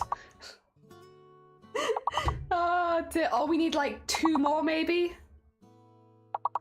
Tacos. Nice tacos. Scant. Nice scant. GG's everyone. Well heckin' done. Oh dear. Well done. Well done. These levels get really hard. Good. Oh, nice toads as well. Good working together. Hell yeah. Teamwork. GG's. All right, we had Grobbit in the lead that round. Overall, we have Grobbit in the lead, followed by Clues and then Adashadow. Then we have Arty, Jods, myself, Freaky, Terps, Zomboti, and Imagine. I hope everyone is doing well. GG's. And again, thank you, Noel, for the raid. If you do need to look after yourself, please do, as much as you're very welcome here. Or you're welcome to help us with words. Nope. Oh, Clues. Filled. Nice filled. Oh, we have field and filed.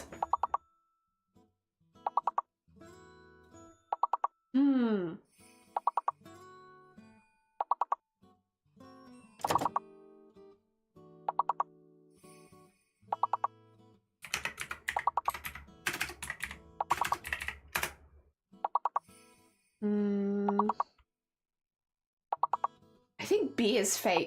I think B is fake, guys. I think Q might be fake too. I think Q and B are fake.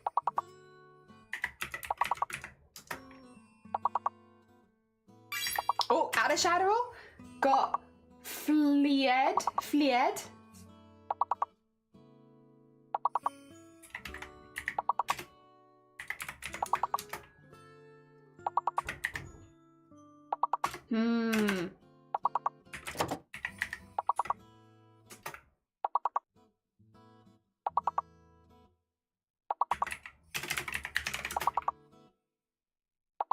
It's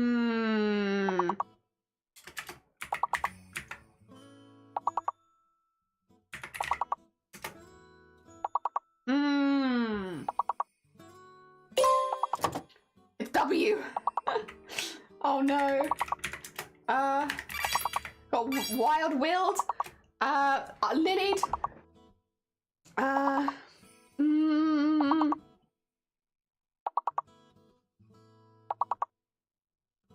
Wield? Wield could be one. Like wielding a weapon. Ah! This isn't it. I will be cross. Oh no. Listen.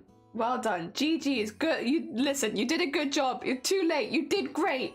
Don't worry. Well done, Add a Shadow, for leading that round over all of our final scores on the doors during today's lunch break.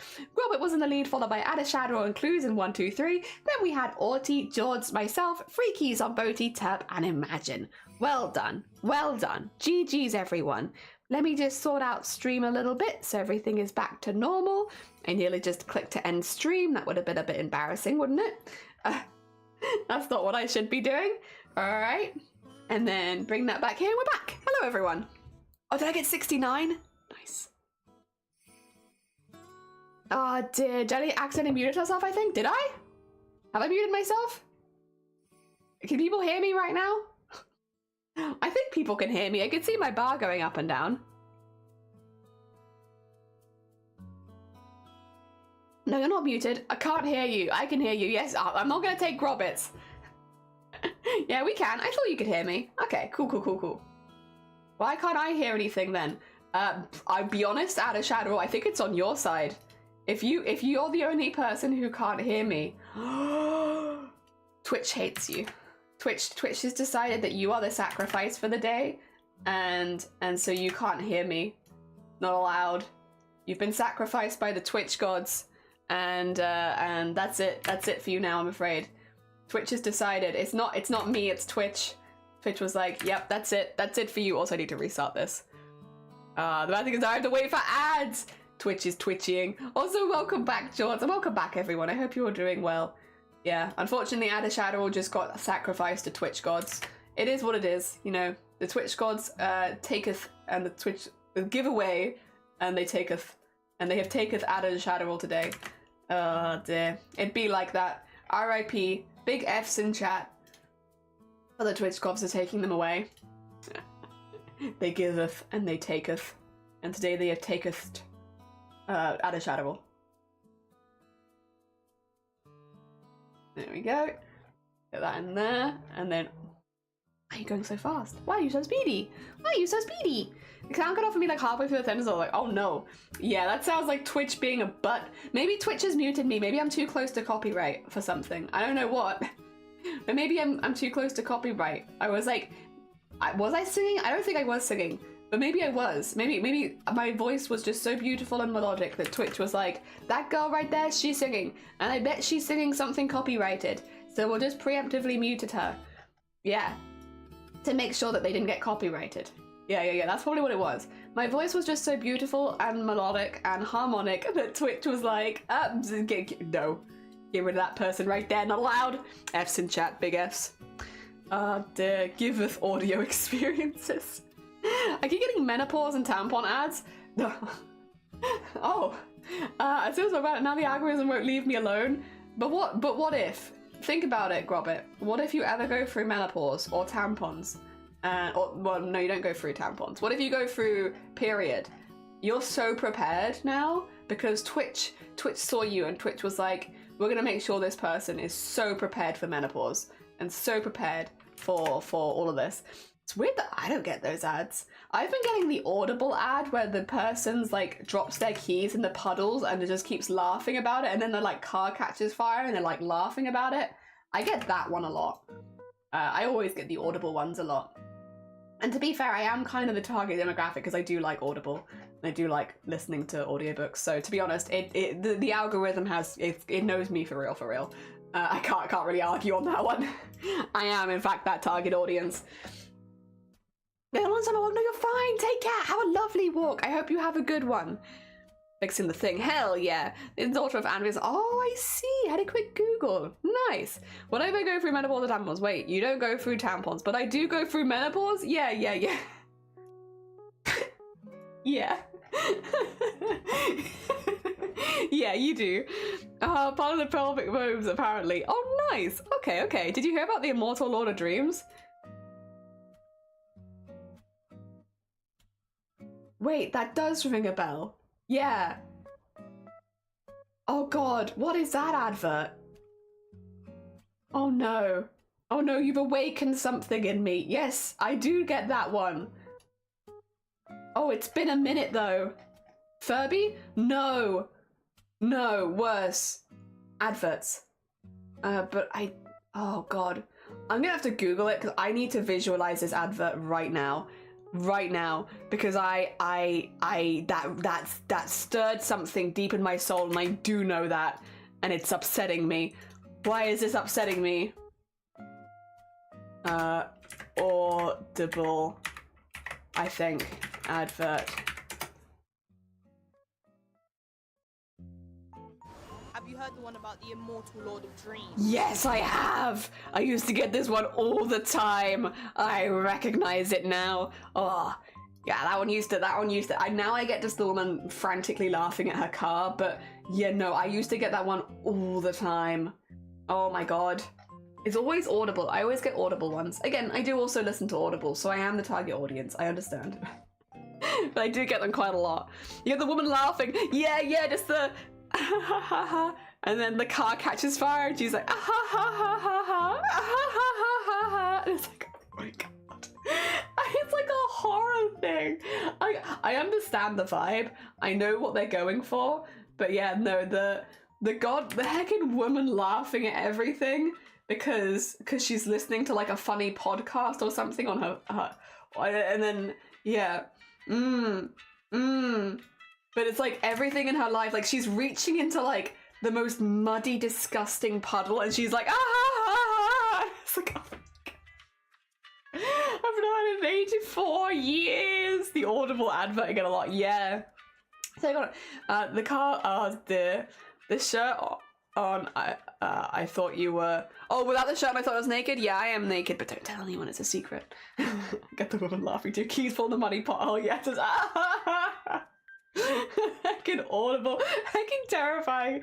I keep getting ads of demonic clowns. Oh, that's not fun. They have read you then. They're like, oh yeah, this person does not like clowns. You know what would be really memorable then? Triggering their phobia over and over again. It's a different kind of reading, but they do know you for real. Oh dear, it's just unfortunate. Oh, laugh or cry, I guess. Yeah, true. The only ad I'm recommended are Ryan Reynolds' Mint mobile ads. Oh, okay. I get a lot. I've had the Audible one multiple times in a row. Oh, what's the one that goes like, you're not serious, you say serious, we say serious, I say you're serious, let's get serious. That one. I don't actually know what it looks like, but I've heard that ad many times. Which is like, I'm not doing a very good job of representing the song, but it's just the, you'll say serious, we say serious, and then there's a break and it's like, let's get serious. That one. I get that one a lot. I don't watch the ads as often, to be honest. I normally just listen to them, but because normally when I'm lurking streams, I'm listening rather than watching. But yes, I get that one. Sometimes. Quite a bit. Oh, dear. A gym one? It could be for the gym. It could be. I get heckin' horror film trailers in the Jesus, really? I haven't got any of those. I love horror. Wait, why are they... Send those to me. You're advertising to the wrong person, Twitch. Why are you... I already use Audible, so you don't need to advertise them to me, and I don't know what the serious thing is. But you could advertise horror to me. I'm a horror fan.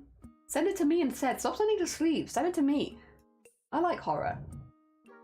Oh, dear. Yeah, I'm not being read correctly then. If there are horror adverts that I'm not getting, then it's not right. I think it's Pure Gym. I think I know the one you mean. It's like I only hear it. I get the horror ads. Why am I... Wait, what's with all these cozy streamers getting the horror ads? What's this about? Why don't I get the horror ads? I love horror. Send them my way, Twitch. Oh, dear. I guess maybe because I don't watch films, which is true. If it's horror games... Speaking of, I saw the PlayStation thing yesterday. I didn't watch it. I just watched the live updates, to be honest. But I did see Silent Hill 2 remake. It did look okay. I wasn't really sure how they were gonna do the art style in the remake. I don't know how I feel about it yet. I think I need some more time to think, because it is very reminiscent of the old game of Silent Hill 2. Like, it's not so dissimilar, but I definitely have, I don't know, it almost just feels like a pixel remaster rather than a remake, because it's like, it looks low quality in some ways, like a bit too cartoonish. I don't know. I'm still thinking about how I feel about it. It's weird, because it is very accurate to the game, but then I'm also like, maybe that's not what I wanted. I don't know. I'm looking forward to them remaking Silent Hill 2. I'm looking forward. I think they said October is when it's coming out, so I'll probably be a bit busy during October, but we might play it in November maybe. We'll see what's going on at the time, because I do really like horror games, and again, Silent Hill, I am interested in a remake. The bit that's really interesting to me though is like what they do with the combat, because yeah, the combat was pretty rough, I would say, personally, in a lot of these games. I want to know, like, how accurate are they going with these remakes? Are they going to make combat a nightmare still? Is it still going to be a pain in the ass to hit enemies on the ground? Like, what are we doing? We're gonna go like this, or we're gonna upgrade the experience, so maybe it's not quite so bad. I'd be curious, because the art style makes me think that it's gonna be very similar, and if it's gonna be very similar, then I mean, fair enough. But I'm gonna assume that the combat's gonna suck butt. I guess it wasn't too bad. In Silent Hill 2, but still, sucking butt time, butt sucking. Oh dear, because that's what the old survival horror games were like. A bit butt-sucky. You know what I really want to play again? I say play again, I've only played it once, which was not on stream. Parasite Eve. I don't know how I'm going to play that again, but I'd like to. I'd like to have another go at that. Parasite Eve's a weird one, but I like it. Dear. I want to try that one again. Probably another one where, you know, it's probably going to be very janky, and probably another one where it's going to cost a lot of money for me to get it if I want the physical hardware. Oh, to emulate it? Yeah, Minotaur, I'm like a bit of a nightmare for emulation. I have a really stupid moral compass with it, where unless I own the physical copy, I won't emulate it on stream. Basically, you just have to excuse me. I'm gonna just blame it on, I'm autistic. I really struggle with breaking the rules. And one of the rules that's just been deeply embedded in my brain, people have tried to fix it, and you just can't fix it, I'm afraid. This is my brain. It's how it is. I can't emulate things if I don't own the physical hardware. It makes me so anxious that I will throw up. I literally just can't do it. We all have our stupid brain things, and I'm aware that my brain thing is very stupid, especially as like an old school horror fan. Like, my brain actively stops me playing certain games. Like, I've never played Rule of Rose, and I doubt that I ever will, because I will just throw up from anxiety. So, but I want to play it. Really badly. Oh dear. But it's unfortunate. I just have a very stupid brain, which does not allow me to do things like that. I'm a huge horror fiend. I love horror films. When I 8 years old, to be afraid. Watched it, went to bed, and I slept the night, and felt like just this Pennywise. Oh my god. That is intense. Wow. No matter how scary it would have been for you. That is really scary. Definitely was. It's been 25 years. Jesus. Do not be scared in front of McDonald's. Totally fair. I don't emulate, but I think if I did, I'd only do it if I owned it too. I think I'd feel okay with emulating if I wasn't streaming it, but I really like talking about old horror games and stuff like that, so I'd probably want to. Basically, I go to a lot of old, you know, car boot sales and stuff like that, and if I happen to see any of the games, I pick them up. But if you don't know, I think a lot of people here are kind of like gaming in to have an interest in it. Old survival horror especially undersold often in the UK and was not heavily stocked, and some are much worse than others, but it generally means that it's very hard to get the physical copies and they're very expensive. Rule of Rose, for instance, just the CD without the case, without the manual, just the CD will regularly sell for over 300-400 quid just for the game, because it is that rare. That is one of the rarest. I think Kuon is the rarest right now, which is one that I don't know as much about generally, so I'm like, Rule of Rose I'd like to play. I guess if I saw it, I'd play it, but it's not one I'm as interested in. Haunting Ground, which is one that I really want to play on stream. is like normally about 100 and something. They're very expensive because they're like collector's items. The problem is I'm not necessarily buying it because I want to collect it. I just want to play the game on stream. So it's tricky. Unfortunately, that most of the old horror games are collector's items in the UK. What I can do sometimes is get hold of a Japanese version a bit easier. So I keep an eye out for that sort of thing as well. Ah, dear. And I'm scared of clouds and patterns. I don't understand a bit being afraid of Ronald. That's fair, that's fair. Mr. Hamburglar, he was my favourite. I missed Annoyed. I didn't know any of these characters. Until, well, recently I didn't know them at least. I tried to get in my fear the remake of it. I couldn't get past 50 minutes. I mean, that's fair, listen. I think it's very normal for people to have phobias, and, you know, it's nice when you can get rid of them because it's one less thing that you're afraid of in this big bad world. But you know, it's very valid, and if it takes a while, it takes a while. And if it never fully goes, it never fully goes. I will say it's a very mean thing to do that to a couple of kids on a sleepover. Oh dear. But yeah, you're all good. You're all good. Oh dear.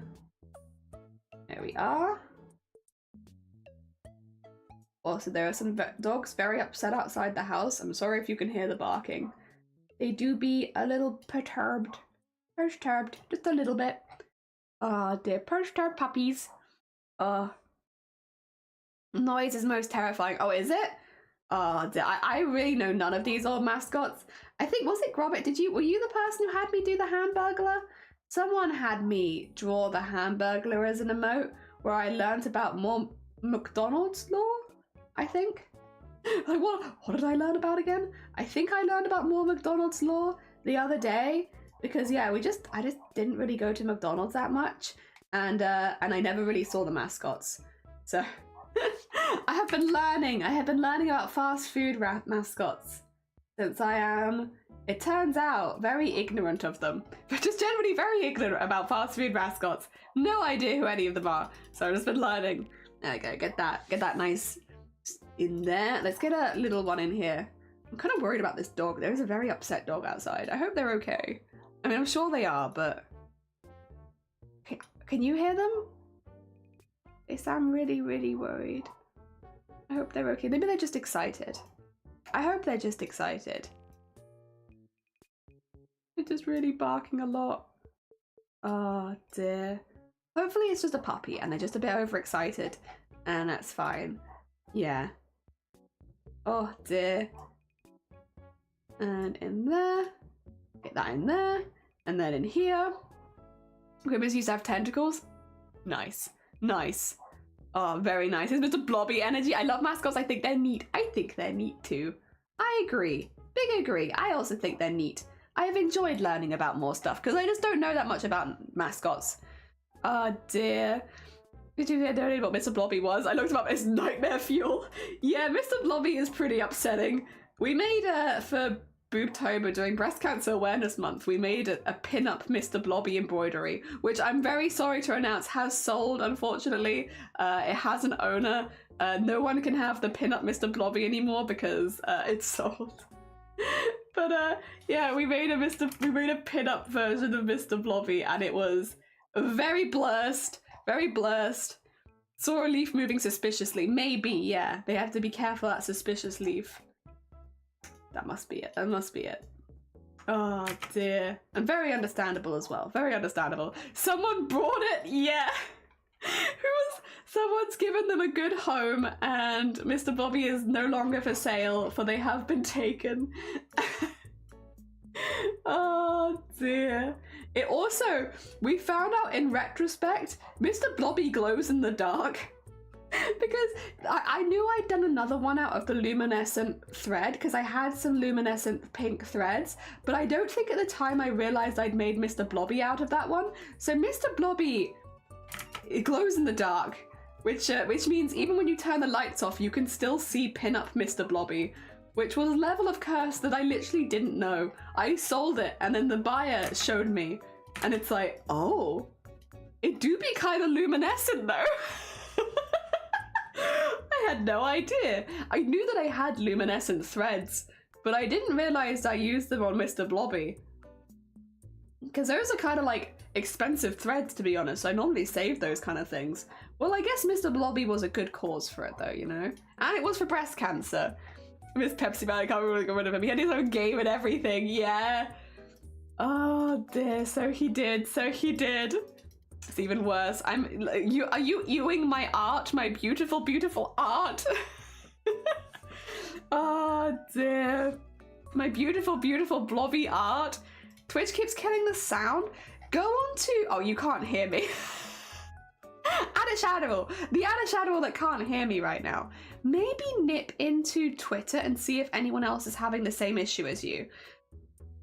Is what I would suggest. In fact, I will type that out to you because you can't hear me. Maybe nip over to Twitter and see if anyone is having a similar issue. There you are. That's normally something that I do, but I'm live right now, so it might be a little difficult for me to do the problem solving while live. But yeah, no, if you, sometimes when you go over to Twitter, because people on Twitter are really good at complaining, so if you go onto Twitter, you can find out if other people are having the same issue real quickly. Because if they are, you know they're going to be complaining about it. So yeah, that's always my advice. If something's going wrong on Twitch, nip over to Twitter, see what they're doing, because if there might be like a really easy fix to it and someone on Twitter might have found it. But yeah, people on Twitter are really good at complaining, so they're really good at these kind of situations. You just be like, ah, you're complaining? Perfect. Me too. Oh dear. I get paid for these because if so, I might well be providing your groceries for the week. Oh, for the commercials, I do. Every time someone, like literally, if you can't donate and you want to donate to a channel like mine, if we have pre-roll ads, just keep refreshing the page. I actually make quite a bit off ads these days. I can tell you how much I made off ads. Oh, I can tell you vaguely. I can't get it perfect, but I can say like last month, if I go to revenue, so I made, are you ready for the calculator?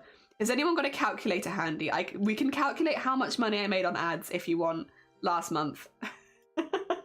I'll be pretty open about this. So I need May 1st. Okay, so on the 1st of the month, I made 50p. Then I made £1.50. Then £1.37. Then 1 pence, which I think is broken. Then 60p. Then £1.16. Then £4.07. That must have been a good one. Then 50p. Then 65p. Then £1.62. Then 1p. Then 1p. Then £1.18. Then £1.57. Then £2, nice round number. Then 92p. Then £1.63. Then 1p. Then 1p. Then 2p. Then 1p. Then no p. Then no p. Then 1p. That's the week I had off, I think. Then no p. Then 2p.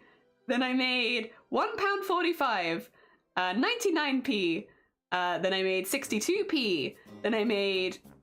Oh, the last two ones haven't calculated yet. Okay, there you go. I don't know if you got all that. Did you get all that? So much p. I mean, so much p. 1 pence. Oh yeah, pence. Like p is pence. Yeah. There's also oh yeah, it's in cents. I just used this. We got all of it. We have no idea what you're talking about. Why is Jenny talking about p? I hope you got all of that.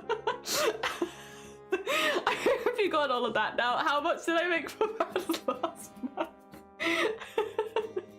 Come on, I'm sure someone's gotta go. Take care, Shifty. It was lovely to see you. So many pence, not that many pounds. I think on the days that I stream, I regularly make more than £1. From it. It's like, because quite often you can see on a normal stream I maybe make about £1.50. Occasionally you have good streams, occasionally better than worse. I think £1.50 for like a 6-hour stream is pretty common for me for ads. And that would be, if I stream 4 times a week, that's £6 a week.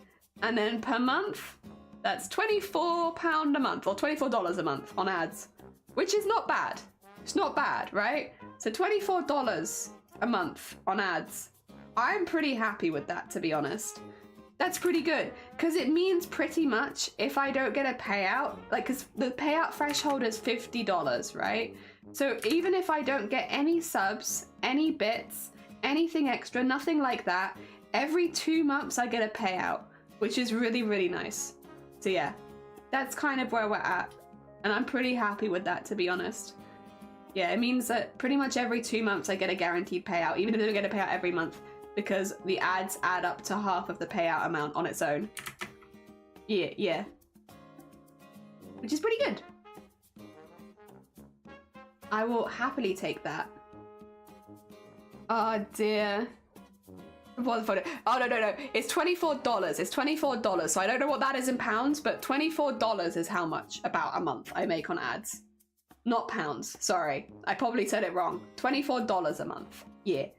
And then that is something else in pounds. But it's calculated in dollars when it comes to like the payout, so that's kind of what's important is, yeah, does it hit $50? Because $50 says payout. Ah, dear. Take care, Shifty, yeah.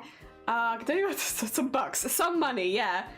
They're £19. Yeah, I make about £19 a month on ads, which is really good. And I am quite happy with that. Is that right? No, I think I got this wrong. That's the knuckles. These are the fingers. I am hecking happy with that. And again, it means that every 2 months I can guarantee a payout as long as I'm streaming, which is, yeah. So again, if you're wondering if the adverts do help, yeah, they do actually, a lot. So massive thank you to everyone who watches the pre-rolls. That's only on pre-rolls as well. Obviously, in cases like Adder Shadows where they're having to refresh a lot, it's different. But most people only ever watch 30 seconds of ads a stream, and that's it. And I stream for 6 hours, which means 30 seconds of ads for 6 hours of streaming. So I don't think you can turn your ads down much more than that. So I have the very minimal amount of ads on my channel because, yeah, why not? And yeah, I get that much from people watching pre-rolls. I will say we do have less people subbed, I think, like percentage wise, and maybe certain other channels here, which might be my mind's a little higher because more people are watching those ads. Yeah. I don't pre-rolls, I just go full on ads every hour and they're 3 minutes long. I hate pre-rolls. That's no fact. It's a personal choice. It's very much a personal choice. For me, because I do very long streams, I think it's better for me like having the one at the beginning. And then if you can sit through 30 seconds of ads, you will not get another ad throughout the entirety of the stream, which is good for me. But I do very long streams. So like, if I was only streaming for a couple of hours, like, yeah, mid-rolls would make a lot more sense. I think it's a personal thing, where it's like, depending on what you're streaming and like also what you want and also how you want your audience to support you. You know, I think most audiences are happy to watch more ads if it supports a creator that they want to support. Like, and like for me, for instance, I can't sub to everybody that I want to. I am more than happy to financially support people by watching the ads every hour. But yeah, for me, because I do quite long streams generally, I prefer to keep the ads a bit lower because they do end up hitting a lot. And like for me, it would be a minimum of 12 ad breaks if I had mid-roll ads, which would be a bit annoying. Yeah. But it's different, right? It's different. Why is it supposed to ship a PC monitor? I don't know, Jason. I don't know. I don't need the Twitch, buddy. Very smashy. Very smashy. You never get ads. Yeah. I have 3 minutes an hour, so I actually get up and have a stretch. Yeah, which is another thing. If you're going to be using it for like self-care, I feel like that's a really good option. For me, I have the Discord art share where I use that. But if like, again, it's a really, really good option to use the ads. This can become a very rowdy argument. I've had many people tell me that I'm wrong for doing it the way that I do, but again, I'm happy. I'm not looking to make $1 million off Twitch. Like, would I get paid more money if I played mid-roll ads? Yes, of course I would. I'd get paid a hell of a lot more money. However, I want to be here and take my breaks when I want, and thus I don't do it. Yeah. That's just me personally. We all have different setups, and this works for my setup. And, you know, I've thought about it before, and then I've been like, it's not for me. It's not for me. But again, I don't think badly of creators who do mid-roll ads. I would hope creators don't think badly of me for minimizing the ads on the channel. And yeah. We all just get along. I don't know why it's such a heated discussion, to be honest, between people. Like, we all do very different streams. I feel like it makes sense. Oh dear. I mean, I think it does pre-roll even though I don't have it turned on. It usually rolls after 3 minutes of being live and then goes every hour. Yeah. They also thank you for the lurk, Sean. Take care. I appreciate it. For 3 years, 5Gs has been a hecking moment, hasn't it? For 5 months, only 5 months. It feels like a while, right? I think you just kind of like blend into a community somewhere that's like, yep, you've been here for 10 years. That's how it's been. I'm sorry, you've been here for 10. You don't decide. The number might say 5 months, but the brain says 10 years. Watching Primo is annoying. Anything like I click on takes me away from the app, so when I go back, I get another ad every time. Oh, it's very annoying. Yeah, that is annoying on mobile for sure. Ah, dear. She's been following for 2 years. Oh my god, no, definitely 10 years. I'm pretty sure it's been 10 years for everyone. For 4 years. Jason was one of. I can't remember if Jason started following before we hit affiliate. Jason is one of the earliest people that I met on Twitch. Jason, Zero Fall Damage, Seismic Shrimp. There are a few people that I remember back from the days where I'd only have like 1 or 2 average viewers. Jason was around that time.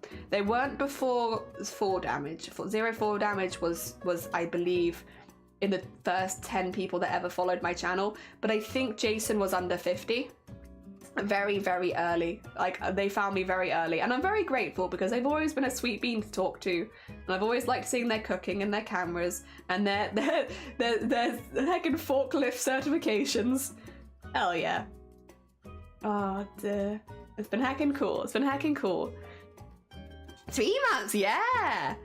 Close to 5 and 6. There we are. The other Zero Fall Damage. I mean, that Zero doesn't stream either. Neither of the Zeros stream. But no, the other Mod Zero. Ah, dear. Yeah. Oh, but yeah, no. It's been good. We've been really lucky. We've met a lot of really, really cool people, and it's been really, really fun. I've been very heckin' blessed. Very heckin' blessed with the people that have met us.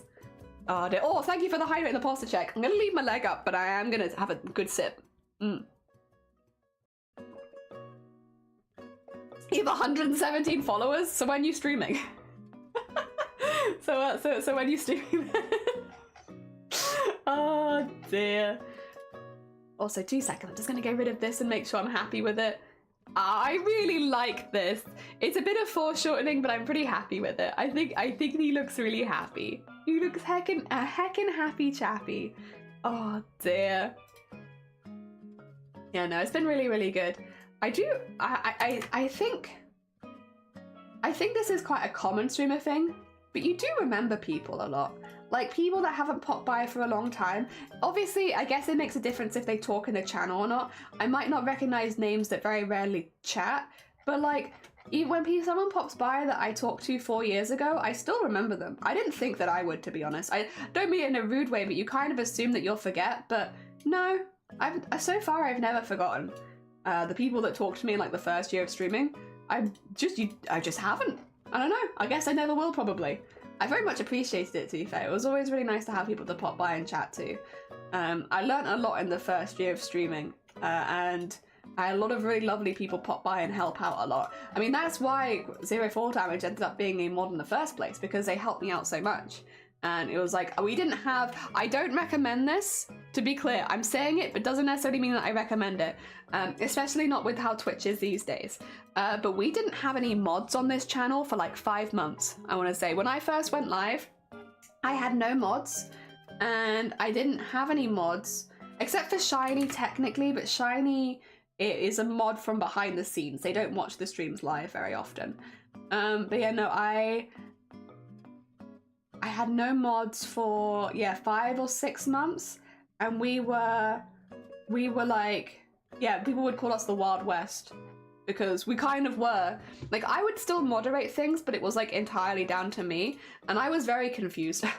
Like, because I think when you first go live, especially when you're trying to meet more people and stuff like that, I wasn't exactly sure how to set my boundaries for a long time. And these days, I'm much better at it, and it's something that I'm quite happy to do. But like, at the beginning, you feel like, oh, every time someone pops in, you kind of just have to deal with it, even if they're making you uncomfortable, because, it's someone to talk to, and you don't get to talk to people very often. And yeah, these days, I'm much better with it. Much better with it. But I remember getting a mod around that time because I was just really struggling with like, I basically just needed someone to like validate when I was like, hey, you know, this person's been making me feel a bit uncomfortable. Do you think I should do something? And have somebody else look at the text logs and be like, yeah, that was really creepy. And like a lot of the time it would be really obvious. Like I look back and you kind of like cringe because you're like, oh God, yeah, I was a bit of an idiot, wasn't I? But like people will be saying things like, can you bend over and like show us your thighs, or can you do this and this and that? And I'd be like, this person's making me a little bit uncomfortable and I just can't quite work out why. Do you mind just verifying that I made the right choice and like timing them out? And it's like, I just needed someone to be like, yeah, can you validate me? Because I'm worried that I'm being too harsh. Whereas these days, no, none of that anymore. Although I will laugh if someone says stuff like that more these days. Oh dear. Yeah, like we had, I'll never forget, because like we had a few trolls to start with. I think you often do when you're a smaller channel. I think you do attract a lot of like actual trolls, not just bots. I remember someone coming in and asking to see my tits for £5. They're like, if I give you £5, will you show me your tits? And I remember being like, it's only £5? And wait a minute, £5? Just £5? That's not enough. And then being like, that's very fair. And then I timed them out after that, because I was like, wait a minute, should I time them out because they did ask to see my tits? And while I don't feel that uncomfortable, that's a bit of a weird thing to do, right? I guess I should time them out. And then afterwards I had to be like, did I do the right thing? They're like, no, you should never have responded to it. You should never have asked them for more money when they said $5 for tits. You should have just banned them outright. So I need someone to come in and validate me and also make sure that I'm doing the right thing. I will say in like the 4 years I've been streaming, I feel like my mods have had to moderate me more than they've had to moderate anyone else. Ah, dear. They've done a very good job though. Everyone who's we've had as a mod has done a very good job and has helped me out a lot, and I very much appreciate it. I need it. Oh dear. Nobody will. You say that you don't know. Is he holding milky lollies? Oh, mini milks? No, he's holding glow sticks, but I do love mini milks.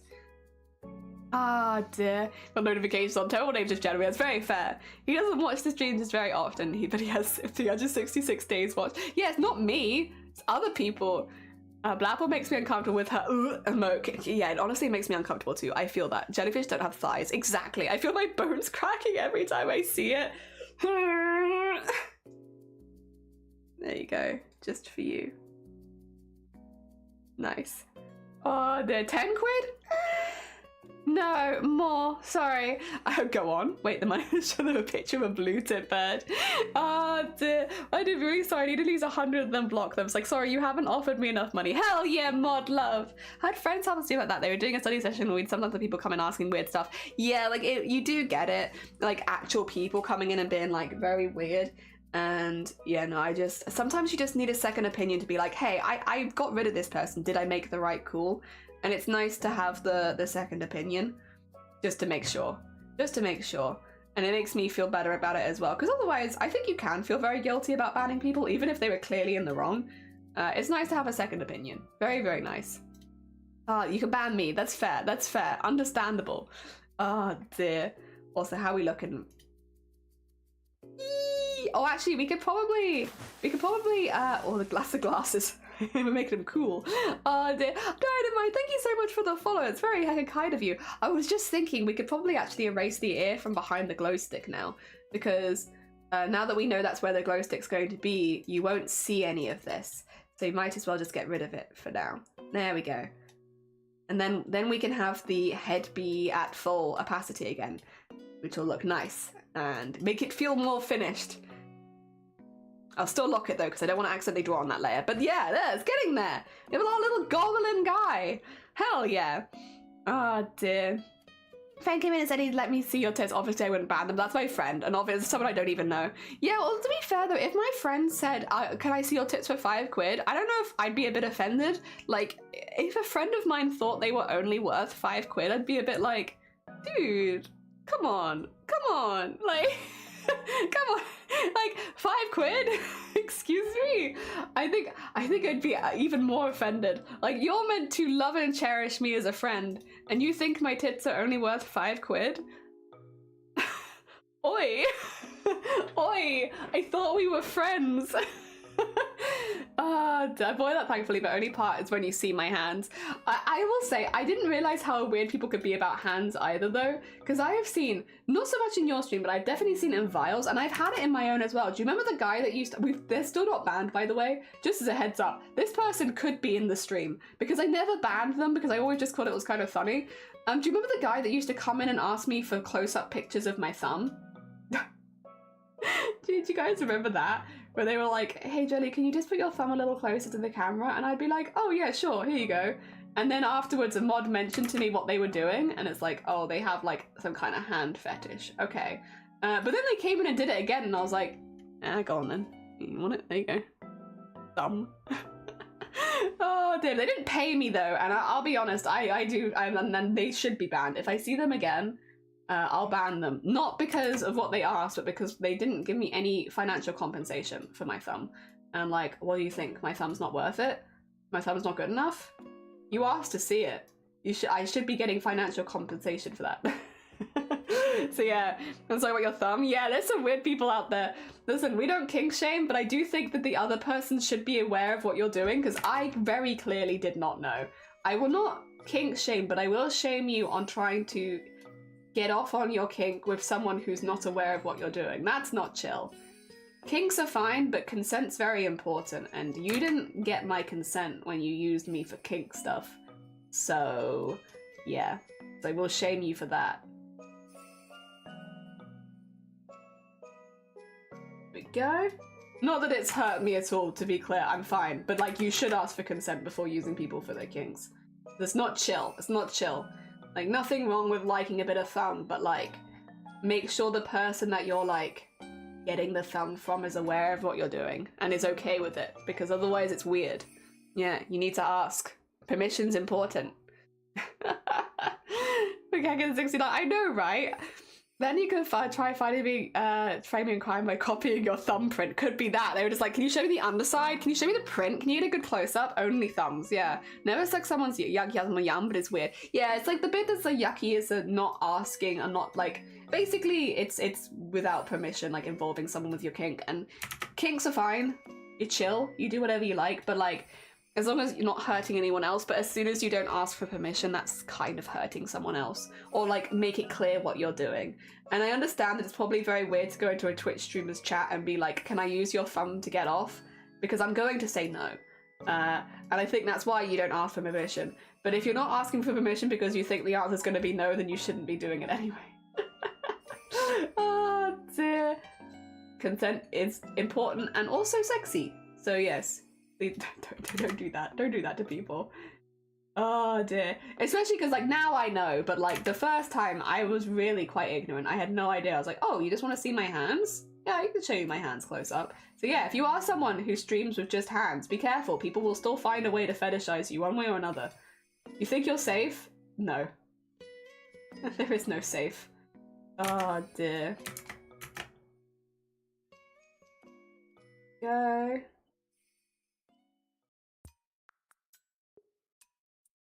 What? Nice.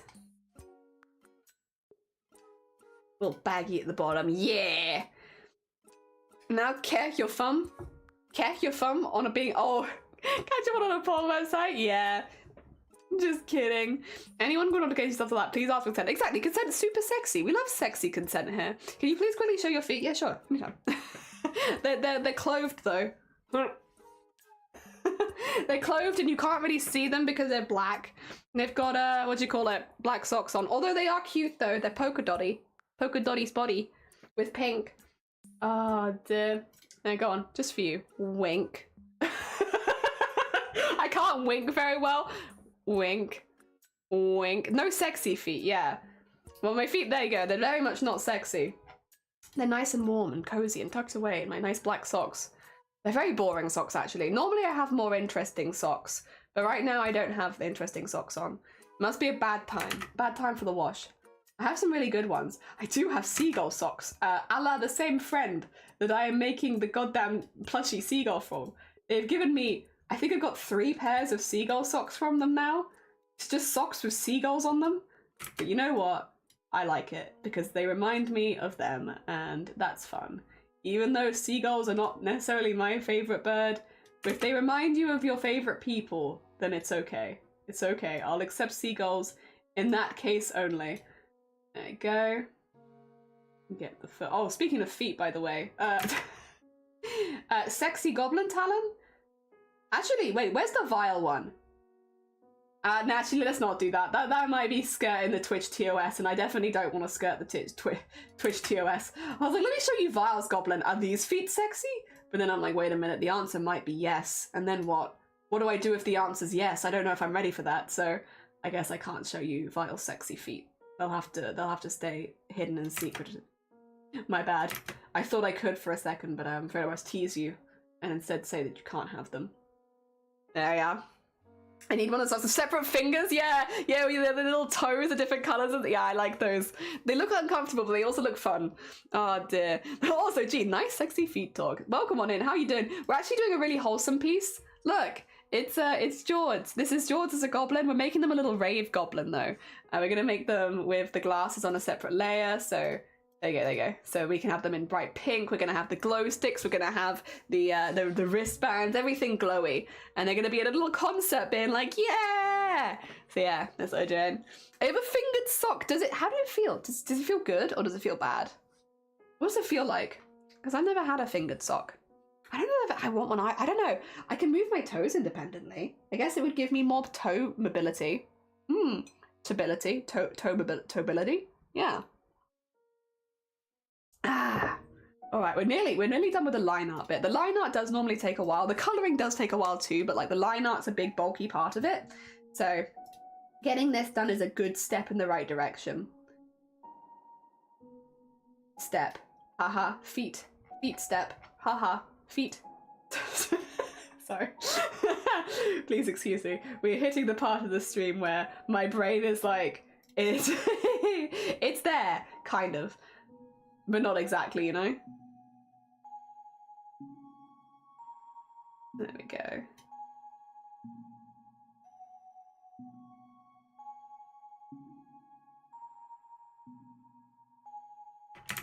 And in here.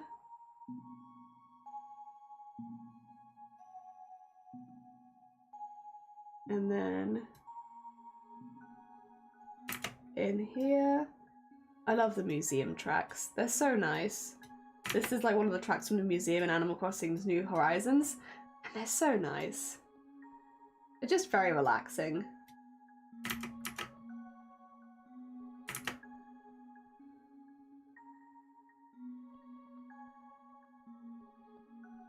Yeah, that's about right. That's about right. It looks a little odd because of the angle, but that is about right. Oh dear. Hell yeah. Look at this bean. Oh dear. I hate the feeling of toe socks. Oh, okay, so you've had it. I have deformity, so it's kind of constricting around the base. Oh, okay, so it's not for you. Why? When do you do the outline? Is it a different color or is it just black with reduced opacity? I just use black and it's not even a reduced opacity. Oh, you mean like this one?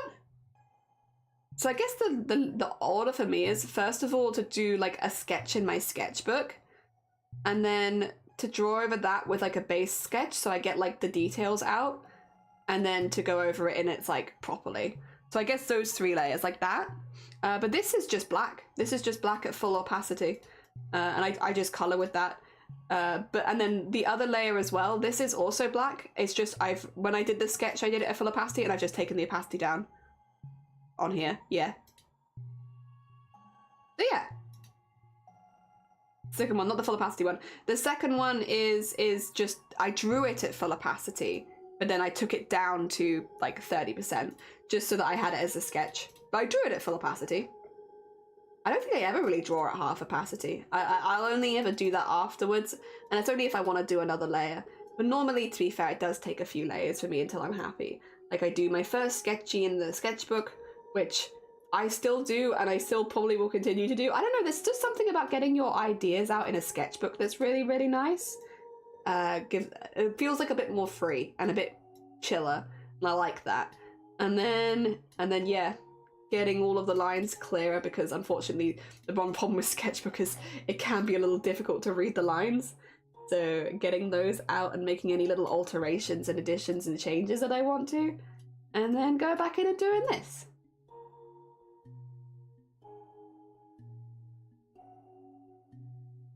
There we go. Oh, smaller. There we are. And then I add the line weight manually because I use mouse and keyboard, and that's just easier for mouse and keyboard is to go back in and add it manually. Yeah. Have a lurk. Have a lovely lurk. Take care of yourself. Just towing the line. Oh dear. Heckin' anxiety. Yeah, it's not for you. Currently acting in a game for a shot, so I might. Oh, good luck. I hope it goes well. Good luck. You got this. Fingers crossed. I hope everything goes really well for you, Jean. Well done, and have a lovely lurk. But specifically, good luck. Oh dear, if you are lurking, I hope it's going well for you. Yeah, that's like, super exciting. Yeah, I will say, I used to always just take the first one, the version that I drew, and it's taken me a while to get to the point where I do multiple layers and multiple tries. But these days I'm much happier with how my art looks, and I'm really pleased. The one thing I will say, okay, not controversial at all, honestly. As I've improved at art, I guess I thought that I'd get quicker, but I'd actually say that I've gotten slower. The more that I have improved in art, the slower I am, and which feels kind of backwards, because like with sewing and crochet and all of that kind of stuff, the better you get, the more practice you do, the quicker you are. I feel like that's quite normal. Like, you know, when you've been like sewing sweaters for a while, you sew a sweater and you get really quick at it because you've been practicing it a lot.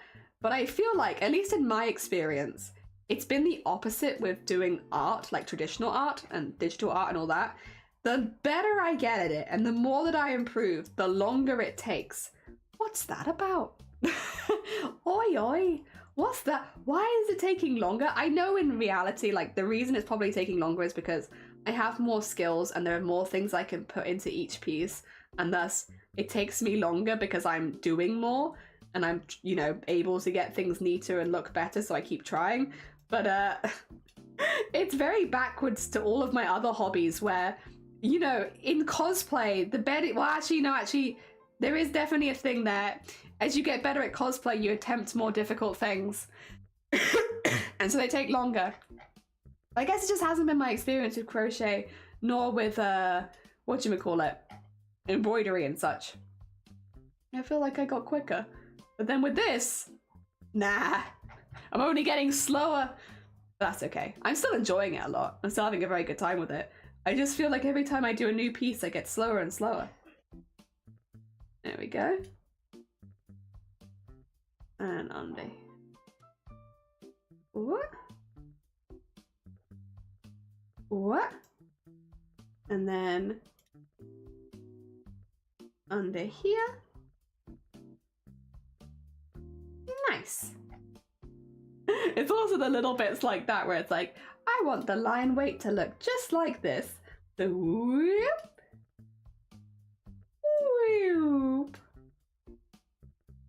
Nice. I guess that takes a little longer as well. But it's worth it, because like, look how cool that foot looks now. Looks so much cooler than the other foot, which hasn't had that done to it. I'm like a co-producer, so I do a lot of stuff. Oh, in for other people. Oh, nice. Hell yeah, Jean. Very heckin' cool. Oh, dear. That's sick. Oh, yeah, I do this a lot. Just waiting for director feedback. Oh, that's so cool, though. That's such a cool role to be able to do for people as well. Ah, they're coming along nicely. Yeah, I will say, I still have all the colouring to do. To be fair, I did decide, like, on days we're doing coloured ones, we're not doing any of the goblins. It's just going to be that one. Because how many hours we've got? We're getting close to 5 hours. And we're only just about finishing the line work soon. So, these ones do be taking a while. It's worth it. It's so worth it. And I really enjoy doing all of it. But yeah, they take a little longer. But that's why I, you know, for these ones, you have to donate a little bit more to charity because I knew that they take a while. And I'm really glad that people did because, yeah. Oh, I will say as well, I don't want to jinx it or say anything too much, but Samaritans did say that because we raised a certain amount that they might be sending some stuff in the post. So we might get some Samaritan stuff soon, which... Oh my god, it's been a hecking week between the McDoodle hoodie and then we're gonna get Samaritan stuff. It's hecking cool. Oh dear. I'd love to wrap some Samaritans badges and such. That'd be lovely. I'm also going to make these a little bit more obviously, you know, like patches, because a bit more goblin-y, I think, to have some rough stitch work and make things look a little bit jaggedy. I feel like this is very goblin-y, and plus it adds some details onto the legs, which is nice, because you have a lot of details higher up, and you're going to have a lot of glowing stuff higher up, so it's kind of nice to pop something up here so that there's still some visual interest on the legs, even though they're a little bit more plain. There we go. And on the other one too. Yeah, look at that. See, it's just a little, I need to do the little lines on the cardigan as well. They're heckin' cool, yeah! They're super fun person, does a side project to accompany the game and stuff, but they do actual work in film, and they are using this to build their portfolio! Oh, that's very heckin' cool. That's very heckin' cool. Oh, fun. How fun. Oh my god, I'm glad you get to take part in projects like that, Jean. That sounds amazing. Oh, very hecking nice. Oh, it's the silly song. 'Tis the time of the day where Animal Crossing is like, have the silly. Thanks, Animal Crossing. You know what? We needed a bit of silly in here. I'm gonna fill that whole bit in. There you go. I still need to remember to put the little bits on the side. We'll get there, we'll get there. I will eventually remember. There we go. And in there. And in here. There we go. Silly Animal Crossing music. I need to get the lines on the cardigan. I don't want to do too much more on the cardigan because I'm going to have a lot of glowing effects on it. So I don't want to go too far. I need to get so on George's model, they have some sheet music on here. I would quite like to have that in there still as a feature, especially since they're going to listen to music. I feel like it suits. So yeah, I'm gonna have to find a way of putting it in. Specifically, this is Waltzing Matilda, because George does. Oh yeah, that's the other thing. I haven't really talked about why I've gone so hard for the like karaoke kind of like music feel. George sometimes does karaoke streams where they sing like a lot of song requests and stuff like that. And even before they did more karaoke streams, they had a redeem on their stream where you can get them to sing Waltzing Matilda. So there's a lot of like singing stuff, right? And so I wanted there to be like a music theme to their VTuber, but I definitely wanted there to be like a music theme to their goblin as well. And originally I was going to have them doing karaoke, but it was getting a little difficult to show like karaoke versus like singing on a stage and all that kind of stuff. And I was like, it's not looking quite as I wanted. I do quite a few tests and like drawings before picking one, but it wasn't looking quite as like, it wasn't giving the right vibes, you know? They were cool vibes, but they weren't the vibes that I necessarily was like, you know, looking for. So yeah, I ended up going for more of like a cheering role, but I still want there to be plenty of music stuff on Jords and as part of their design, because again, like that all comes from them doing more karaoke and stuff like that. So it still needs to be involved in this design. And I would still like to have the music tie, because I like the music tie. Yeah, Waltzing Matilda. Yeah. Ah, dear. Yeah, we used to sing Waltzing Matilda. Not very often though, I will say. It was like a treat. We had a few songs. So I went to, in primary school, a very, very Christian primary school. Because that was the one we had in the area. Just wasn't very many options, right? We lived in very remote. And so the primary school I went to was very Christian. And every morning we would have like an hour of singing hymns and listening to Bible verses and stuff like that. So it was like very Christian. And but every now and again, our music teacher, or like, because the music teacher did all the music for the stuff in the morning, they would pick a song that wasn't specifically Christian. So it'd be like Waltzing Matilda. They also, because the teacher was like, she was very well traveled, she'd go around the world, so occasionally we would also sing songs from other religions, which I don't know if the head teachers kind of knew, but like we did.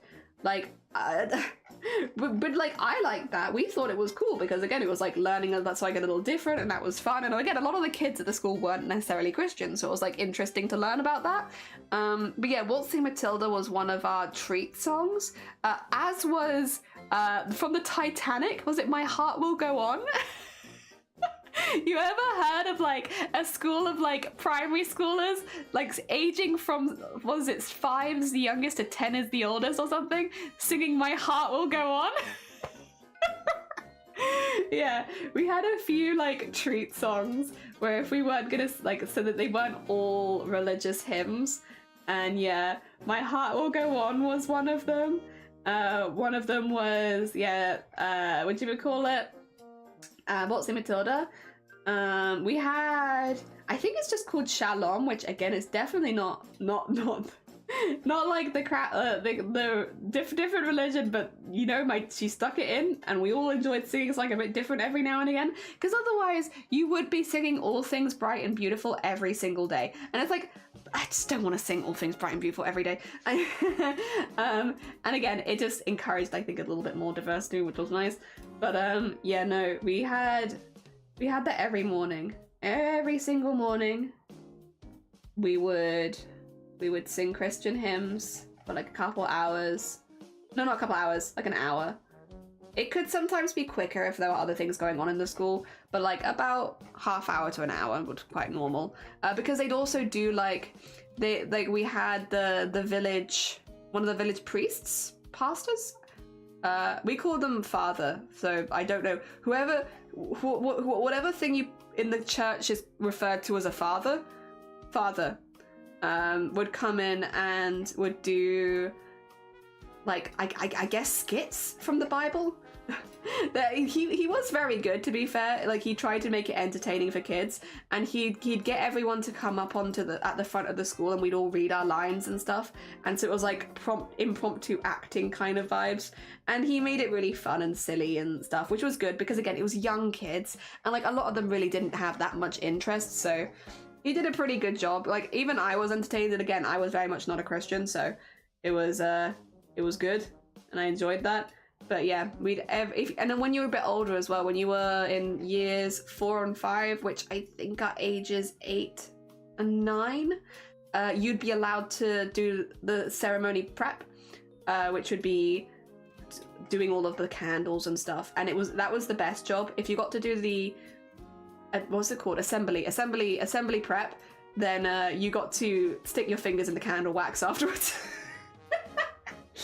Oh dear. It's the little things, like volunteering to do the candles so that you could stick your fingers in the wax at the end of assembly. And it was fun. Also, Kim, thank you so much for the follow. It's very heckin' kind of you. I'm just waffling on, to be honest. But I appreciate it. Welcome on in. I hope you're doing well. Ah, dear. Christian schools with hymns was a heckin' experience for me. School had become so darn cheerful around Christmas. See, ours was like that all year round. Easter was a really big one for us. The hymns would really increase in intensity around Easter. I guess Christmas as well, but Easter was definitely a bit more dramatic for me. I remember that a lot more. They really liked around that time. This, by the way, I want to be clear. While I am not a Christian, no dig against people who are. No dig against people are. Like, I'm still friends with quite a few people that are from school, and it's chill. You're all good. We don't dislike. It's all about respect. And personally, I didn't even dislike that part of the school because, again, first of all, it was very normal for me because that's all I'd ever known. But it was kind of nice. I don't know. First thing in the morning, you just sung for a couple of hours. And although I didn't particularly enjoy the songs just because they're a bit boring, like I liked S Club 7 and stuff, and we never sung S Club 7 in our Christian assembly, but oh dear, you know, I was more about Busted, S Club 7, all of that. I still kind of enjoyed singing. I don't know, it was fun. And it was a nice thing to do, and I think it got some of like the morning energy out of the kids, which is good because like otherwise a lot of us were very energetic. I was a very energetic kid. You needed to get the energy out of me first thing in the morning, otherwise I'd talk the entire way through my lessons. Still do that. I would still do that, to be fair. But yeah, so I guess there were some good points about it. We sang Reach. You got to sing S Clubs. Okay, well now I am jealous. All right, I take it back. I'm actually jealous. You got to sing S Club 7 at school. I would have loved that. Yeah, no, we didn't get that. All of the songs we had to sing were very like, again, other than one or two odd ones, were like pretty Christian, like hymns. Ah, I would have loved to have sung S Club 7. That would have been so good. All right, let's get the lines in while I remember. Otherwise, though, I think this is looking pretty good. Let's get the 5. And then I'm not doing the bands yet because I'll do those later since they're just going to be one strand of color. There's not going to be like any filling it in or anything like that. We can come back to that later. Oh dear. Oh, I would have loved that. S-Club. Oh, that would have been amazing. But no, unfortunately we didn't have that. We didn't have S Club 7. We had All Things Bright and Beautiful.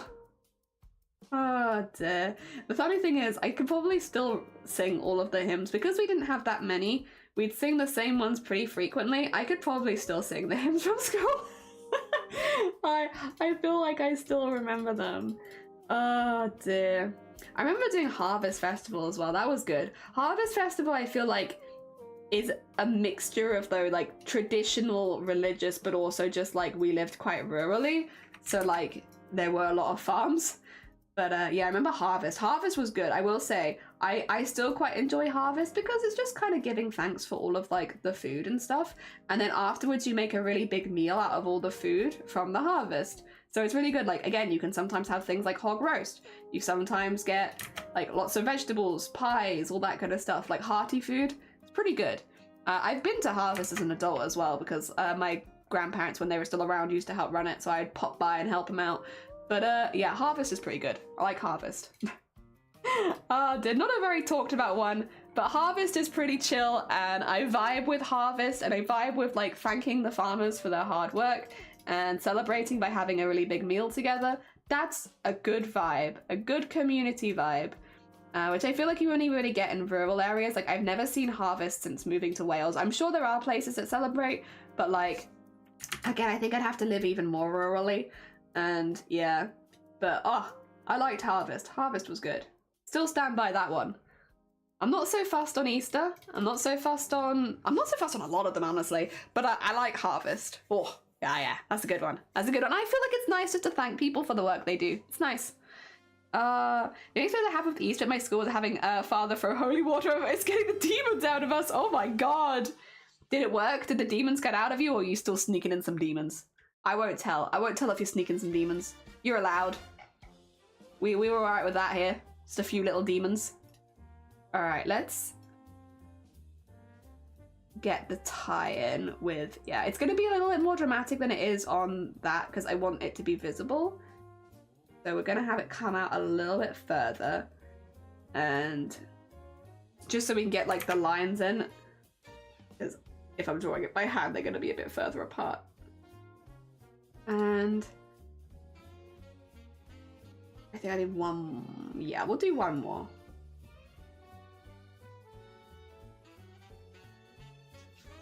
Yeah, go on. And then wait, what's the let me make sure I mimic it. It starts with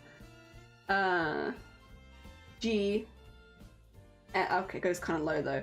Let's do it from the top then. We'll do it an octave up. I hope you don't mind. Just so that you can see it better. And then E, D, D.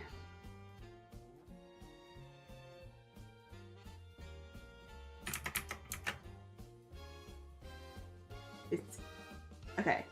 E and then D, D.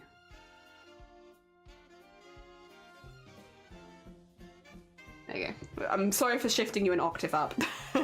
I just wanted to make sure that you could see it. It'd still be Waltzing Matilda, it'd just be Waltzing Matilda a little higher, you know?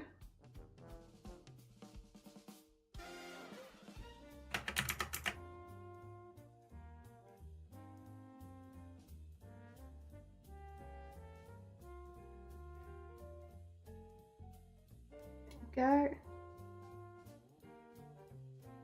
Nice. That'll do. Get the music in there. Oh wait, was there a bar in there? No. Oh no, there is a bar. There is a bar. There's a bar here. There you go. And put that. Oh, that doesn't join up. There you go. And then put a bar there. Nice. Alright, alright. That looks more like music now. Nice. Oh dear. It was one of our class songs. We have a Christmas carols around Christmas. I fell in love with. Okay. We have a festival called Besaki here, which is Besaki. Please correct me on my pronunciation. Basically for harvest of wheat grain. We have carnivals here. Pretty sure I didn't get rid of the demons. I still feel a little bit. Yeah, just a little bit. There's a little tiny demon still in there. All right, time to reboot my computer. I broke something. I'm trying to program it. Oh my god. Bless you, Advertise. Good luck with your reboot. Whatever works for you. I'll just move it up because otherwise it's going to get very hidden in there. And I want it to be visible. 3/4 bar. Let's go. But yes, we have a good burber. All right. Was there anything else I needed to do? We got the patches, we got the legs, got the cardigan, shirt. Oh, buttons for your shirt. Yes, you have little lime buttons. So let's, well, I probably won't be able to put the lime buttons in, but I can at least have them be green. They're not probably going to be as detailed because it's going to be very, very small, but that's okay. They can at the very least be green.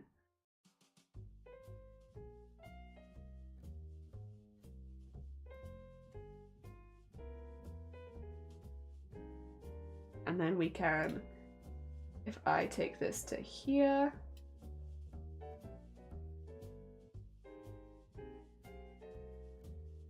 Oh, we get a bit more centered than that.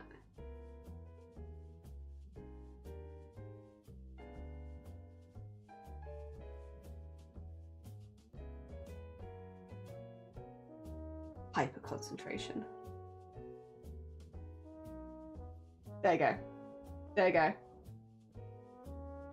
Yeah! Alright, 2 seconds. That's the glasses. That's the head. The head and the glasses. What we'll do is we'll move this one down to here. I mean, that is a vibe. Not quite the vibe we're looking for, but that is a vibe. If I remove this, then we have our before, then that. I think it's looking pretty good. Pretty good. We can get rid of this one now though, we don't need it anymore. And then we have the glasses there, which I'll keep them there for now. I might actually, if I take this, I could do all of the loops now. We have the glasses, we have the glow sticks, and then we need the loops on the arms. So let's, oh actually okay, 2 seconds. There you go, we actually still need these. Just for the loops on the arms, it's important. And then we can delete it. I just want to make sure I get these in. I will do these in a size 20 for now. So they're going to be quite chunky.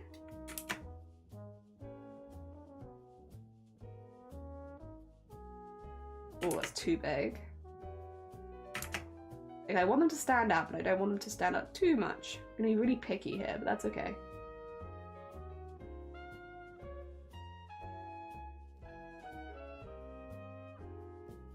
So, there you go, 1, 2, and then 1, 2, and then, yep, that looks pretty cool, I think. I think that looks pretty cool. And we have, there you go. You look like a little rave bean. I love it. All right, now we can get rid of that. Now we can save this. We have all that, and that on separate layers, so I can sort those out later. Hell yeah. I don't know how you say it, but Beisaki? Oh, Beisaki? Okay, I didn't know if you guys had something like this, but we get tractor stunts here, like doing wheelies. Okay, so we don't have tractors doing stunts, but we do have something similar where you can ride around in the back of a tractor. So they'll like attach a cart to it and they'll do like laps around some like not the wheat fields, but other fields. So you can ride around on them. Yeah. We also had helicopters. So again, big farms. But yeah, you could go in the helicopter with them for a bit during harvest. So like basically you could just survey it from above. The helicopters are mainly used for things like controlled burnings and such. But yeah, basically those where you can just get in the vehicles and chill out. You have to pay like a little bit, but it's like very cheap. And you just get to go around in it and have a little whoop, whoop, whoop, and then you come back. It's pretty good. Oh dear. I'm pretty happy with that. I think that's pretty good. All right, what we'll do then is we're going to put these together just so that they're all there. And we're going to get your base colors filled out, which are very easy for me because I can actually just take them directly from you. Although the goblin color I might change a little bit because these are quite bright lime colors. I'll probably change that a little bit just to make it a little darker. Everything else we can just fill in. That's such an expression. Yeah, they're happy. They're happy. Oh dear. Yes, skin stealing. It is always time. It is the time for skin stealing once again. You thought we were done? No, it's skin stealing time. Yeah, no, I used to love that with Harvest. Yeah, we have like a fate pretty close to Harvest as well. So even if like you're not religious at all, they're very similar things. And the fate had like a parade that would go through town. And it would have like all the local businesses would make a float for the parade. And they would all end up in this big field at the end where you'd have like a lot of local businesses would set up. But you'd also have like the helicopter rides be there if you want to go on them, as well as like the tractors and such. And there'd normally be some kind of bouncy castle for the kids, but like that did change. Sometimes there's a bigger one than others. You could get like hog roast. There'd normally be like loads of food stalls because it'd be like, again, like a lot of the people from the village would put stuff there, and it'd be nice. You have like some charities would normally hang around there too for a bit. You get like a little bit of everything. You get a little bit of everything, and like you'd see performances from the school, from other places. Like if there's any local groups and such, normally have like Morris dancers. Which are Morris dancers universal or are they only in the UK? Because I can tell you what Morris dancers are if you haven't seen them before. But yeah, you have Morris dancers normally. It'd come out around the fate. Break his. Oh my god, it did. Thank you for letting me know. Morris dance? Alright. Oh, you know what? My contribution to the Discord art show is going to get a Morris dancing picture for you. Morris dancing. I'll pop it in live stream chat.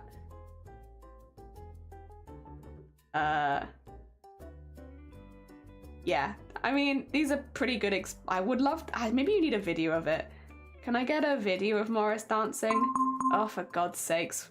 That's not even the not even the video. That is Twitch. Morris dancing in Oxford? Yeah, you know what? That'll do. Show it me on YouTube. This is a really good quality video, by the way. Really high quality. I've managed to find like Morris dancing in like 10 in. They're like, what is this? 360? Pepsi Man, thank you for the Pepsi Man. Oh my god. Alright. It should be like, come on. Yeah, there you go. And I can hopefully show you this if I go across now. It's very janky. Welcome to our janky setup. We're gonna do our Discord art share and I'm going to share the art of Morris dancing. Which looks like this.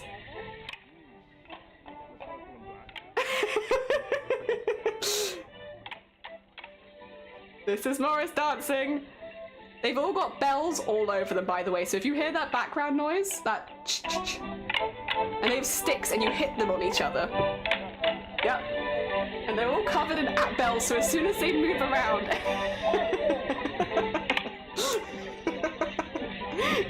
Tis a silly thing. Yeah, but I love it. It's like you'll see it at like more traditional festivals, like folk festivals and stuff like that. It's very old tradition. And yeah, you have these sticks and everything has bells on it, so every movement they make makes noise. So yeah, they're just constantly making noise, which is why they're like hopping around so much, because it's getting the ones on their legs going. Yep. This is Morris dance. I'm sorry for the image quality. Oh dear. It's very loud as well. You don't really get it from this video, but if you're actually nearby, it's quite piercingly loud. Morris dancing works really well as part of a carnival because there's a lot of general noises going on, but on its own, Morris dancing is very loud, and yes, you will hear it coming a mile away. There you go, get that going back down to there. Get rid of the Morris dancing. As much as it's very cool, and it was something that I watched a lot. It's called Dandia. What is? Oh dear. It's like Dandia. Oh, this is called Morris dancing. This is. But there might be another one called that. Dear. Also, I don't think we have any art to share for the Discord art share. I think we've already looked at it all. I think it's already all there. We've already seen all this art today. Yeah, hell yeah. I guess we could just keep going. Hell yeah. Oh dear. Oh well, what a shame. Oh dear. Oh, you have a similar dance. I was gonna say, like, I'm 99% sure this is called Morris dancing. Like, I'm 99% sure. Like, not 100%. I did grow up with it though. Yeah, every year you'd get the Morris dancers come over, and yeah, very loud, but really, really nice. And again, good as part of like a parade because it adds a lot of sound, which is nice. But like, if you're right next to it, oh, it do be loud. 'Tis a silly thing, but a nice thing. Oh dear. My internet, oh, see, yeah, you're fine. I was like, looks like it's that's this. And I'm like, is it? Surely not. Surely I've not been calling it. I mean, it wouldn't be the first time I was calling something wrong for 20 years, but surely I've not. Ah dear. Yeah, if you're in the UK, you might see them at like folk festivals or older, smaller village fetes and stuff like that. It still exists. You still see Morris dancing around. It's just like special occasions. And again, normally more traditional affairs will have Morris dancing, not so much like the bigger fetes or festivals. But again, if you see it, it's very loud. There's lots of bells is a really big part of it. Like everyone's covered in like bells, so it makes a really loud bell sound when they're like going past, like a kind of noise. And then yeah, the whatchamacallit, the sticks, when they hit each other, they have bells on them as well, but the sticks themselves make a really loud noise when they hit, and it's kind of like piercing. A piercing sound. I don't know if I'm selling this very well, but I would say if you get the chance to see it, why not? It's a bit different in it. Like, and that's kind of fun. It's fun to see things that are a little different. All right, we need to get that, and then I also need like a very light color, I suppose. There we go. I might even take this a little darker. There. There you go. The eyebrows. Nice. Just so they really stand out a little bit. Yeah. So it's sort of and oh, Gujarati culture. They go round and round in circles and smack sticks and make sound. Yeah. Okay, then it is really similar. Very, very similar. Oh dear. Do you have it in like festivals and fetes then? Because yeah, that's where we'll normally see them, is like festivals, fetes, folk stuff, traditional stuff maybe. They're all welcome on in. We're talking a little bit about Morris dancing and maybe similar cultures elsewhere in the world where you have like the stick hitting and bells. Totally get the appeal. It is really good inside of like a parade or something. It's kind of perfect. It stands out nicely. And it's pretty good. It's pretty good. It definitely has its places, I will say. You wouldn't want to be sat near one for too long because they're very, very loud. But outside of that, yeah, they're pretty cool. They're definitely interesting and a bit different. Not something that you'd usually see. I think that was also part of the appeal though. Like you would really only, like in the village I grew up in, you'd only really see Morris dancers around Fete and Harvest. You wouldn't see them the rest of the year. So it was like always like, oh, there they are, the Morris dancers, because you don't see them the rest of the year. And so that was pretty cool. There we are. Kind of made it more special to see them, I suppose. Although if you wanted to become a Morris dancer, I have no idea where you would go. There must have been a place nearby that there was teaching people to do Morris dancing, but like, I never heard of it. But they must have been learning from somewhere. Never done Morris dancing. You did Maypole. I did Maypole as well. Maypole, yeah, we did that. We all had to do Maypole a couple times actually, yeah. And I remember, I think as an adult, I don't know how you feel about it. I think I'd get way more confused. Maypole, you might have seen it in like horror films because these days it definitely has a bit of a vibe to it. But it's like you get like a lot of girls and boys, normally young kids. And they have these long ribbons that are attached to the top of a very tall pole, and you dance around it in a way that creates like knots and like plaits in the ribbon, so that by the end of it you create like a really beautiful piece, and it's like a dance. I could probably find a video of Maypole. 2 seconds. It's interesting. It's tricky. It's very ornate, and you want to get it in the right order. Maypole.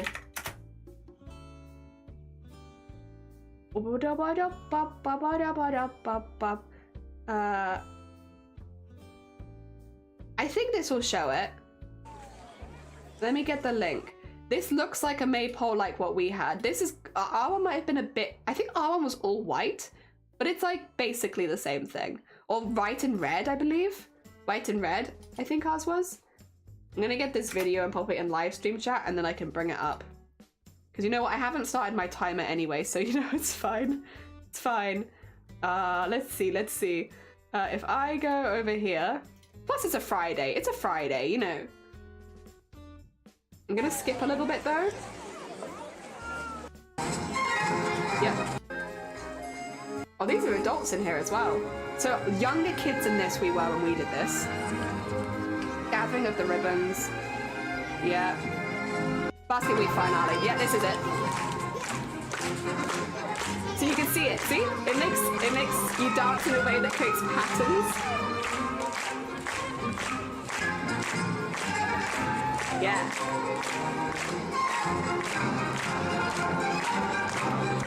And look at it, so it all gets really tight around the pole top of it, and then we're having to go closer and closer as it goes on because the ribbons are getting shorter and shorter, so it gets harder and harder. This is quite a big one, I will say. This is quite a large one. Yeah. That's our one, like, that's a lot of people. Our one was not for so many people. But yeah, that's there you go, that's maypole. These days you see it more, I think, in like horror films. To be honest, it's one of those ones that definitely has like a spooky appeal to it in some ways. But yeah, no, we did that growing up as well. And you know, again, it was generally for just the young kids. Like you'd do it when you were under 10, I would say.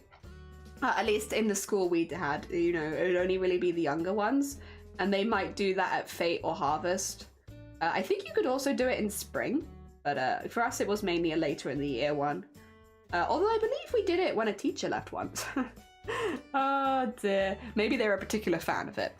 Oh dear.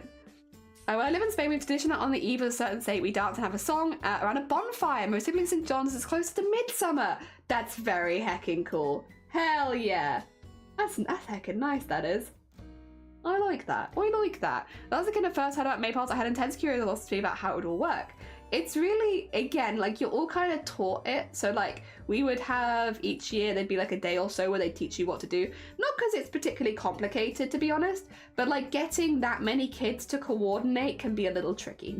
It's not that maypole itself is hard. It's just getting kids to coordinate in general is generally a bit difficult. So you'd have like a day where they'd like, this is your role, this is what you need to do, this is the dance. And then you'd show it off to all the parents, you know? So all the parents would come in and be like, oh, well done. Good job, you. You did maypole. Yep. Oh, dear. So yeah, normally as part of like a festival or festivity, like the village fete or harvest or something like that. Normally not just on its own. There'd normally be a reason. And yeah, it was pretty chill. It was pretty chill. I mean, out of all of them, it was actually quite a fun one. Yeah. I quite enjoyed that one. I just noticed as well there's an error here. This is what happens. It's okay. We're used to it. We make little problems. The neck has not been thickened properly. There you go. See, it's missing some of its line weight and then it's going a little far. So you just need to erase that in there. There you go. Nice. So there doesn't overlap there anymore. That's better. Nice. All right. Back to colouring again. Oh dear. Google says the largest maple dance had 326? Oh my god, that would take so much coordination. Wow. Yeah, no, I can't say I've ever done one that large. That's quite impressive. That would take so much coordination. Were there adults? I'm assuming. Like, obviously, kids can do amazing things, but like trying to coordinate that many children to tie like knots. Oh my god. Either the kids like were very well trained, or there must have been adults doing that as well. Surely, that's a feat. That is. I really wanted to do dance, but it isn't a thing where I grew up. I would hope there are places. I can't say for sure. I actually don't know, but I would like it if there are places where it would give adults the opportunity to have those kind of experiences. Because like most of my friends have never done maypole either. Like I just happened to grow up very rurally where we had that sort of thing. But I feel like it's kind of a team building activity in many ways. Like, because you have to work together with everyone. If one person messes it up, then it's messed up, right? So like you're like going around a maypole trying to make sure that everyone is neat. I feel like, okay, maybe it's a bit out there, but I feel like take it to the office. Take your maypole to work, get everyone dancing around the maypole, and then your colleagues will get one. Your colleagues will hate each other or get on really well together. It could have adverse effect, actually. Oh my god! Oh wait, that's what that was! I thought it was another pop-up from my antivirus. Jesus! Oh my god, Andy, thank you so much for the raid! That's very heckin' kind of you. Let me get you a good shout out. Sorry about that. I was going off on my own about maypole. Which, by the way, I don't know if anyone who's just come in here has ever done maypole before. Frog, welcome on in, and Gravity, and McClink, and Camille, and Terp, welcome back, and Kings, welcome on in, and Rockout, and another Andy, and Andy, the double Andy. Fellow Andy, welcome on in. Antivirus. Yeah, Twitch has been picking up on my antivirus all day, where it thinks Twitch is a virus and keeps being like, severed your connection. It's like, no, please stop severing my connection to Twitch. I need that. Welcome on in. You've just joined us. We're currently making a lot of artwork for people that donated to charity a couple weeks ago. We're making goblins. I can show you our previous goblins because we're currently working on this one. We had Morrigue, who we turned into a goblin. We had Vile Mods, who we turned into a goblin. And now we have George, who we are turning into a goblin. So we're turning everyone into goblins, specifically the people that have donated to the Samaritans, because we wanted to do something nice for the people that have been donating money to mental health. Yeah. Also, L3GIT, Death, thank you for the follow. That's very kind of you. And Light, thank you for the follow too. Yeah, I thought we couldn't exist in the same space without, oh shoot, well, I should say as well, if you guys need to go look after yourself post-stream, if you need to go eat anything, if you need to go drink, sleep, anything, please do, especially Andy, if you need to go look after yourself, please do. And if anyone here hasn't met Andy Ray Cosplay before, which I think most of you should have at this point, a very, very talented being. They do absolutely amazing body painting, prosthetics, they make huge costumes, absolutely massively talented artist on Twitch. They also do video game streams every now and again as well. So a bit of a mix it up. So if you haven't checked them out before, definitely go send them some love. They're a very, very sweet being and definitely one of the most supportive people in the artists and makers and crafters on Twitch. So definitely go send them some love. If you've never heard of them somehow, go send them some love. In the meantime, hello, hi. We're turning everyone into goblins. Everyone's becoming a goblin. You get a goblin, and you get a goblin, and you're going to become a goblin. We're just on a bit of a goblin kick. And also it's been nice to give back to people that have been donating their time and money to charity. So we're making them some art. Yeah, and this one's for George, who is very sweet bean. George does karaoke on their streams, and also basically is just a really supportive bean. I wanted George to have like a musical vibe, but also like a really supportive vibe. So we have them going to a concert, and we're going to turn all of these things neon colors, so they look really, really bright and colorful, and they look really chill. Yeah, because they're a very chill dude. That's what we're doing. We're making them a chill dude goblin. Ah, dear. We literally finished stream talking about the treatment show Matrix. Your comments absolutely on brand. Hell yeah. It's cute. Yeah, we've been having a really fun time with it. Oh, I should say as well, massive thank you for the raid, because again, we're still pushing for partner. So literally every single lurk, every single view really helps. So thank you so much. We hit an average of 73 last month, so we're really close. And we've already unlocked partner. I applied last month and they said you haven't hit 75, so you can't have it. But we have unlocked the ability to apply for partner, and also we're hitting 73 so far. So we're close. So fingers crossed soon. We're trying to hit partner so that we can basically, this is going to take a bit of explanation. There is a reason. I unlocked partner 2 years ago and I never went for it because I was like, you know what? I'm kind of happy just floating along in my own lane, making silly things, making goblins and silly costumes and all that kind of stuff. I'm just having a nice time. Like, I don't want to put any extra pressure on myself for streaming, so I'm not going to go for it, you know? And then, but the thing is, I run an event every October called Boobtober. It's for breast cancer awareness. We raise money for BCRF, and it's something that's very close to me because I literally worked with breast cancer patients for 5 years. My job was to fit people going through surgery on their chest, so I met thousands of people going through breast cancer, so it ended up being something that was very close to my heart because I met so many people who were affected by cancer in like literally like 20 a day, 5 days a week for 5 years. It was quite a lot. It was quite a lot. And a lot of people do go through breast cancer. It's very, very common. Also, 2 seconds. I just need to...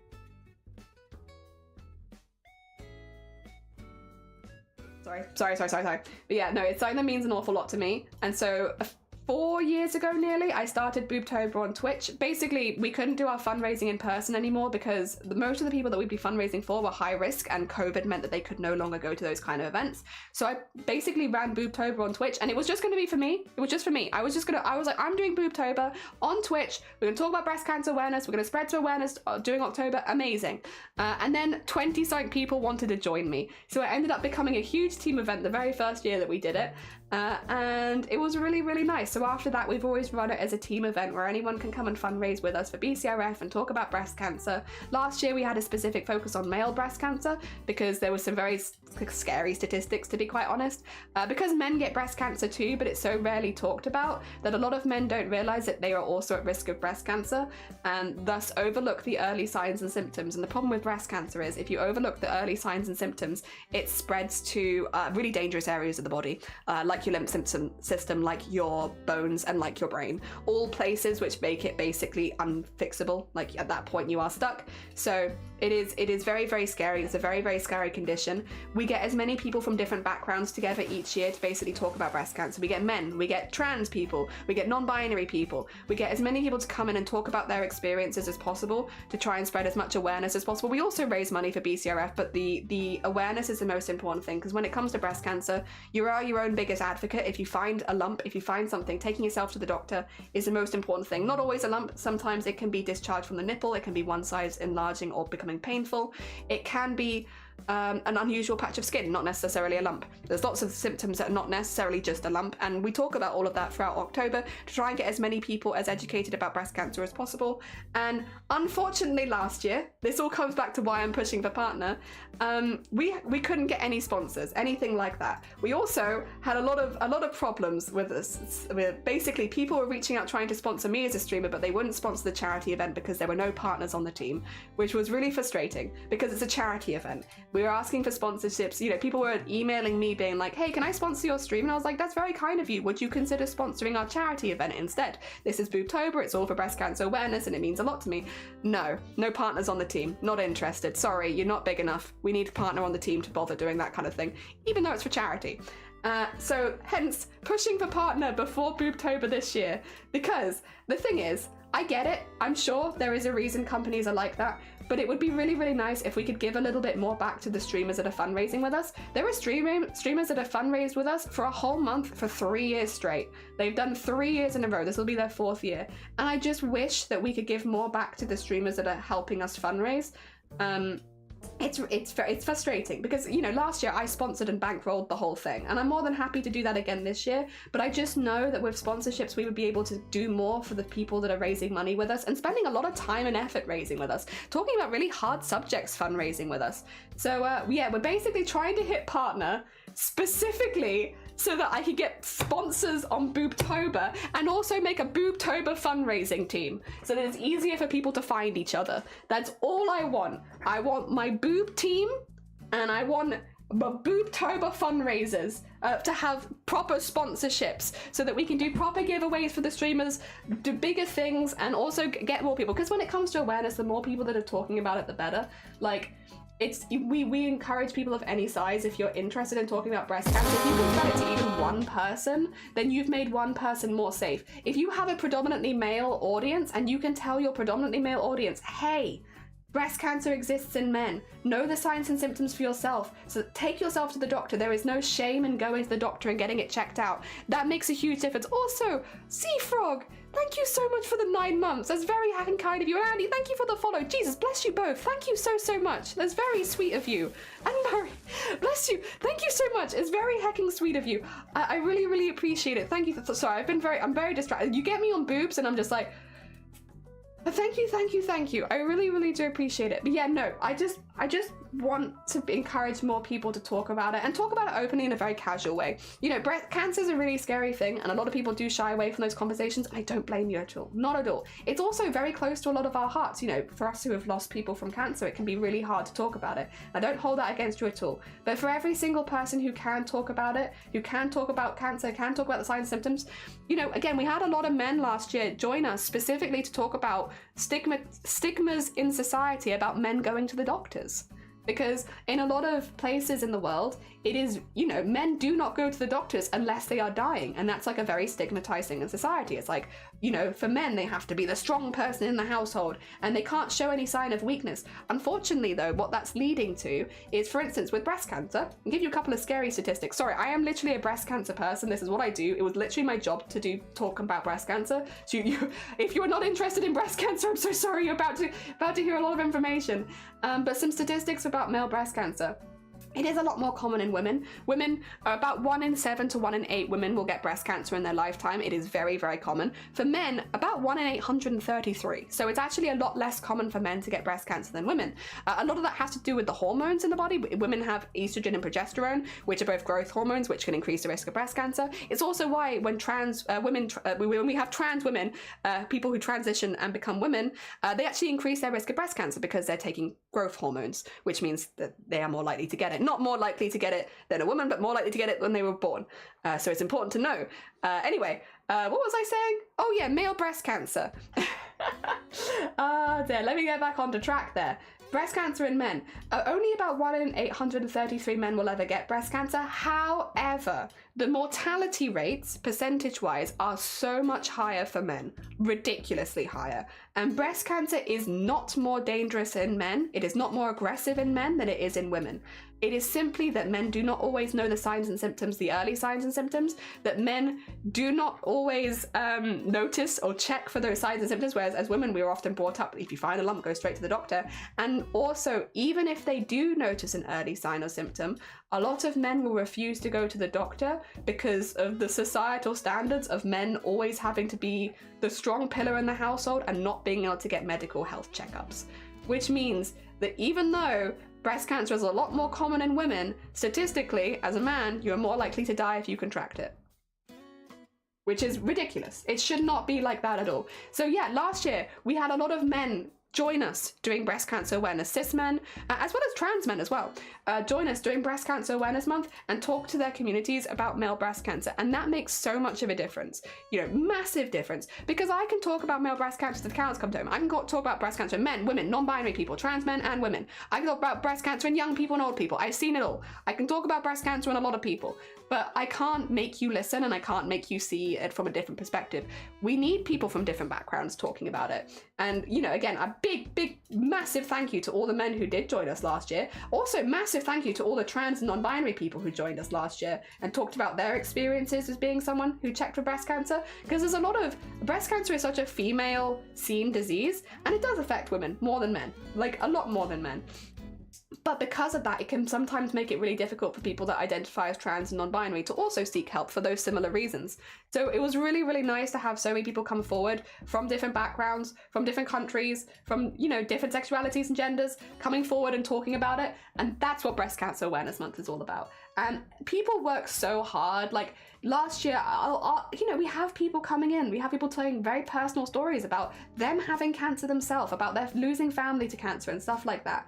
And as the event organizer, while I'm incredibly proud of everyone who takes part with us, I really genuinely would love to be able to give more back to the community that fundraises with us. I know it's a very personal thing for a lot of people, and no one joins Boobtober asking for things in return, but I want to give things in return.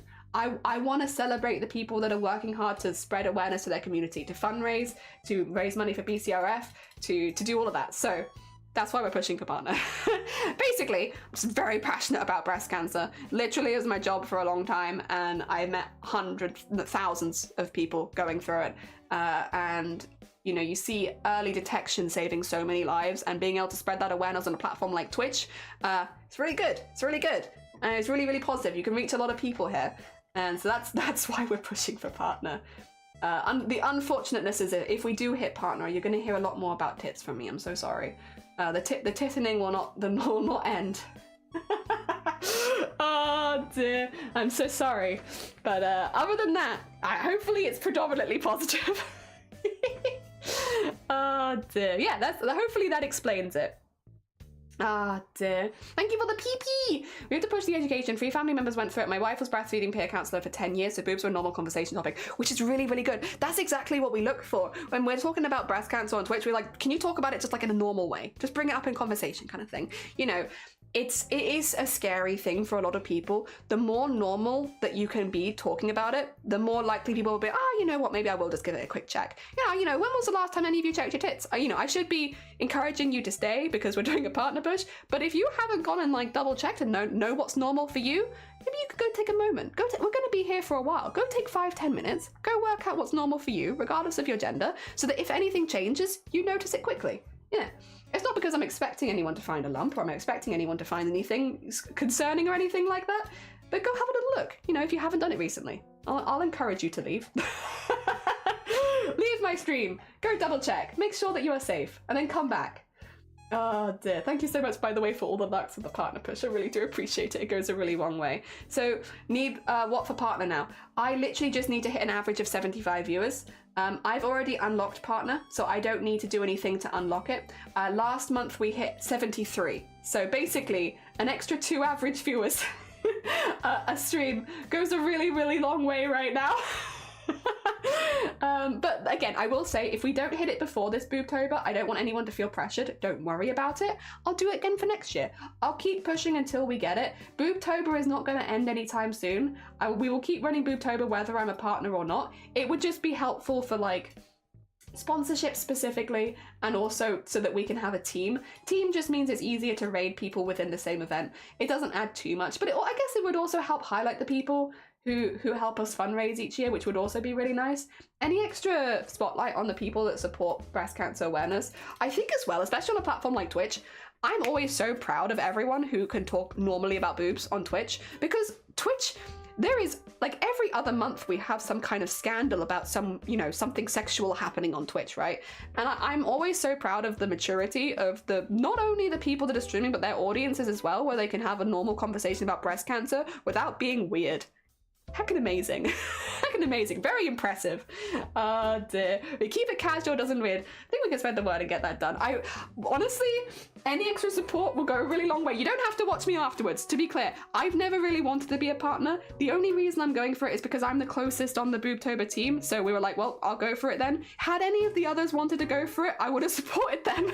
If any of them would still like to go for it, I'd support them too. I just want to make my silly little goblins on the internet and raise money and awareness for breast cancer. That's kind of all I want. But the rest of it's whatever. But no, I do really appreciate it. We've had so much support. It's been really, really sweet, and I genuinely appreciate it so much. I mean, I'm really glad as well. How to put it? It's a bit preemptive because we haven't hit partner yet, but I really hope that we can use this to give back to the people that are fundraising with us, and to really highlight the members of the community that have been working really, really hard. I would love to also highlight the Boobtober team a little bit more as well. While I am the founder of Boobtober, I started it 3 years ago, I am joined by 4 other streamers who help me. We have staff now. We have staff that help with the event, because the event has grown to a stage where I can't run it on my own anymore, which is fantastic. That's I think everyone who has an event, that is the dream. The dream is for it to grow to a size where you can no longer manage it alone, especially for charity events and such. But I would love to be able to highlight the team a little bit more as well. And if any of them ever wanted to go for partner, I'd love to support them in it. But yeah, for now it's just me. And we'll go for that, and then I can do all the sponsorship stuff, which is what I've been doing anyway. Normally I put that on me because it's not very fun, so normally I'll do that, but I'll go for all that, try and get as many things as possible. I'll really sell it. You should definitely support Boobtober sponsorship. If any companies are watching right now and they're listening and they're like, oh, should we sponsor this streamer Jelly? No, you shouldn't sponsor me, but consider sponsoring Boobtober, which is a massive team event for breast cancer awareness during October. Wink. Support that. Wink. You can email me about it and I'll get you linked across. Wink. Sponsor that instead. Yeah. Wink. Make it weird. Oh, bless you, Blapple. Blapple, how are you doing? I hope you're doing well. Good morning. Welcome on in. Oh, dear. Jelly ignored our cringe. I did ignore your cringe. I don't know, youth cringe that... I got it, see? I'm straining every muscle in my body to do it, but every single one. Yeah. Oh, dear.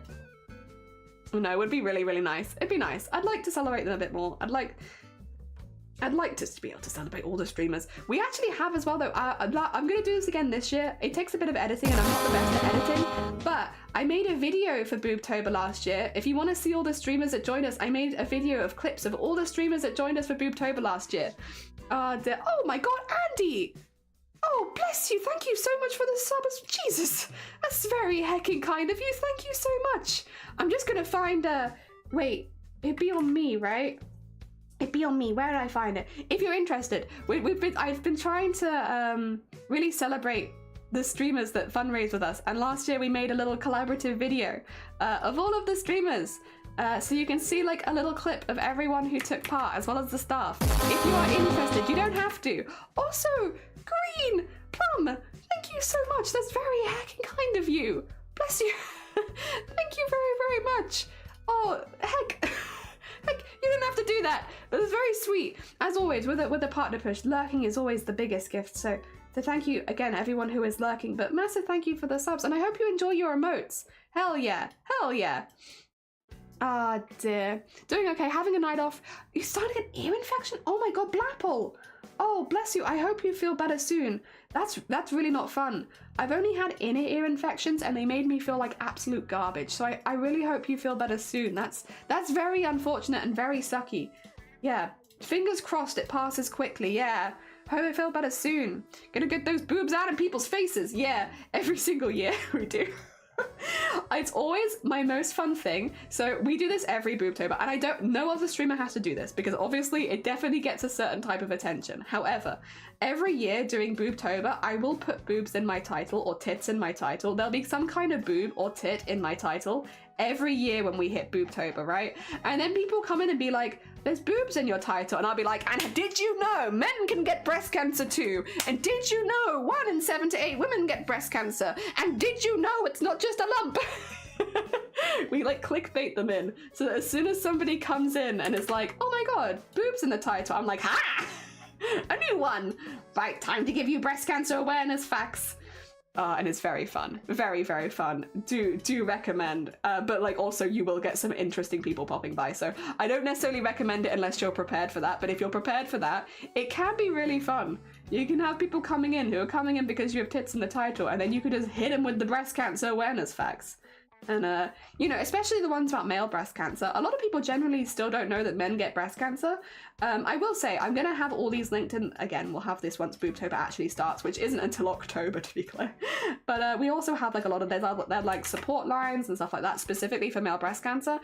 In the UK, as well as certain other countries as well, there are basically forums online where men with breast cancer can talk to each other, because there is, like, a bit of a thing where a lot of the time when men get breast cancer, they don't feel like they can talk to their family about it. They feel like they have to act strong and stuff like that.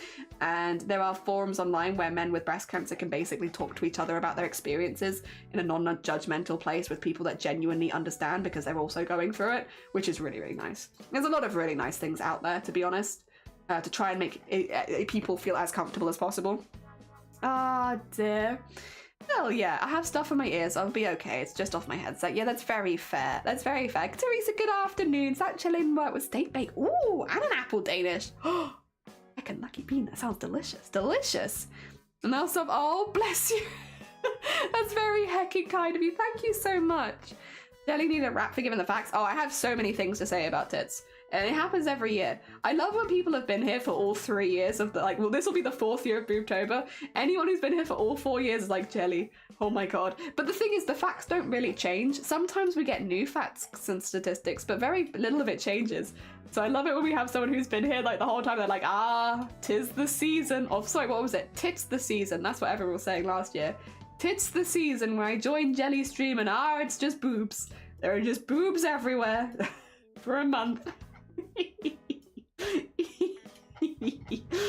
Oh dear. It's for a good cause though. For a very good cause. And yeah, we're trying to convince Twitch to give us partners, pretty much specifically for that cause. I do a lot of other charity stuff as well. We do a lot of disability awareness and such, but that's mainly off Twitch. I've spoken in Parliament about this. Where have you? It's been I've been on ITV News in the last month or so. Was it a month ago that I was on ITV News, or like a month and a half ago? We do a lot of public speaking about charity stuff. Oh dear. Good stuff. It's important, to be fair. It's important. I also feel like there's a lot of things that I'm not very good at talking about, so I might as well use my voice for the things I can talk about, which do be tits and disability. Titsability. Yeah. Tits a season to be booby. Exactly. We're nearly there. Oh dear. We're nearly there. We're nearly there. The British can also be different for different stages of life. Yeah, though.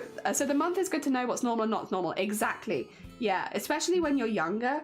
When you're younger, your breast tissue will tend to be a bit more firm and a bit more muscly, like bits and bobs in there. But then as you get older, it tends to get more soft. Wow. And also, depending on the country you're in, when you hit the age for getting a mammogram, go get your mammogram. In some countries it's 40, in some countries it's 50. So double check what it is for your country. But if you are a cisgender woman, at a certain age in your life, you will be called to have a mammogram. Go get your mammogram. It's a little uncomfortable, but like, come on, we do smears and stuff. We can do a mammogram. If you can do a smear, you could do a mammogram. For sure, for sure. Chill. You just have to put your boobie in a little sandwich press. And then it'll be like beep boop. And then it'll be like, it'll tell you if there's any problems. And get it nice and early. Oh dear. So when you get your when you get that call in the post, or if you need to make it yourself, when you make that call, make sure you get your mammogram. It's important. Ah dear. Hope you're okay soon. Yeah, I hope so, Blapple.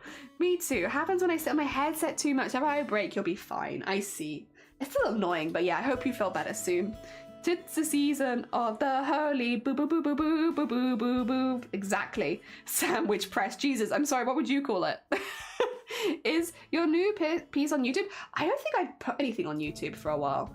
I've just kind of been busy making goblins. I've just been goblining around. So nothing yet, no.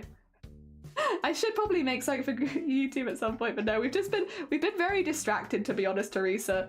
Been lots of goblins, as you've seen. Does it have a panini setting? A waffle setting? No. Panini setting maybe. Waffle setting probably not. I'd say it's probably more likely to have a panini setting. I've only heard of like 2 slabs of concrete, but a sandwich press sounds better. Makes you a titty sandwich. But it's important. It's important to make your titty sandwich to make sure that you know that there's nothing going on in those boobs that you weren't aware of. Oh dear, but again, you have to double check that country to country, because depending on where you live in the world, it will be a different age that you're meant to get a mammogram at. So, and also if you're someone who has it running in the family, you may be eligible for an earlier mammogram. So you can always double check that with your own healthcare providers, and also like do a quick Google search to see when it's meant to be in your country anyway, because yeah, I remember the first year we talked about that, we realized it was actually quite different from country to country. Depending on where you live in the world, you'll be called for a mammogram at different ages, which is quite interesting, because I don't think that you're more or less likely, but yeah, meh. Yeah, that's how it goes. And if that's how they're doing it, that's how they're doing it. All right, get that one in there. I will also take this one again, because I think I'll take that one for the trousers. There we go. Yeah, Jaws has quite a minimal color palette, so we'll stick into that. Ah, dear. Ah, good, good. Sandwich press sounds better. He says a little sandwich press. You skadoot the boob, and then you find out if it's good or not. Oh dear. And again, like if you're having it running in your family, you might be eligible for one a little earlier, but that's difficult. And I don't know how it goes in the UK, because I think you can request one at any time if you're concerned, but generally, unless you have symptoms already, you're unlikely to be given one under a certain age, just because well, first of all, you get more likely to get breast cancer as you get older anyway, but also when your breast tissue is a little bit firmer, it can be a little more uncomfortable to put it in the panini press. So yeah, you normally won't get called in unless you are, like, again, someone who is especially high risk, or if you already have some signs and symptoms, you probably won't have it up below a certain age. Yeah. Country demographic guidelines differ slightly, so it's up to them how they come up with the ages. Yeah, in the UK, sorry, this is getting ready for get ready, hold it into your butts. It's gonna get into TMI and time. TMI time. Yeah, they've changed the regulations on smears in the UK. They used to be every 3 years, or the pap smear, which is also called whatever other things, I think. But yeah, it's the one where when you turn 25 as a woman, you're meant to get a thingy up your hoo-ha, and then you get and then they're like, yay or nay. I don't know how else I can say this to be within chill terms of service on Twitch, but hopefully that's fine. Hopefully that's fine. But yeah, now it's 5 years. It used to be 3 years, but now it's 5 years. Although I believe that they've changed it to 5 years because of the cervical cancer jabs, which is what the smear tests for, amongst other things. It tests for cervical cancer. Because now most kids are getting, or women are getting cervical cancer jabs in school, which I think means that the likelihood of getting cervical cancer is lower, which means I think they feel safer to put it to 5 years. But yeah, like we used to be 3 years, but now I have to wait 5 years. Oh, incorrect? Is that not it? Oh, what is it? I thought it was because of that. That's what my one told me. Did they lie to me? Have I been lied to? I'll listen. I'm here for it. Oh dear. I hate ear infections. I had loads as a kid. Oh, some from chicken pox. Ooh. Oh, that sounds awful, Teresa. Jesus. Yeah, very hecking painful. Oh dear. There we are. Good. Mine has been NBD as an adult, so I started using my computer more regularly. I see. Oh yeah, I've heard that a perforated eardrum is meant to be very painful. Thankfully, never experienced it myself, but I've heard it's meant to be very, very painful. Healthcare lying to you? Never. Well, I thought it was because of budget cuts, to be honest. When they said they were changing smears from 3 years to 5 years, I was like, that's probably budget cuts. That sounds like what they would do. But yes. The vaccine only protects against 3 known strains of the HPV virus. However, there are hundreds of strains. The vaccine doesn't protect you from all of them, so you still have to get... so you can still get... Oh, yeah. I know that you can still get it. Sorry. They said that the likelihood of you getting it is lowered if you've had the jab, which is true because, again, it protects against several strains. I believe the most common strains. But, yeah. I could also be budget cuts. I feel like budget cuts are also a reason. But when I asked at my smear, because they were like, it's going to 5 years, I was like, why? Because, you know, I'm a human being and I want to know. I'm like, oh, why is that then? They were like, oh, because you've got this vaccine, which means that the likelihood of you getting it is lowered. So we're okay with doing it every 5 years now. And I was like, oh, all right, if you say so. Oh, dear. One inside your average. Oh, dear. Not necessarily. It was only pushed to that an hour ago. Oh, yeah. Probably the average. Actually, wait, can I tell you while I'm live what my stream average is? Sorry, just suddenly realized. 68. My average for today's stream is 68, so I haven't hit 75. Yeah, it's important. It's, yeah, you think, but it's nope. My average is 68 right now, in case you were curious. I didn't realize I could check that in the middle of stream until just then, but yeah, no, you can. My average for this stream is 68. So, nope. There's 123 viewers. Yep, but my average for this stream is 68 so far. I'm not lying. I could get it on the screen for you if you need it, but yep, that's how it goes. It's why whenever we say, if you think it looks like we're doing really well, and you don't think, you know, you're like, they don't need my lurk today, we still do. Literally every single lurk really, really counts. And I really, really appreciate everyone who is lurking around. It really, really helps a massive amount. So thank you for that. Yeah, no. Yeah, just because it looks like I have a lot of viewers at any one point doesn't mean that my average is above 75. And it means that literally to this point, every single one still really, really helps. Really, really helps. I didn't know. Yeah, no, you're fine. A lot of people don't. Unless you've ever tried to go for partner, like there's no reason for you to ever actually know that. Like it's very much something that unless you're going for it, why should you know it kind of thing? Yeah. But no, if you see me live and you can lurk, literally you might think that you don't need to, but every single one really, really helps. Really, really helps. A lot. More than you might think. Well, actually, we'll do that one in gold. And then we'll do these ones, yeah, because these are little lime ones. Nice. God, Twitch is so weird. Yeah. Oh dear, every other hour is under 70. Exactly. Oh dear. Hold on, to go agitate. No. Well, if you want to go, like, I will say, if you want to go to another stream, you can mute me. You can mute me and go elsewhere. Don't worry. I will, like, there are things you can do, like, again, you could just mute me. Oh, wrong one. Just give me a little mute, and you can go watch a different stream and chill. But like, if you can keep me muted in the background, I would really appreciate it. And then you'd still count as a lurk, but you can still go do other things. Yeah, fear not. I understand, because Kels is also a very entertaining streamer and a very sweet bean, and is probably not talking about tits constantly. So it's very understandable. Ah, dear. Very, very understandable. And respectable, honestly. Ah, dear.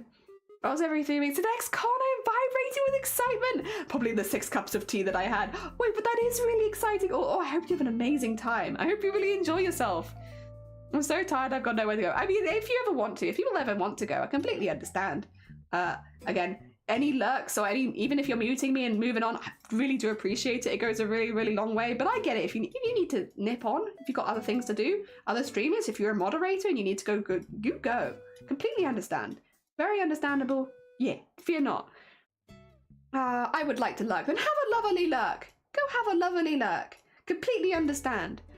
If I can't be here, I lurk. Some days work is more inconsistent than no, that's completely fine. Again, I don't want to guilt anyone. If you can lurk, I appreciate it, but I also understand. Life, very important. Work, very important. Family, incredibly important. So yeah, make sure, only if you can.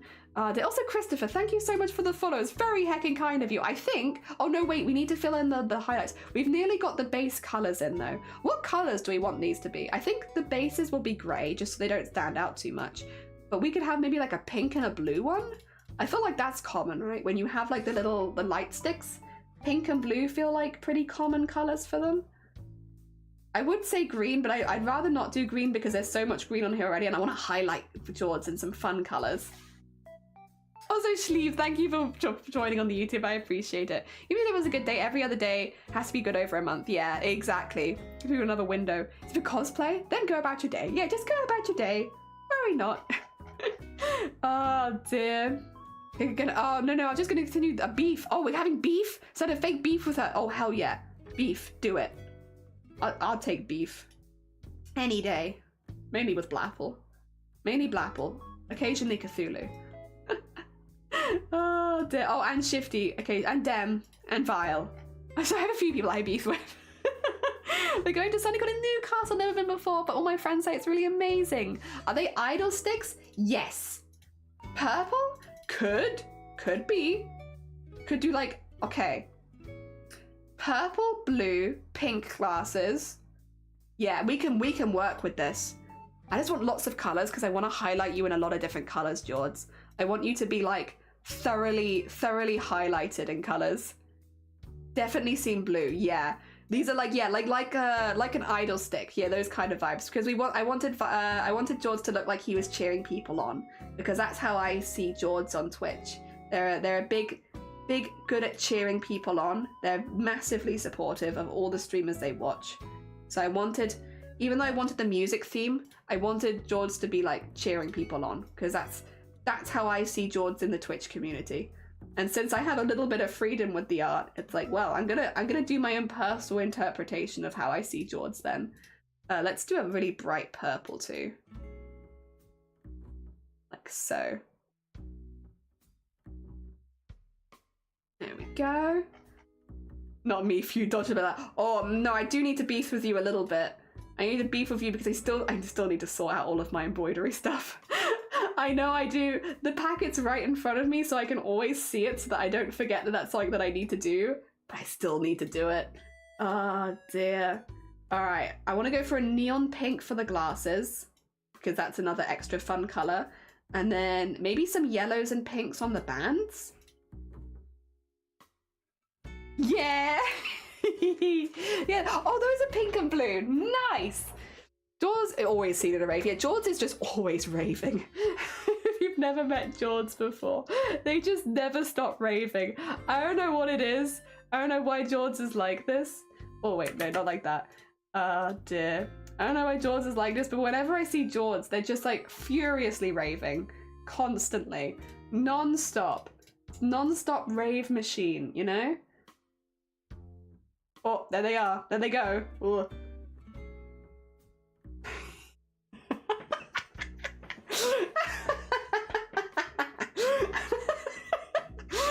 Perfect. I just need to fix them up a little bit, but I actually love the. I might make them a little thicker as well. Nice. Yeah. Just raving Jords, and make that a little neater, and then like so, and let's make them a little thicker so that they're a bit more obvious. Because I think in black they looked really obvious, but now that it's not in black anymore, I think a little bit more would not hurt, especially around the outside. There we go. And in there, and then in there, and then just have to erase that a little bit, but that's okay, that's okay. And oh, actually we could do that, and then yeah, I think that'll be fine actually. Oh, I love it so much. They're having such a good time. Oh, I love it. Challenge, you do. I sort one skein each break. Nah. I mean, should I? Yes. Do I want to? No.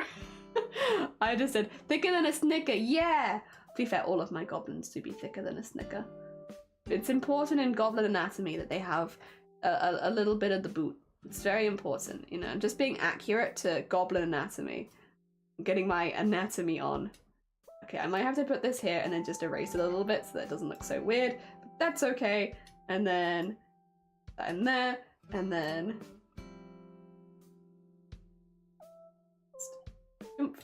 there we are. And I zoom out. Nice. Hell yeah. And I just need to do the same thing. I'm gonna do pink and also like a really bright yellow, I think, for the bands. Because, yeah, again, I would do green, but you're very green already, and I think green highlights would not really show up on you very well. So we'll do it like this, just so that a bit of variety. All right, let's, first of all, we'll do pink. And there we go. And then create a clipping mask. Nice. And then we just need to get the yellow.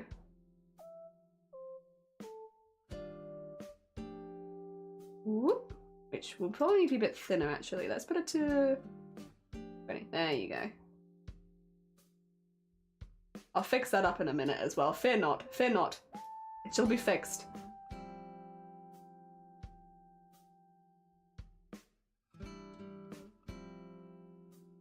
There you go. There you go. We could fix it up. I just want the bands to be really, really bright. There we go. And then nice. And then in here. Yep. I mean that's a bright band right there. Yeah. Yeah. Okay. Nice. Sounds balked. You're balked. Blapple. Yeah, yeah. How you like them blapples?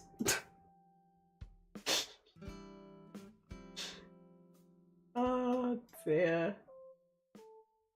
There we go, get that in there. Oh wow, so aggressive. Yeah. Sorry, Blapple. I'm sorry. Oh dear. In my defense, I think I've been streaming for like at least an hour, which means, yeah, just, you know, tired streamer brain. I've been live for like 1 hour at this point, I think. Maybe 2 hours, maybe. But I've been really looking forward to this bit of the drawing where we get to do all the highlights. So I'm not gonna end now. You kidding me? This is the best bit. And then also just, oh no.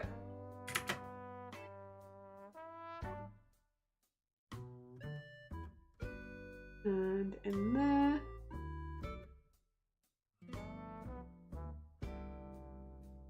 There we are. And then if I nip over, ooh! If I nip over here, we'll just do the same sort of thing. Just to make sure that it doesn't overlap the skin too much. At least not where it shouldn't be. And I'm gonna put some like highlights around these as well, which I don't normally do because I normally like really obvious bright color. But I think for these, they need to be a little bit glowy. And yeah, that looks pretty cool. I like that very much. Yeah, okay. So we have these. I'm gonna merge this with this because I think there's no problem with having these all together. Yeah, since these are all like the colorful outsidey bits, I think that's fine. No, you aren't. Wow. I mean, you don't know that. Should I? Yeah, well, what we'll do is specifically over the top of this. Yeah, I'm going to have like a bit of a glow. So here. Oh, what's that? I see a thing. Oh, I know what that is. Okay, that's fine. That's fine. We can sort that out. So that these look like they're glowing a little bit, and then ignore that. I don't know why I thought I could just leave those there. That's honestly my bad.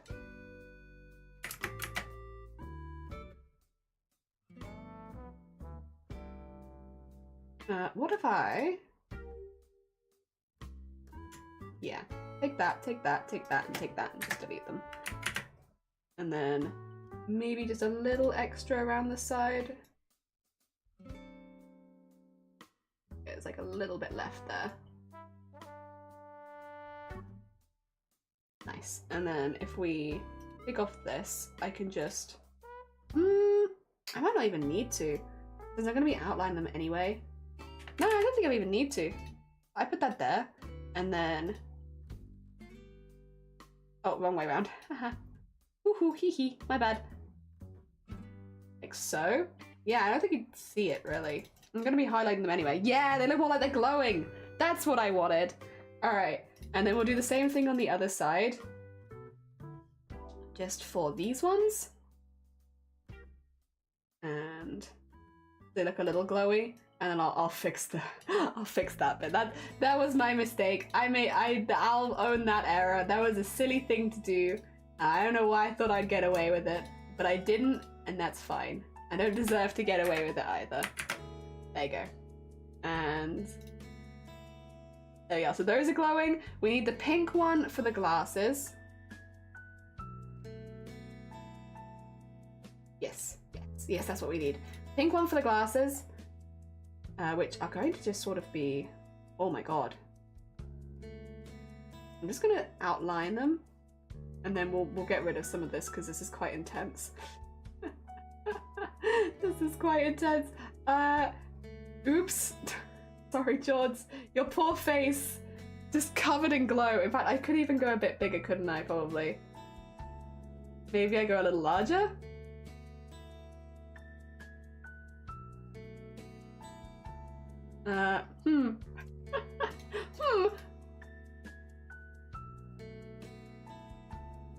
So, and then we can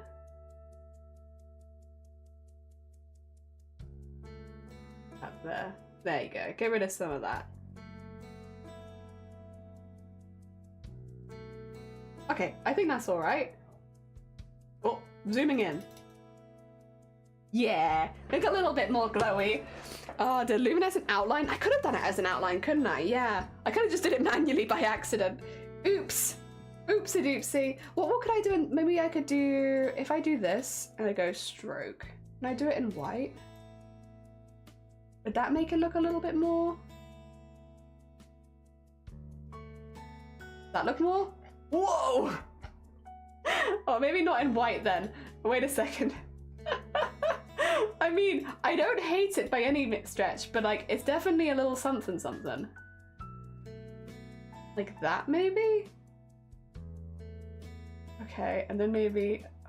Yeah, like the opacity can go down a little bit. Like that. Yeah! Does that look more glowy? I can't... I think so. Does he look more rave? Ready to rave, George? Oh dear. Oh, is it Pride? Oh, finally, I haven't been able to see Autosaurus all year, and now finally, now that Pride Month has started, I can finally see Autosaurus again. I hate that the gays are only visible during Gay Visibility Month. Like, what the heck is that about? Why can't I see you the rest of the month? That's so silly. Happy Pride, Arty. I hope you have a really good Pride this year. I hope you really enjoy it. I hope everybody celebrates you. You deserve to be celebrated. Hell yeah. Oh dear. I'm sorry for being a silly bean.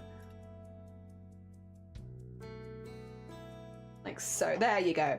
And then I need the same thing with the purple, which is this going to be a bit lighter, and then across here. There you go. And it should now look like they're glowing. Hell yeah! Oh dear. Okay, we have glow sticks, check.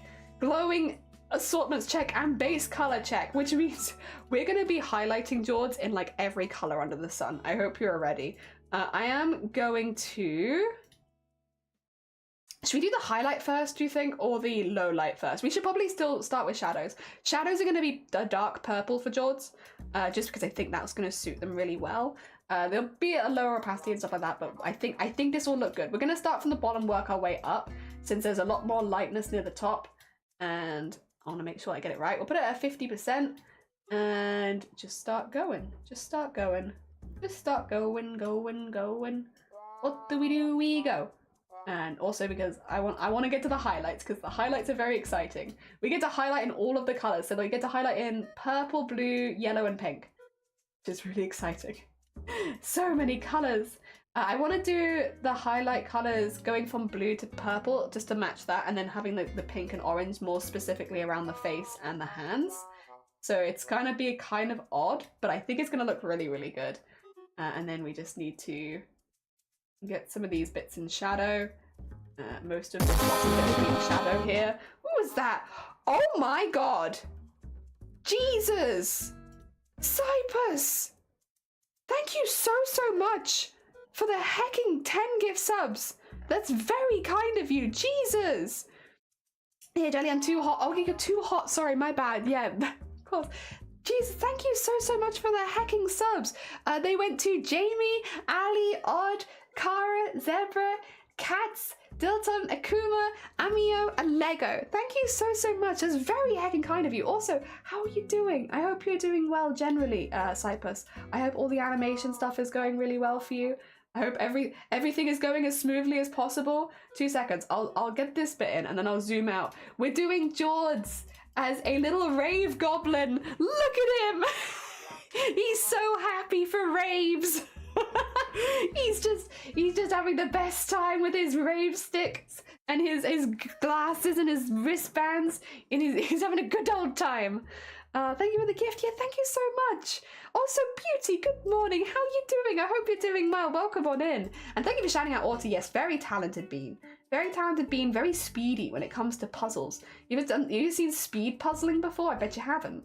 Or Arty does speed puzzling. It's like speed running, but specifically for like doing puzzles. It's very cool. It looks very difficult. But yeah, they do that if you're interested. Oh, I said Mega, good morning. Well, I probably said Mega to do with that.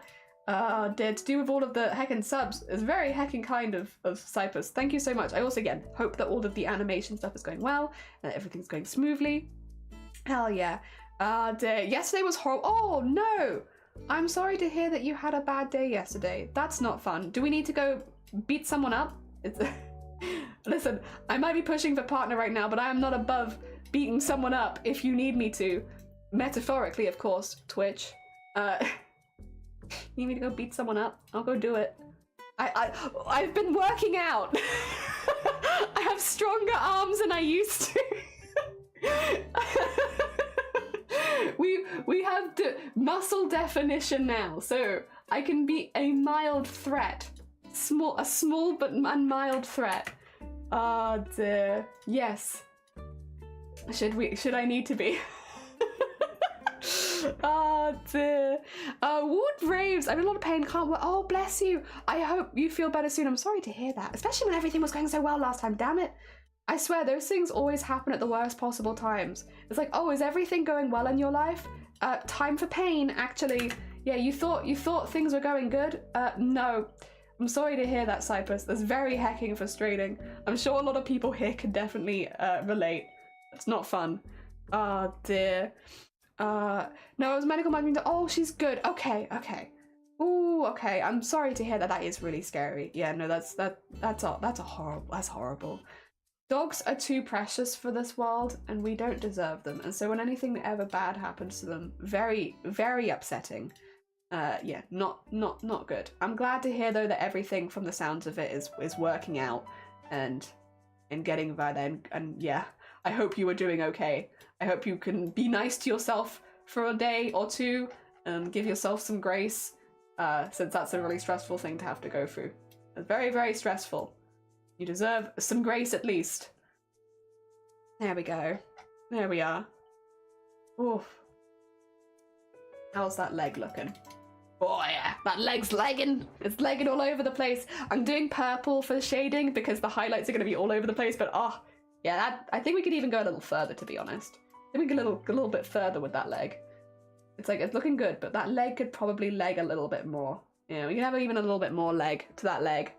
Oh dear. Small children fear me. Oh, what's the really long one? It's like, fish fear me, women fear me. Oh, how does it go? I need the big hat. Fish fear me, women fear me. Copy pasta. Yes, there it is.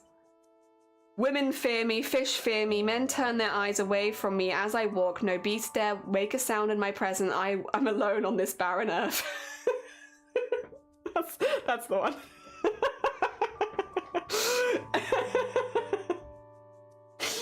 Yeah, that one. I like that one a lot. Oh dear. It's just good vibes. I'm also using purple to shade. Hell yeah, purple shading supremacy. I like pink as well. I'm also a fan of pink, both pink and purple as shading colours. Very nice, very nice. Practically dude from Free Guy, she's so strong, but she's got with phrases. I've been feeling better and back at it. Seems to be going really well. It is. We hit an average of 73 last month, so we were really, really close. And then obviously I got laryngitis, which was just like, aha, the best timing. But things generally are going very well. I would say, like, we're gonna keep chipping away. At the end of the day, this is kind of what I've been telling everyone in my community. We are trying to get partner specifically for Boobtober. We are literally trying to get it so that we have a partner on the team for sponsorships for the charity event, you know? You know Boobtober.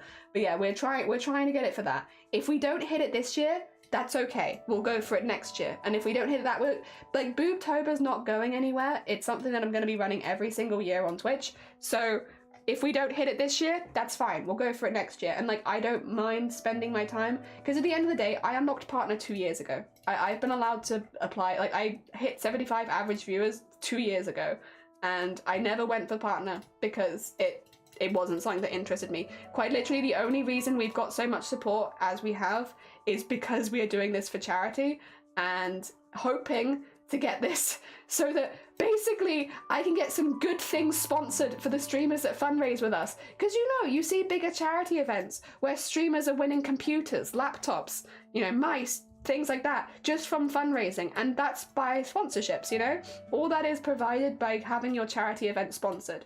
And every year I apply for sponsorships and they're like, well, you're not partner. There's no partner on the team. You know, you need to be bigger before we'd ever offer you that. And so we're aiming for partner quite literally so that we can give more stuff away during Boobtober, and also make a proper official Boobtober team, because that would be nice. And it would help with like raiding during the event and such if we had like a Twitch team for Boobtober. That'd be nice.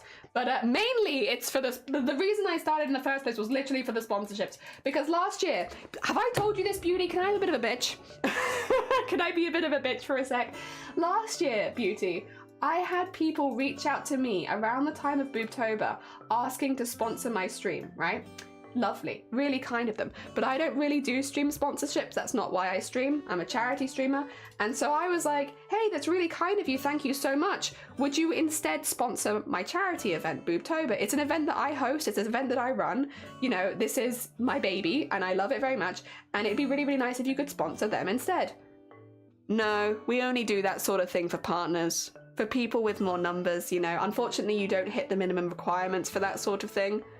Then why are you reaching out to try and sponsor me? You'll sponsor me, but you won't sponsor the charity event, which would arguably make you look better. Like, literally, I reach out to a lot of sponsors each year for Boobtober. We've never got any, but I reach out to a lot of sponsors every year because that's something that I want, and it's something that I'd love to be able to give back to people. But the fact that people last year reached out to me and then still didn't do it because... so it was really frustrating. So yeah, anyway, that's why we're doing this, because quite literally at this point, we will never get sponsors if we don't have a partner on the stream. And because I unlocked partner 2 years ago, I am the best candidate right now on Boobtober staff to do it because it's already unlocked. We don't need to do that, which makes things a bit easier. And thankfully, because it is for charity, and again, I do really genuinely appreciate it, people have come out of the woodwork to support this partner push. And I do think a lot of it has to do with the fact that it is predominantly for breast cancer awareness. You know, we are literally doing this to try and get sponsorships and also a Boobtober team. But I do really appreciate it. At the end of the day, Boobtober is my baby. It is something that I care a hell of a lot about. Breast cancer is like very close and near and dear to my heart. So having so many people come out of the woodwork and support has really, really made a huge difference. And again, even if we don't hit partner before this Boobtober, I'll just keep going because eventually I'm sure we'll hit it. And at that point, yes. I bet we'll still get denied a lot of stuff, but we'll try our head. We'll have a bit of a head start and hopefully be able to get a little bit more. I mean, it mainly is just frustrating, like knowing that I've had people reach out to me and then they're like, but as soon as it's like for the event, it's not, yeah, it's not good enough anymore. And it's like, what do you mean? And like, for me, it's really frustrating because I know the streamers that fundraise with us are good enough. I know they are. I know they're bringing huge audiences. They might not be partners, but like, heck, Kel's Bells and Feathered Phoenix both raised over $2,000 for BCRF last year. Neither of them are partners. They're both affiliate streamers. They raised over $2,000 for BCRF. I'm like, I want to be able to celebrate that, and I think that should be celebrated. I don't think that's a partner exclusive thing to be able to raise that much money, and it is frustrating. The idea, oh yeah, you know, they're not gonna, it's not worth it, it's not gonna raise that much, we need high requirements. Like, do we though? Like, I don't know, have you ever seen affiliates fundraise? Like, just because they're not a partner doesn't mean that they're not fundraising thousands for charity. Like, Jesus. You know, we had people do their first ever stream for Boobtober last year and raise hundreds of dollars for their first ever stream. Like, if you can talk about breast cancer, if you're okay with like all of that kind of stuff, you can fundraise, genuinely. Like, it's something that's near and dear to a lot of people's heart. Most people, all normal grounded people and most people on Twitch want to see a cure for breast cancer because it's a good thing for everyone. Earlier detection, all that kind of stuff, and they want to donate. So like, yeah, they're doing a really good job. It's really frustrating when people are so overlooked. And like, again, we want sponsorship specifically so that we can celebrate those streamers who are really helping and fundraising for us. Rant over, but it's frustrating. It's frustrating. I'm sure that you've had similar experiences as your time on Twitch. You know, we've both been around for a minute, both me and Beauty. I'm sure you've had similar experiences where numbers are more important than anything else, including results. We've raised nearly 30 grand for BCRF, just to be clear. So it's not like we don't have results on paper, but that's not good enough. That's not good enough. What is good enough? Oh dear. It's frustrating, but yeah. Again, that's literally the only reason we're going for partner. I unlocked it 2 years ago and I've never done a partner push because I'm honestly quite happy just pootling along in my own lane. I just want to do charity stuff, you know? I'm happy, but now that the partner has a direct effect on how well I can do stuff for charity, it's like, roll up the sleeves while I see how it is kind of thing. Very annoying, but we'll keep chipping away. And again, if we don't hit this year, that's fine. We'll keep going. We'll hit it eventually. If I have to stream every single day for 365 days, I'll goddamn do it. Oh dear. We'll work it out. We'll find a way. Dear. Blaffle. Somni is what it should be, to be fair. A cute hacking goblin. Thank you. This is George's. We've got look at their, I love their raid gear. Bing bong. Oh wait, is it art share time? Oh, thank you, Link. I appreciate it. I got a t-shirt with my art. Take a picture of it. Show us the thing. Show us the arts. I'd love to see it. You should be first sponsor. I mean, if you want to, you're welcome to. Well, I will be putting some social media reviews out because I'm also like, if anyone wants to sponsor me, or not me, if anyone wants to sponsor Booptober, they can. But I'll also be reaching out. Like, I normally email a lot of companies and such. And most of them blank me, but occasionally they'll sell that we're not within their numbers, and it's like, okay. I told 2 friends, they tell 2 attendants, like right there, exactly. Singing a big sister, it's very annoying. I have you and it's super fun. I had a sponsor in my community rallied behind it, not railed it. Excuse me. It was amazing. We did such a good job. Like, you didn't have enough people. I wasn't moving on. I was like, you had a sign up. But you had people who sign up who never signed up. You had people sharing it. We had a killer stream and it just wasn't enough. I mean, we did rail it. Also that's so, and like, okay, I don't mean this in a mean way, because I know your community is incredibly supportive. If you had the tick next to your name, I bet they would never have done that to you.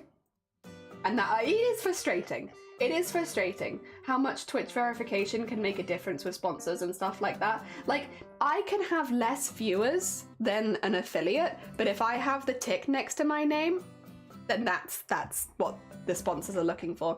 And again, to be clear, I'm asking for sponsorships for my charity event. I am not looking for sponsorships for me. We don't do sponsored streams. Never really have. We've done one in the entire time that I've ever streamed, and that's because it was something I already used. It's the only time I've ever done a sponsored stream. That's not what my streams are here for, and so unless it's actively promoting something that I want to promote, we don't do it. I am literally asking for sponsors for my charity event for breast cancer awareness, something that's really common, and no, it's not for me, it's for the entire event. And it's like, no, I don't think so. And it's like, you butts, you hecking butts. Oh dear. And again, I'd understand if they just didn't do that kind of thing, but it's a no, because you don't have a partner on the team that really hurts. It's like, really? Like, all these amazing affiliates are coming together and like raising quite literally like nearly 30k for charity. Like, we go hard, but yeah. Oh, Jasper Dell, welcome on in. I hope you're doing well. That doesn't mean the charity won't let you do charities on Twitch. Twitch is stopping me. No one's stopping me. No one's stopping us from doing the charities. Booptober's happened for 3 years in a row now. This will be the 4th year this year. It's a big event. It's an event I run every year. So no, it's still going on. Twitch doesn't stop us, and neither does the charity. In fact, the charity is very encouraging. It's been very sweet and very supportive. What it is we run an event. I'm one of the staff members on the team. So although I do stream during the month of Booptober, I'm mainly supporting other streamers to help them fundraise for BCRF, because that's kind of the role I've sunk into, is more of a support role. And basically part of my job is to apply for sponsorships for the event. Sponsorships, what it means is more giveaways for the streamers who are taking part, which generally encourages more streamers to stream, which encourages more people to take part. Basically makes the event bigger and bigger. And when it comes to spreading breast cancer awareness, you want to be talking to as many people as possible, because it's about awareness, right? And awareness is spreading through, hey, men get breast cancer. Hey, double check your tits, look for this A, B, and C, and D. You know, if you do find something, make sure you go to the doctors. That's spreading awareness, right? And that's mainly what breast cancer awareness is about.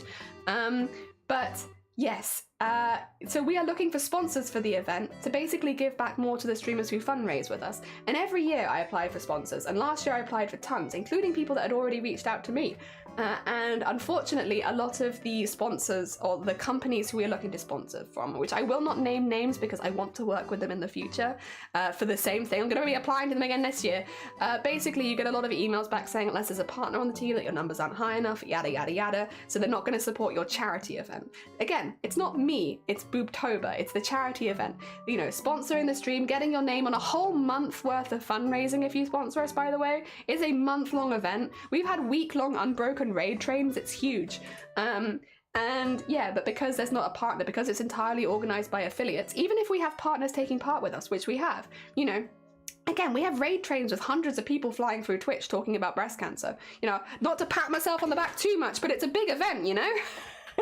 But yeah, it's frustrating that because there's not a partner on the team, we haven't been able to ever secure a sponsorship for the event. What that also means is that I am effectively sponsoring the event every year, because I will do giveaways for the streamers taking part. I will, you know, celebrate the people that are joining us in fundraising. And if we don't get sponsored, I pay for it out of my pocket. And I've spent hundreds on this event. In fact, we kind of did a bit of calculation where I think I might have spent over £1,000 now on Boobtober over the last 3 to 4 years, making sure that people are sponsored, making sure that there are giveaways for the people taking part, making sure that everyone can do postage, making sure that everything's running as well as possible. We raise thousands, but I'm spending hundreds making sure that everything is good because we don't get sponsored. And I will make sure this runs one way or another.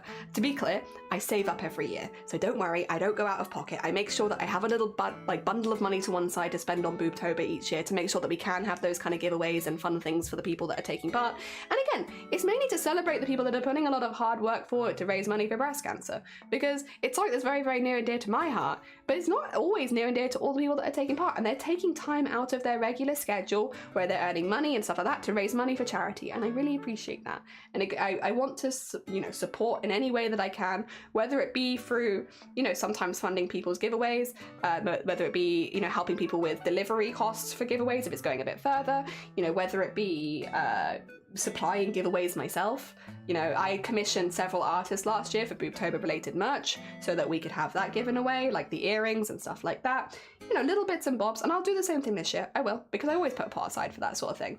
But it would be nice to go bigger. It would be nice to be able to do more. And that's basically why we're aiming for partner. So it's not the charity, and it's not Twitch. Although if Twitch wanted to get me partner, that would make this much easier. It's actually the way that sponsorships are done. Yeah. This means no cool goodies or sponsors in the charity event. Exactly.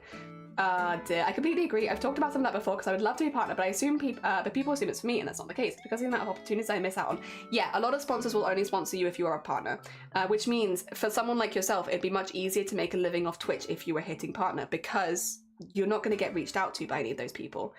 You need a little check mark. You miss out on opportunities, genuinely. And to be clear, we're missing out on opportunities as a charity event. Again, it's not even for a streamer. We're missing out as a charity. You are not getting anything as a streamer. Dear. If they are not doing charity, they are definitely not doing individuals. Dear. Yeah, it's all very frustrating, and it's like one of those things where I never particularly wanted partner until I realised that it was a detriment to Boobtober, and then I was like, well, now I kind of have to, because Boobtober is, again, it's the something that I founded, it's something that I care an awful lot about, and if I can do something to make it better, I will do my very bestest. Plus, again, it would be lovely to be able to really celebrate the people that are fundraising with us a bit more.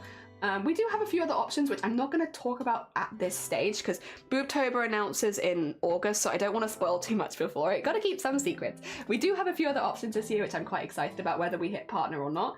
But yes, it would be, generally things are just easier if other people help. Oh dear. And we can do more.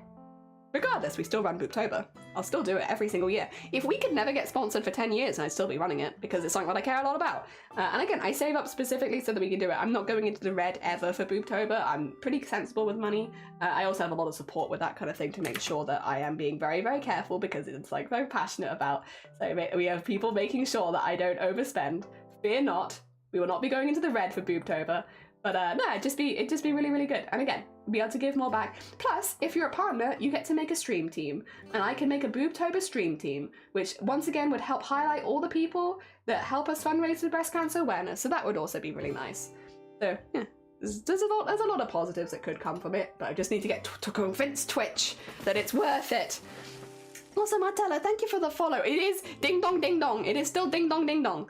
Yeah, I just like to make a song for the event. Oh, we can talk about it closer. Oh my god. Also, it is break time. You're right.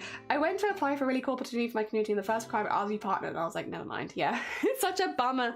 Yeah, it makes a really, really big difference, and it's frustrating. It is frustrating. You know, fortunately, I will say I haven't had exactly that because most of mine are for charity, which means I don't know until I apply because we always have to write an email to them, basically, which is like, hi, I'm a representative of Boobtober on Twitch, which is a charity event raising money for BCRF.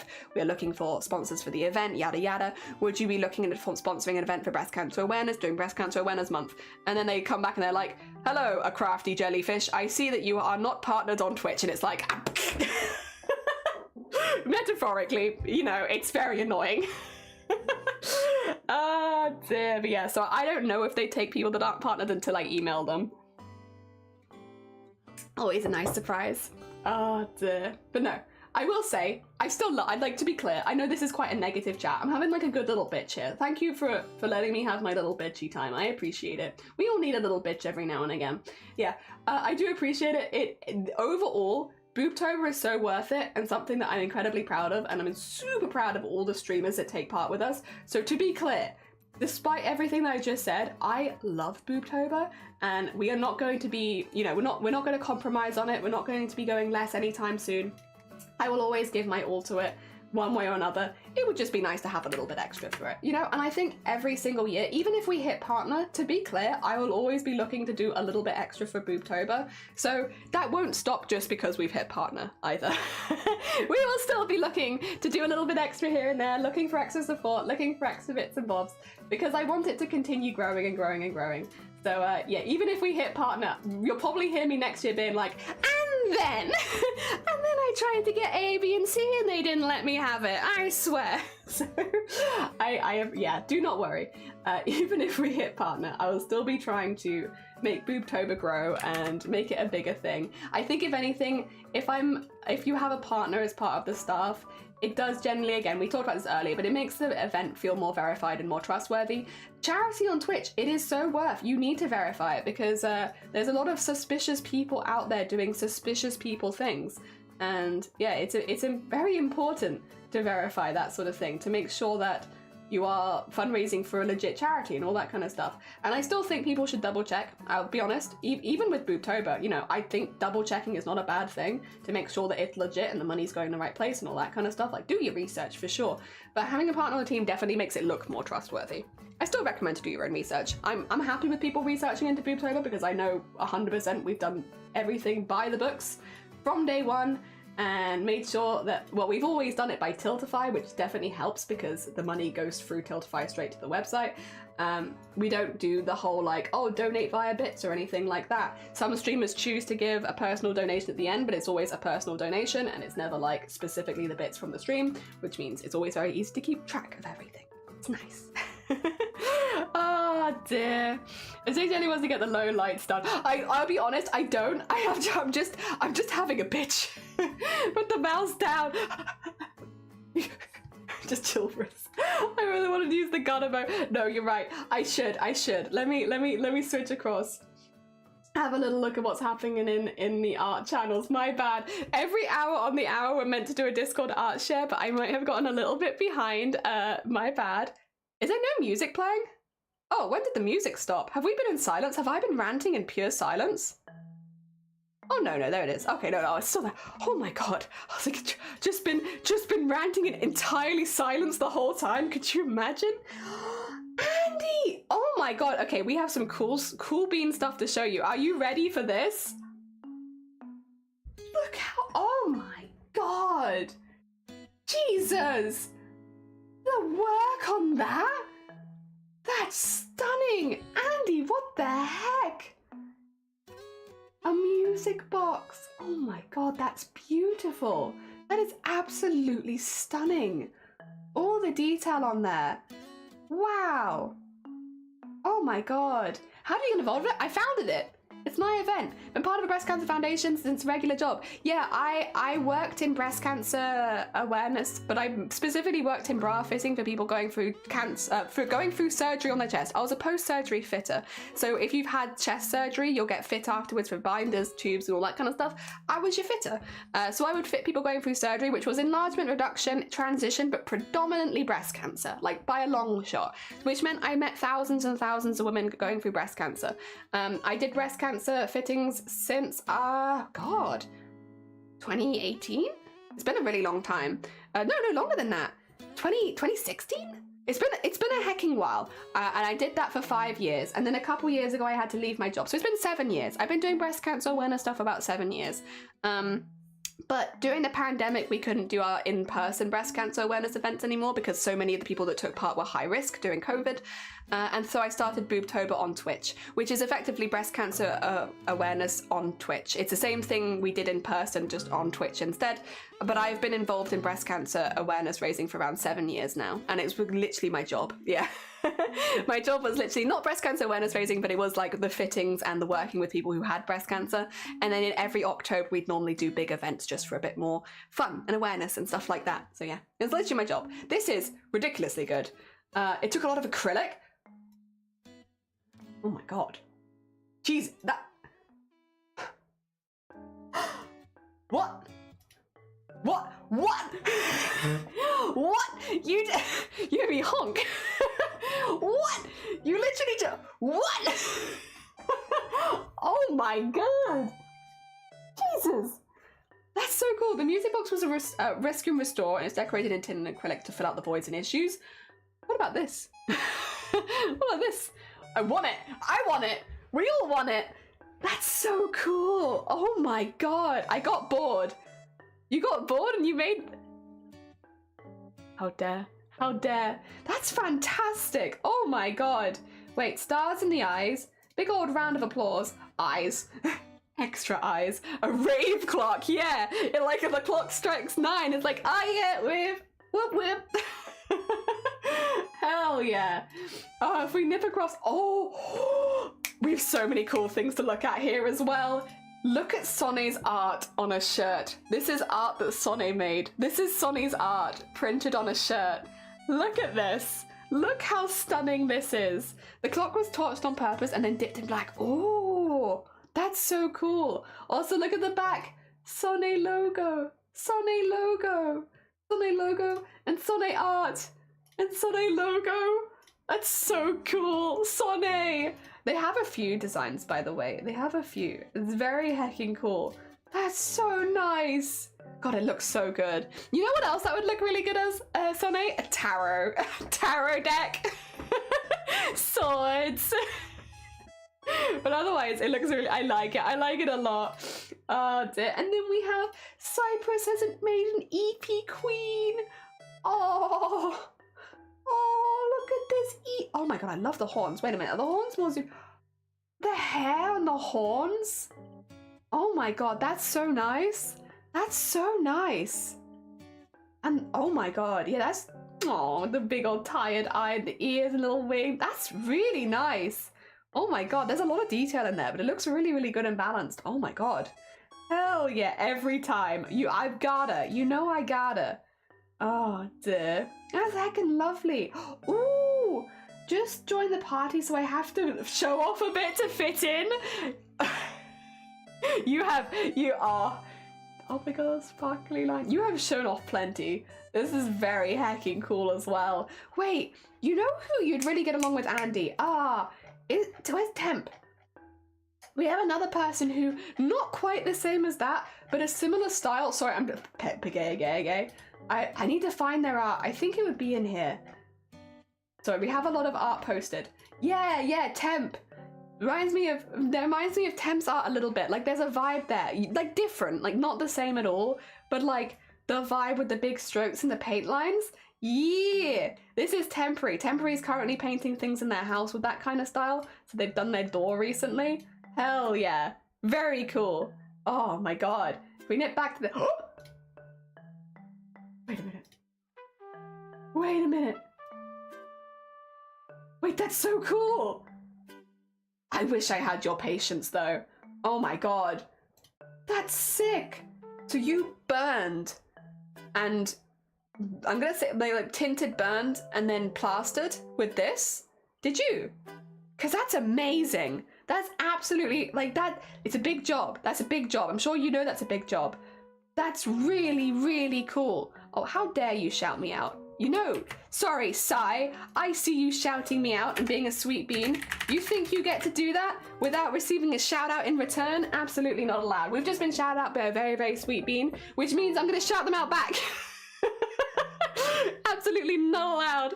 No, if you haven't gone, go send them some love. Go over to their stream and put them love in their chat. Yeah, you know, they might have shouted me out, but I'm gonna tell you to go over to their stream and go put love inside of their chat. Breast. She's been about breast cancer foundation for 7 years. She's been bradford people post up. Oh, bless you. And she found the breast cancer awareness Twitch stream. Oh, thank you for the boop. Thank you for adding a boop command. Oh my god. That's science. Yeah. go to their stream. Go put hearts in their stream and send them some love. Hell yeah. Coffee dipped. The page was dipped in coffee and dried in the sun. Oh my god, they really look. Wow. You got a really good color on there from just coffee. Oh my god. So that's another account. Is this a second account? Wait a minute. Is it? Could be. Could be. Wait a minute. Oh no, okay. Oh no, I've opened a thing and now I cannot close it. Dear, that's really good color that you got from the coffee, to be fair. Like, that's pretty deep. God. I also really like your shelves, by the way. I also like the things that you have on your shelves. Very hecking cool. All right, I think we had done it. I think we've done our Discord art share.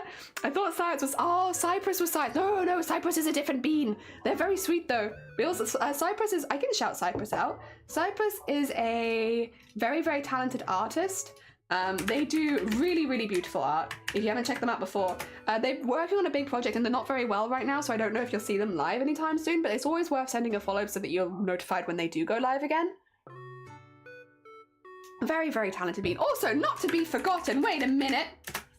Yeah, if you haven't checked out Blapple, if you're interested in charity as well, the reason that I started felt confident enough to do something like Boobtober on Twitch was quite literally Blapple. Blapple is the founder of, or one of two founders, or two current founders, for the Starlight Foundation's team, Stream Stars, which is the biggest fundraising team for Starlight on Twitch. They are absolutely amazingly talented people who run an absolutely huge event with a lot of really, really cool people. And if you are interested in charity fundraising on Twitch, you should definitely be checking out Blapple, because they run such a big event multiple times a year. We do Boobtober once a year. They do multiple events a year with a bigger team. They are very, very talented. And yeah, go send them some heckin' love. Working on my intro song, and I'll come back when it's done. But thanks for the shout out. Yeah, it's always nice to shout out, even if we know that it might be a while before we can actually see you, because then when you do go live again, we know, you know? Yeah, I always recommend following. If there's someone you're interested in, follow them ahead of time so that when they do go live again, you're notified. Because otherwise, although I will say Twitch, sometimes I feel like recently I have not been getting the correct notifications, because there are people that I want to watch and I don't realize, like for instance, when Arty went live, I'd followed Arty because I was excited to see Arty live, and I missed the first one because Twitch just did not tell me. And it's like, I've got notifications on and everything, Twitch, please. There's probably a setting or something somewhere that I need to shift. I'll be honest, in this one I will concede it's probably my own fault, because I do sometimes have pretty messed up settings, and this seems like maybe I've messed up a setting or something. But yeah, I wanted to watch Arty, and I missed the first one. I missed it. Very upsetting. All right, you got that going up. This is looking pretty cool. Dear, very kind of you. No, it's always, I don't shout people out enough, to be honest. I mean to, and I have the best of intentions, but I often forget. And which is terrible, because we have so many talented people here that genuinely deserve a shout out. Like Blapple deserves so much for the charity work they do, and it's only recently that they've actually started talking about the fact that they literally were one of the founders for Stream Stars, which is like such a big thing. Like, I'm sure not everyone here has ever attempted to do this, but if you've ever tried to make a really, really big charity event where you're organizing streamers, which by the way, organizing streamers is like herding cats, genuinely. I mean this in the most affectionate, sweet way, because I love everyone we fundraise with, and everyone is so sweet and so supportive, and I couldn't have asked for better people to fundraise with. However, streamers are like herding cats, trying to fundraise, get them all wrangled together at the right times and everything. It's very tricky, and you know, it's a lot of work and a lot of effort. It's basically being on-call tech support 24/7 for however long the event is, And it's a lot. And, you know, I'm sure both Blapple and me both feel the same. Like, it's so worth it because we're raising money for something we both really care about. So it's still massively worth it, but it doesn't take away from the fact that it's a huge workload. And Blapple deserves a lot more recognition for the work that they do on Twitch. This kind of comes in again of like, I feel like sometimes people like Blapple are not recognized well enough because they're not a partner. And I think it's very unfair because, again, Blapple inspired me to start Boobtober. You know, I'd been doing breast cancer fundraising IRL for a long time, so I did have some experience. But as far as like Twitch fundraising, I was very new to that. And without Blapple inviting me to join the team, I probably would have never attempted it by myself. So yeah. I think it's frustrating that there are people like that fall under the radar when they do really amazing things, and they deserve a lot more love for it. Ah, dear. Already streamed at like 2 a.m. Also that. Although they've been streaming in the mornings recently, which has been nice. Yeah, it's also happened to me. Also, if Beast is usually used by yourself for boob commands or breast. Oh, no, you're fine. I like breast because it doesn't get used as often, so it's easier to get the command. Not Beast. Beast. That's harder when there isn't a consistent schedule. That's also true. Yeah, like I definitely miss people because of scheduling stuff, but oh dear.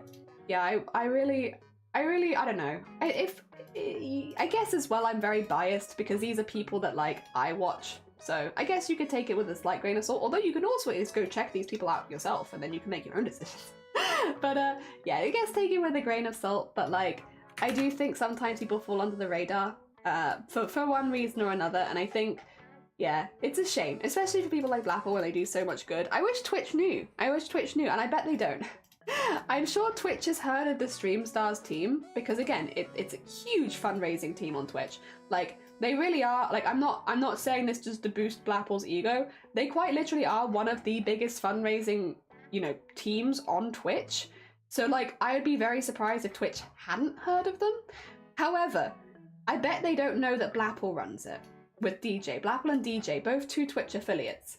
I bet Twitch doesn't know that. Or maybe they do. Maybe they have eyes everywhere. But I would be surprised. I feel like it's that kind of thing where it's like you fall under the radar simply because of the size of your channel, which is a shame because I feel like you should be recognized for the work that you do anyway. Do I want that all in shade, or does that feel a bit much? I think it feels a little much, right? Like, I do want quite a bit in shade, but maybe not quite that. Maybe like this. Take a little bit more out. Like a little too much there, maybe.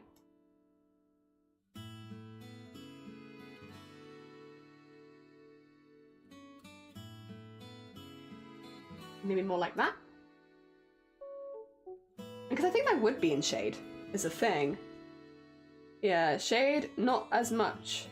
Should not be as much as left side, yeah. Well, should also probably be...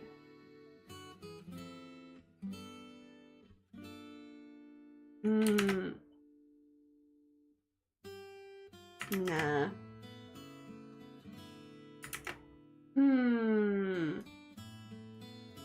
Come on, brain, you've got this. You can work it out. More like that.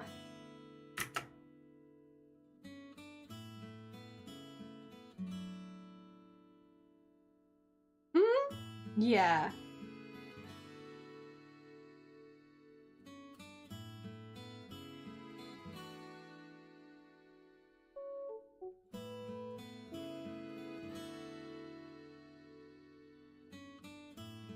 We can pull it back a little bit.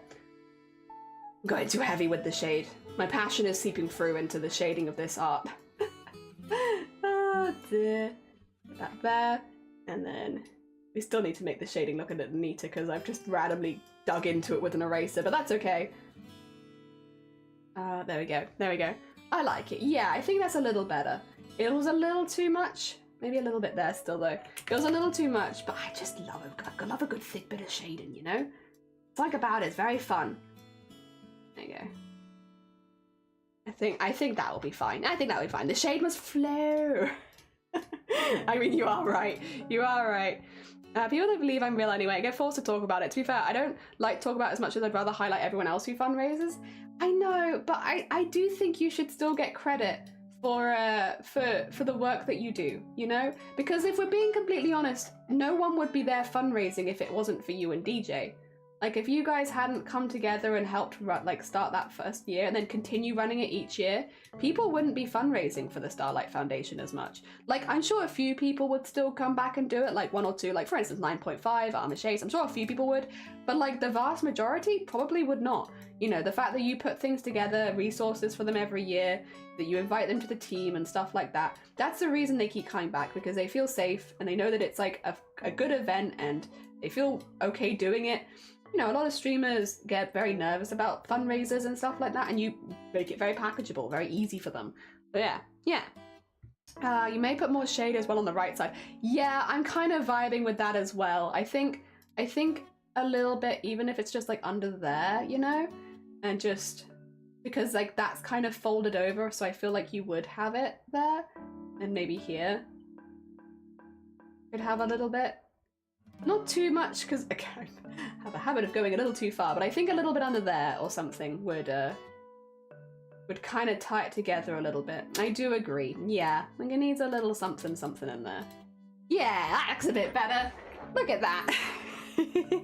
He's got his purple everywhere. I probably should do more on the shirt, but I'm gonna save that because I'm gonna put lots of highlights on it, so it might not be quite so shaded.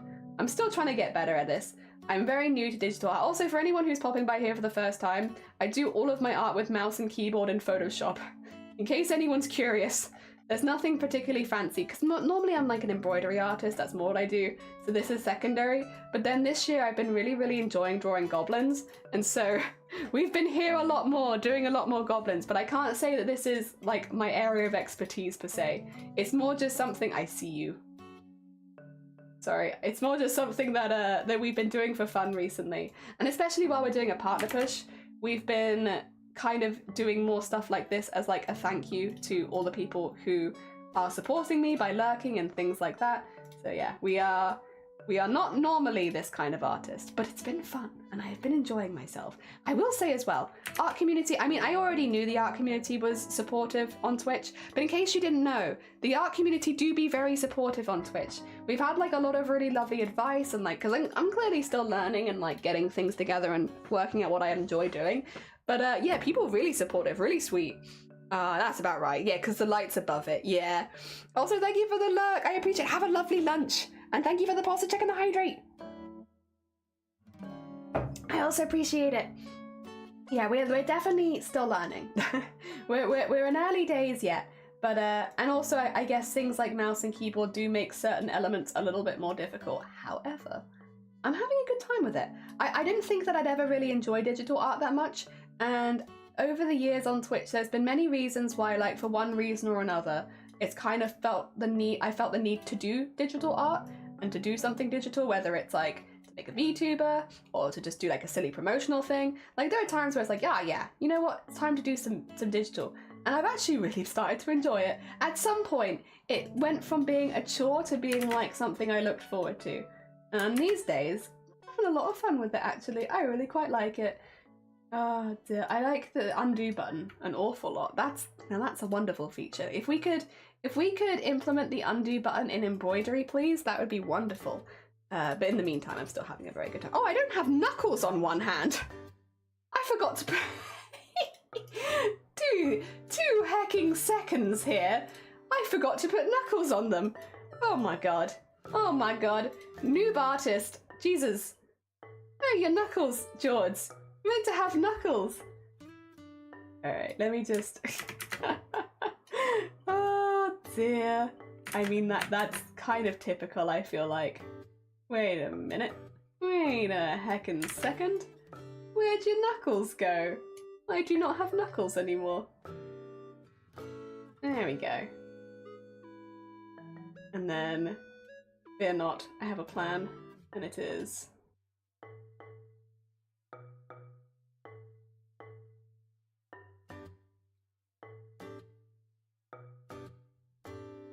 And then this. Actually, that's too much. There you go. That's better. And then we go in with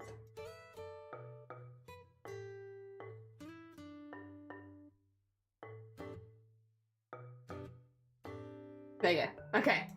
Jesus. I can't believe I almost forgot that. There we are. There we are. Nude artist. Well, I mean, they are naked without their knuckles. Oh dear. There we go. Oh, someone's doing some hammering outside. Can you hear that?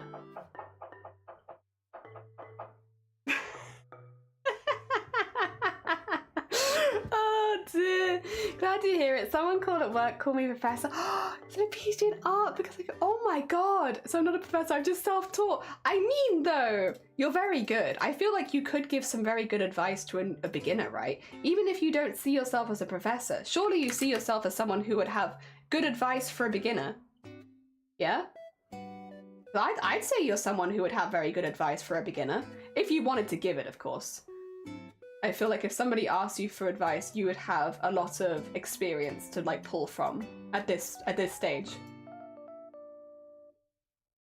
Yeah. Someone at the door. I know. Sorry. You in? Oh my god, Libertarian, welcome on in. How you doing? You bog apple. Hecking bog apple. So yeah, there's somebody at the door. Somebody at the door. Oh dear. Alright, there's one hand. I'm not going to do too much on the shoulders. I think I'm just going to leave them as is because I want them to be really bright. And I want to have lots of spaces for highlights. So I can't put too many shadows in places or I lose all my spaces for highlights.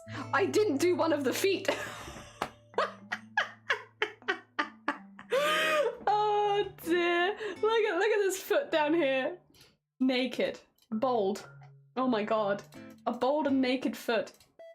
Oh dear. How did this happen? Let's get this in here. And then in there. Let's just, yeah, actually get that to there. And then, can't believe there's a naked foot in my stream. Not even an ounce of shading. How did that happen?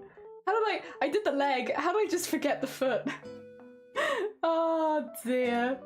My brain. Oi, I see you there. How dare you, wonderful sweet bean. How dare you give me a shout out behind my back. Absolutely not allowed. If anyone has not checked out the very, very sweet Jean Blanc, please give them some love. We're actually going to be making a goblin for them later next week. So we'll be shouting them out a second time. But if you haven't seen them before, go see them now. Yeah. Oh, I gave you another remote, Ian. Oh my god, I'm talking about Bog. Did the hecking thing arrive? Or... not yet. Damn it, big Sag.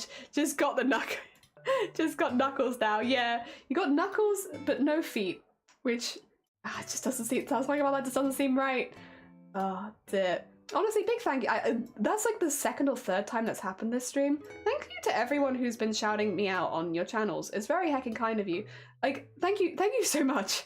Genuinely, just thank you so much, everyone who's been supporting this partner push. Jesus. It's been really sweet and I really appreciate it, and I hope that if any of you are pushing for partner in the future that I can at least give you that support back. I know not everyone has that in their goals, which is very fair because neither did I, to be fair.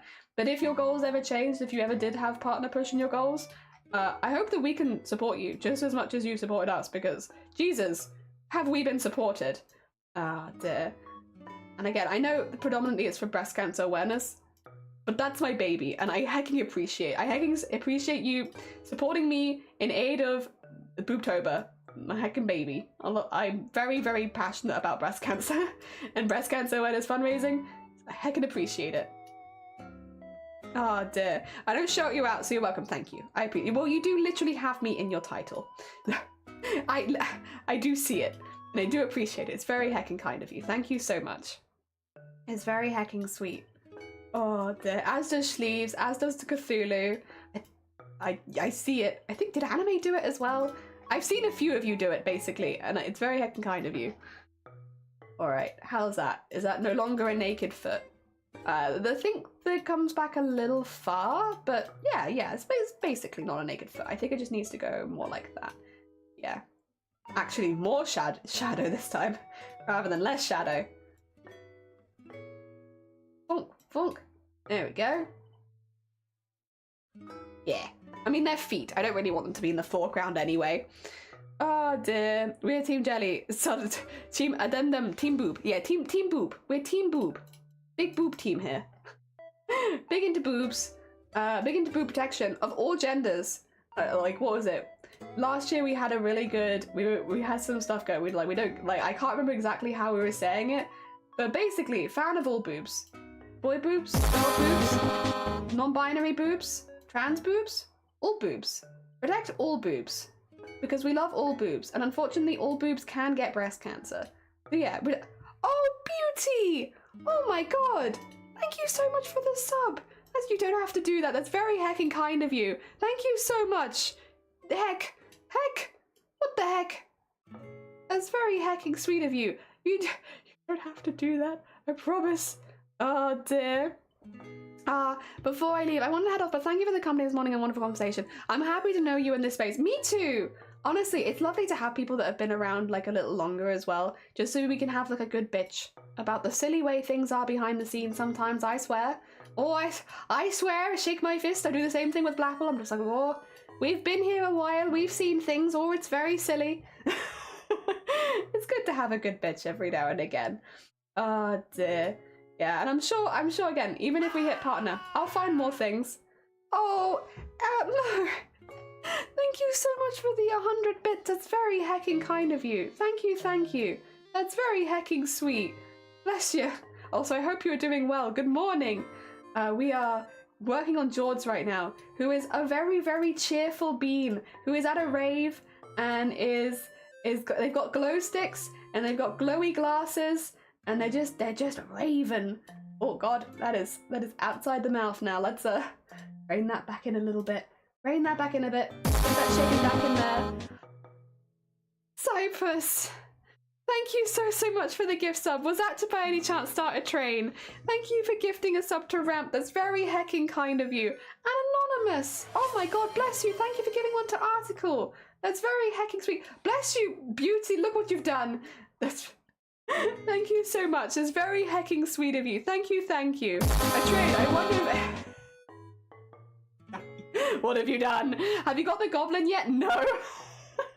I'm gonna have to start making my own goblin emotes, I think. I think that's gonna be the only way. Thank you so much, Anonymous, as well, for the gifted sub. And Cypress and Beauty for subbing and emote. That's very hecking kind of you. I hope you get good hecking emotes. I will say, if anyone does need to leave, if you do need to leave, completely good. I want you to feel like you have to wait around just because there's a train. If you need to nip off, you hecking go. Also, for anyone popping by, here's our rave goblin. Look at them. They're raving. They're having a great time. Oh, Beauty, bless you. Thank you so much for the hecking... Thank you so much for the hecking 500. You don't have to do that. You don't, honestly. Just, letting me bitch at you not bitch at you, but bitch with you every now and again. That's all I need. That's all the support I could possibly ask for. There's a little Twitch bitch buddy. Oh, dear. Thank you so much. I really hecking appreciate it. Jesus. Oh, dear. Has anyone got... Yeah, I haven't got the gobbo yet. Oh dear. Chaos Beverly. Breast cancer can kiss a rusty pipe. You're damn right. Breast cancer can kiss a rusty pipe. We hate breast cancer. All my homies hate breast cancer. It heckin' sucks. And we all fundraise and awareness raise every year. Blapple! What the heck are you doing? Or you. Listen here, you. You fartist, you. Thank you for the heckin' gift sub to Cyprus. It's very heckin' kind of you. But also, I see you. Oh dear, you don't have to do that. You already support the stream so much. Oh damn, refund my money. I will. I'll refund it into, who is it? I'll refund it into Libertarian's account and they can choose what to do with it. I'm sure they'll be very nice. Calling me a fartist. I mean, you are. You are though. Oh dear, thank you so much. I really appreciate it. It's very heckin' kind of you. To be clear as well though, for everyone lurking, while I really appreciate the hype train, it's very heckin' kind of you. You are all helping as well. As I don't want anyone to feel like just because they can't support like financially or anything, like they're not supporting. When it comes to partner pushes, the most important thing is the lurks. So massive thank you to everyone who is lurking. I really appreciate it. Thank you so much for the heckin' gift subs and thank you so much for the bits. But massive also thank you for everyone who is lurking. I really appreciate it. All of you. Oh dear. I don't want anyone to feel like, yeah, because they can't give bits, they're not supporting the partner push. Fear not. It mainly comes down to concurrent viewership, so, but if you can hear me talking to you right now, you are supporting. Fear not. Oh dear. There we go. And just get that down there a little bit more. There we are. Oh, I'm not sorry. Thank you for the gift sub. Yeah, and support. No, thank you, thank you. Yeah, Blackpool has been super supportive.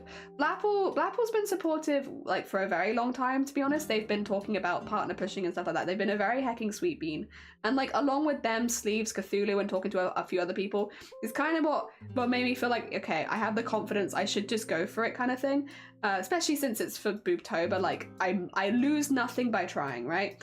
So they've been very hecking supportive throughout the whole thing.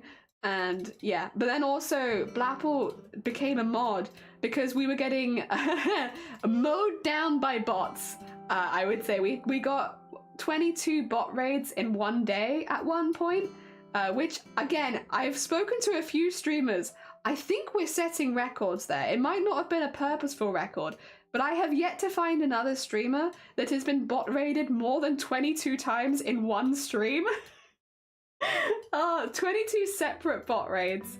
And Blapple went through afterwards and individually made sure that, and like, well, I say individually, in like very small batches, made sure that every single bot that we got bot raided for was reported so that nobody else would get raided by that particular bot. And that we're talking thousands of bots that Blapple went through, to be clear. And again, they could only do, I think they said batches of 25, they couldn't do bigger than that. They went through and made sure that those bots wouldn't affect any other streamers. So big ups for Blapple. And that's the first day they became mod. They're very hecking sweet, and they really, really helped not just myself, but I think anyone else in the streaming community by making sure that like all of those bots will hopefully not appear on your channel. Yeah, big ups to Blapple. Very, very big ups. That's why I'm like, you don't need to support me in any other way. You've already supported me a hell of a lot. Thank you so much for the hype train. That's very hecking kind of you. Thank you. Oh God, there goes. I was trying to click on chat. Thank you so much. It's very hecking kind of you. Wait, what is this? What's this fella? I got a choo-choo. Who is this? A frog? I got a frog. Smiley, how you doing? And Danny, welcome on in. I hope you're doing well. It was just like, give me mod. You are 22. There's got to be a record. 22 was a lot, right? I don't think we've seen more. Ah, it's harder when a bot raid happens the same time as an actual raid. Yeah, it was tricky having the multiple things happen. But we had so many things happening at the same time, and it was like very confusing. To be clear, she didn't want to give it to me before. No, I normally don't like putting responsibility on people, and I feel like moderating is a responsibility.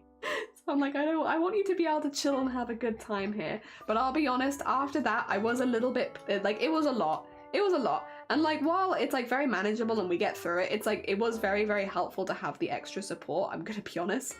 Even though we've been bot raided before, being bot raided that much, I haven't been that. I haven't had that. That's new to me.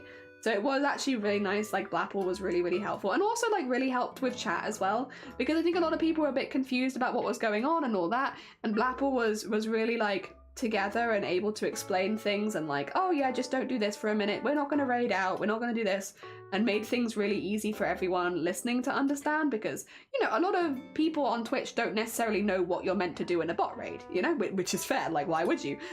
Unless you're streaming, why would you know? So yeah, no, it was really, they were really, really helpful, and they helped a lot.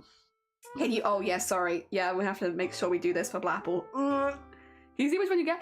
I got that one. I got that one. It's a great day, Jelly. Say after my lunch. I'm glad. Ah, dear, back. Oh, unlock. Welcome back, AG. More hate you have to show how big it stuff. I think that's the thing is, I've talked to a few other people since then, and it seems like it's just a thing that happens to you if you're going for partner. As soon as you start going for partner, there are some people out there that are like very jaded, I think, and they see someone who is doing well on Twitch and they're like, and I'm going to bot raid that person, because, you know, they're doing well and they're able to go for partner. So it's nothing particularly personal. It's just like, if you're doing well on Twitch and you're aiming for partner, you might get bot raided a bit more for a while by people that are a little bit jealous. And it's okay, because I was really confused, because the person who was bot raiding me was actively talking about it in a friend of mine's channel. And it's like, what are you doing? They're so odd. Yeah, anyway. So they were doing that, but yeah, it just seems like it comes from a place of like, again, like being a little jealous and being a little spiteful, and yeah, which is a shame. I think unfortunately it's difficult because Twitch, like we were talking about this earlier, but Twitch really does push numbers in a lot of the face, and I think it's very easy to get self-conscious, especially if you compare yourself to other people. Like, I think for me personally, having a reason to want to do Twitch that isn't numbers, like for instance the charity, is a really, really healthy thing. And everyone's different, and you know, motivations on Twitch vary, and there's not really a bad reason to start streaming on Twitch, in my opinion. If you want to start streaming to have it as a job, you heckin' go for it. Good luck. You want to start streaming to make friends, you heckin' go for it. Good luck. Like, whatever your reasons are, you go for it. Good luck. It doesn't affect me at all. But I do think, unfortunately, a lot of people can get quite, not a lot of people, but a very small percentage of people get a bit spiteful and a bit rude, and yeah, then you get that. Don't think the shade's too much on the right ear. Oh, maybe. You know what? I think it's all right. Maybe, but I think it's okay. And I think we'll go over a lot of it in highlight anyway, which means you'll see less of it by the end. But I think it'll be fine. But thank you. I'm not great, as I was sick for 2 weeks the other day. I was so ill, I went to the doctor's office. Oh, bless you. I hope you feel better soon. That's a long time to be ill. Look after yourself. I'm sure you are. But I really hope you get better soon. It really, really helped. I went through the week before. It was a stressful time. It really can be, for sure. I'm out to buy clothes for my baby a size up, which is so bittersweet. Growing. They do grow really quick, too quickly. Dear, they give me jellies. You're the real jelly. I am the real jelly. No longer a tiny baby now, big baby, yeah. They wasted so much money being jaded, just being sad. To be honest, I hope the person gets therapy. Oh, for sure. Like, it definitely comes from, like, not the best place. So, like, hopefully, whatever caused it, they get through it, because it doesn't sound fun. I definitely wouldn't want to be in a place where my only joy came from other people's unhappiness, and so I hope that whatever they're going through, they get through it and they're okay. I'd still rather them not do that kind of stuff on Twitch. Also, get ready for some really fun highlights. I am so excited for this. We're going to be doing this side predominantly in the blue, but we will do some other colors as well, and I'm going to like layer them up a little bit. So we'll start with like a little bit of blue, and then we're going to go back and start adding other colors as it goes across, and I've been so excited to add these. Oh my god. So we want to get some blue in here, and then this one's going to definitely change color. What we'll do then, I guess, what I'll probably do, I have a plan. I'm going to go the whole way across, but I understand that the blue will not need to go the whole way across. And I'm going to change it to the purple midway through. I think that's going to look really, really cool. I think in some places we'll blend it, and in some places we'll layer it. We're going to put so much highlight on this that I think it's going to be fine regardless. And I'm excited. Well, that's probably going to want some pink on it as well, I think. Or we could even do the pink here. We'll think about it. We'll think about it. We have time. Plus, I can go over the top of some of these and change the colors around if I want. But yeah, I want to have loads of really colorful highlights.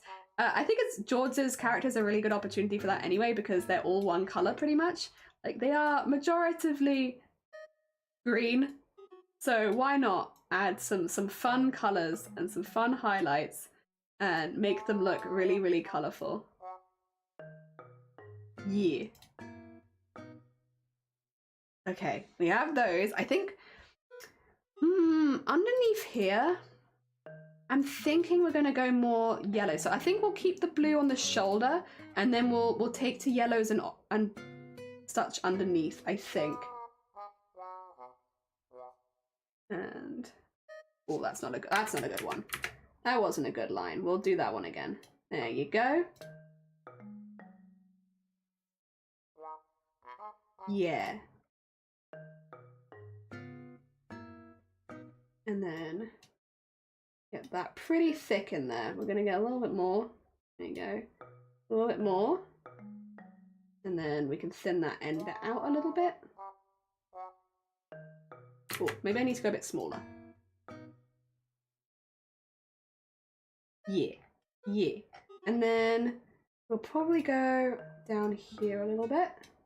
And then over and up there. Yes. Nice and thick. And I might put some pink in the end of this one, maybe, to match the glasses. Potentially.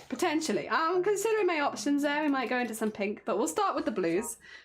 Hell yeah, this is very cute. I'm having a really good time with the cute, yeah. Oh dear. I'm curled up in bed with book. Oh, bless you. It's better when the antibiotics start working. I really hope you feel better soon. Like having to, it's so demoralizing feeling sick for a long period of time. So I really, really hope that that you get what you need and you feel better soon. Also, Five Wolf, good morning. Thank you so much for the follow. Welcome on in. I have to stop streaming as I said it. Oh no, you're fine. So I lost stream, so now I have plans to get ready and love and support all the good beans. Asdom, oh bless you. Thank you so much. It's very hecking kind of you. That's very sweet. Also, you love it. I've been really having a lot of time. Oh my god, is that feathered? I'm having a really fun time making this. Feathered. Oh wait, we have a special feathered shout out. Let me get you your, yeah, we have 2 special shout outs. There we go. If you've never met Feathered before, a very, very sweet being craft on Twitch. Feathered, how was your stream? It's a Ned. Yeah, Feathered Ned is a multi-talented artist who makes everything from huge sets of wins. I gave her the fancy one, but I gave her a fancy one too. Listen, we can both give them the fancy one. I hope you're doing well. If you've never met Feathered before, a really, really sweet bean. Very supportive bean. Actually, we were talking about people raising ridiculous amounts for Boobtober yesterday. Did anyone remember how much money the Feathered Phoenix made for Boobtober last year for breast cancer awareness? Anyone remember that? Pretty sure it was over 2 grand that the Feathered Phoenix raised for breast cancer awareness. Pretty sure it was over 2 grand that they raised on their own, by the way, just on their channel, just them. I hope you're doing really, really well, Feathered. I hope you're having a really good time. I hope your stream's going really well. I'm assuming you're working on the cosplay today. I hope that it's going well. Yeah, did you guys know that the Feathered Phoenix once raised like $2,000 for BCRF in one charity stream? Did you know that? No, I win. Ned, did you? The fire chicken has arrived. Shut up, Blaffle. Yeah. Know how good you are. Aw, Jelly, yeah, they're very sweet bean, a very hecking sweet bean who raised a butt ton for charity. Absolute butt ton. If you didn't know, it was very heckin' impressive. We were all very impressed. Like, we were all watching, we were like, what the heck is happening on Feathered channel? How did this happen? Whoa, look at all the money they're raising. And then we want to... we want to go to... I said we were going to have some fun with this, and we're having some fun with this. We're going to have the color changing highlights in certain places because it is fun. Probably not between pink, but between the blue and the purple, yes. 100%. Oh dear. Yep. In one singular? Yeah, they did like a couple how many days did it take you to raise 2 grand? Was it like 2 days? Also, it really wasn't very long. I know this sounds like quite a lot, but genuinely, Feathered Phoenix raised so much money in an incredibly short period of time. I think it might have been 2 days. But please do correct me if I'm wrong. It's been nearly a year, so my memory might be waning. But I think it was 2 days. It might have even been 1 stream. It was a very, very short period of time that they raised that money in. Very short. That much is for certain. Okay, in the shadows. Yeah. Get that in there. Important. It's important. Oh dear. I am formidable holds myself today. Lots. Oh, bless you. It was utterly bonkers. It was in 1.5 streams. Yeah, 1.5 streams. They raised over 2 grand. The fabric is red, and that's all I can say, which is good. Hey, listen. You picked red fabric. If anything, that just sounds like you made a smart choice, right? If you knew you were going to bleed all over it, yeah, red's the best color. No one can tell. Except for probably the people that watch the stream. I'm sure everyone who came in with you was like, God, Feathered, will you stop poking yourself mid-stream? I swear. Jesus. All the blood. Ridiculous. I should say as well, Feathered, if you do need to go look after yourself post-stream, if you need to eat anything or sleep or drink or do whatever you need to do, please do. As much as you're super, super welcome here. Completely understand if you need to go take a bit of a break, and you're more than welcome to. More than welcome to. If you are staying here, hello, hi, my name is Jelly. Every lurk really, really helps, and I really appreciate Feathered bringing you all here. We're currently partner pushing. We are trying to get above average of 75 viewers for a month. We are, I think, just about over for the day. I could be wrong. Actually, let me double check. I can actually double check what the daily... Did you know this? I didn't know this. You can check what the daily average is. Although at the moment it says 77. Yeah! So we've hit above average of 75 for today's stream, which is really, really good. Thank you so much for the raid. I really, really appreciate it. I'd still appreciate everyone lurking. I know I just said we hit above average of 75, but I still appreciate everyone sticking around because, yes, it is an ongoing thing, and any extra help really, really does go a long way. I'd rather not bleed at all, yeah? I'm having a good time with damn embroidery machine. Shiny is getting poked, pushed around. Time to end. No, I don't want to end the stream yet. I'm not finished. Oh dear. Yeah, that's every time we hit above an average of 75, just end stream. No, I have whatchamacallit? I've got work to do still. I've still got to finish this bean. I want to finish this bean as on stream if possible. I might not do the background on stream because I can take a little break before doing that, but I want to get the main character at least finished.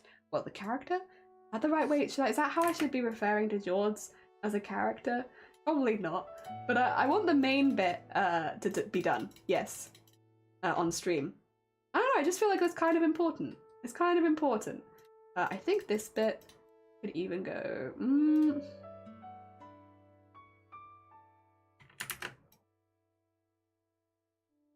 Like so, yeah. And then we can erase the extra bit. There we are. I want to go kind of hard with highlights. I think I might go pink on the inside though, just for funsies. Because yeah. Have the pink from the thing is hitting here. Yeah. I think that'll be fun. And then we can have the pink buttons. The pink here. And the pink there. And then I might even blend, actually, I wasn't going to. Ooh, we could, okay. I'll do it again. I'll do it again. I'll do the thingy. Put that here, put that here, and then go, there you go. Change to pink at that stage. I think that's kind of fun. And there we are. And then we can have the pink going up. I might even change to blue up here, maybe. Maybe not actually, because it won't touch. Okay, we can keep the blue on the other side then. That's fine with me. I was considering it. The consideration was there. I think actually that's fine. How's this looking, by the way? We're going quite intense with all the different highlight colours. I think as well, 2 seconds, this might help bring it together a little bit more if I just go to like a... There we go. If I make the background just a little bit darker, I think it kind of brings it together a bit. You know, there you go. Oh, that's a bit too bright, isn't it? Yeah, yeah. It makes it look a little bit, yeah, it looks a little bit more ravey and glowy now. Yeah, the light background is nice, but I think that's a bit more showy off what we're doing here. I also would want, eventually I'm going to have the whole character glow a little bit, but we'll get to there. We're not there yet, for sure. But we'll get there. For now, we just have a lot of highlights to put on. Ah, dear. I'm hungry, my freezer's empty, my shopping has arrived yet. How Mr. Morrison's? Oh, dear. Please, please, Morrison's. Food, sustenance, snacks. Very important. Ah, dear. Ramen! Going on your phone. Oh, God. That's an intense statement. Also, he's 100 miles away, makes it a tad difficult, but a husband unit, I need you. Because, but also my VTube, Jenny chose, but also my VTube is, yeah, their music. So it wasn't, so this is George's character, but I definitely have put a couple of little twists on it, especially when it comes to the colours. I mainly wanted something that would just really highlight a lot of extra colours and make George look friendly still, because I didn't want to make George look too intimidating or anything. Because that's not, I don't see George as a particularly intimidating streamer. They do like a lot of chill vibes, you know, it doesn't quite fit. Oh, do I want to do... No. We'll maybe get some of the purple quickly, because I haven't done too much on that side. Work our way down, per se. And get like, you know, some of the purple up here, and around there, and then get them going across here. There we go. The purple's definitely a little darker. I still like it. I still like it a lot. And then, could we even Could even put a little bit. Nah, actually, I like that being just pink. That's fine being just pink. But I will put the purple on this side. And yes. And then we have on the shoulder, this would all be purple. So let's go and put that there. And go. And get that there. There we go. Nice and bright. Ah, Debbie, having way too much fun doing this. I have been waiting to add all of the rainbow highlights. I have never done rainbow highlights before, and I've heard, I've seen, and I've been like, I've never had a good opportunity, to be honest, to just put rainbow highlights all over someone. But I think they're so fun, and I really, really like them. And I wanted to, like, it's not for lack of wanting, it's just like, I'm not gonna do it if it doesn't suit the character. I'm not gonna do that. Like, it has to actually suit what I'm doing. But oh my god, I wanted to. Especially like the more rainbow neon-y colors are really, really fun. Like, look how fun all this is. It's so fun. I like it so much. All right, what I am gonna do though is I'm gonna be a bit of a butt, and I'm gonna just do the same thing that I did before and just have a bit of a color blendy here, because yep, like that's very close to the pink. And if I create a clipping mask, there we go, that just looks a bit nicer. It's just really fun.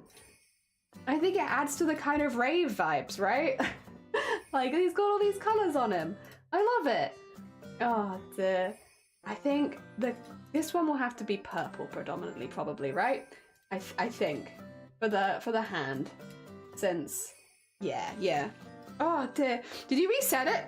I don't think I ever reset it, you know. I think I've been so distracted, and I think I've just not reset it. But to be fair, I'm not going to reset it at this point anyway, because once we finish, you know, well, I think we'll finish within an hour, if I'm being honest, and then we'll just do our last Discord art share whenever the art is finished. I think probably that's how we'll do this one, just because we're kind of at that stage. Not that it's finished right yet, but it's getting close to it.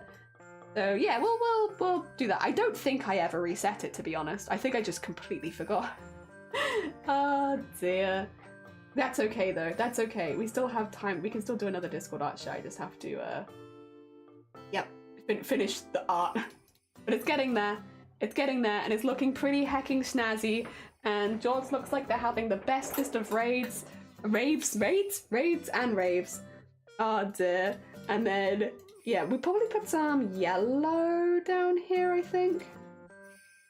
I'm feeling yellow from the whatchamacallit, and then I'll do the pink in the middle. I'm feeling yellow from the band on the arm, because I haven't been able to use the yellow on this side very much. I think I could use it there. And then pink on the inside, of course. Must do pink. There we go. And there we are. Oh, I think there's a line difference in that. There we go, that's better. And then once again, it doesn't touch, so it's okay. I can just do the whole thing in pink. We are. And oh, that's so pretty. Yee! Oh my god. I'm very taken. I'm very taken with it. I might even, just to make sure, like, get that bit going the whole way around. Because I think it would. I think it would. Oh dear. Oh, I think the yellow needs to go a little higher up, doesn't it? That's okay, that's okay. Oh, maybe we will have it going into pink then. Okay, 2 seconds. We will. I'll do this, because this probably would have been in pink. And then we'll do a donk, and then a donk,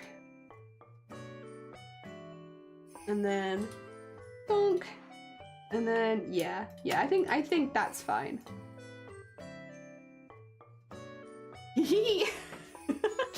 Oh dear, thank you for the lurk, Cypress. Oh dear, I'm kind of falling asleep, so I have to no, you're fine. Thank you so much for that. And I really hope your ear feels better soon. That's very, very unfun. And yeah, honestly, all the well wishes. If you're streaming over the weekend, hopefully I can catch your streams then, but I completely understand if you're taking a break because you can't do the headset. Whatever you need. Yeah, I hope that you feel better soon. Ear infections absolutely suck, so yeah, best of luck. I hope that you recover nice and quickly, because it's not fun. Yours is it's Arty, get some good C's. Thank you for popping by, and massive thank you for the lurks. I appreciate it. I'll pop this in the Discord afterwards as well, so you can all see how it looks finished, because I know people are going to have to start popping off since we are going for quite a while today, a bit longer than our normal time. If anyone here is listening and they do need to pop off, I completely understand. We are going longer than we normally would, which, good for me, because I get to do more art, but I do understand most people won't be able to continue watching after a point. Let's get that across here. And then we'll do the same thing on this side. I'm going to be a bit picky and just, yeah. Because I like that. I think that looks cool. And then, yeah. Oh, dear. Enjoy the rest of the scene. George, look a bit, yeah, George's a bit fancy. Fancy schmancy George. Oh dear, it's very fun. Very, very fun. We need, I guess on these ones, this would be probably yellow. And then on the other side we'll do pink, I think. That's kind of fun as well, because we have at the top, we have the blues and the purples. And then as we go down, we have more pinks and yellows. And I think that's nice. I do think there'll be a lot less highlight down here though, but that also makes sense. The light source is up the top, really. So, shouldn't be, oh, I say that, I'm actually going to change my mind. I take that back, there's going to be a few areas where we put a little bit of highlight. There we go, since we have these areas here, which I've very kindly left past me, was like, actually, could you put a tiny bit of highlight there, maybe? It's like, alright, if you say so past me, sure, I'll do it, just for you. And then, get that in there, oh, that's an accident.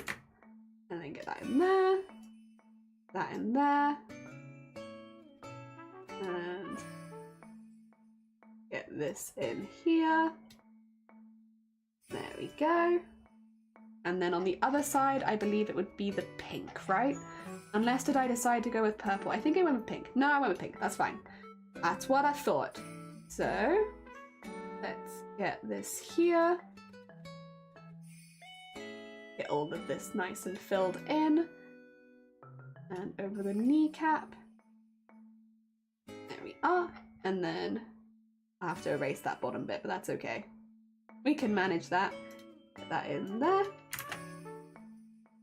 Go, and then a lot more shading on this side, but that's okay. And in there, and then over the foot. There we are. Which should be quite easy because this one's kind of all bunched together. So I think all of the highlights would kind of go at the same place. Across there, and across there, and across there. And I also don't want to, again, it's not meant to be taking too much attention on the foot. The foot is definitely not the focal point. There you go. Get that in there. I think that looks pretty good. I'm pretty happy with that. I think I'd like to do the whole thing glowing just a little bit more. I think maybe this would be more of a background thing, I suppose, but I think I'd like, for instance, behind here, more of that, and then on the other side behind here, more of that. Yeah, like that more. And then I guess pink in the middle and a little bit of yellow too.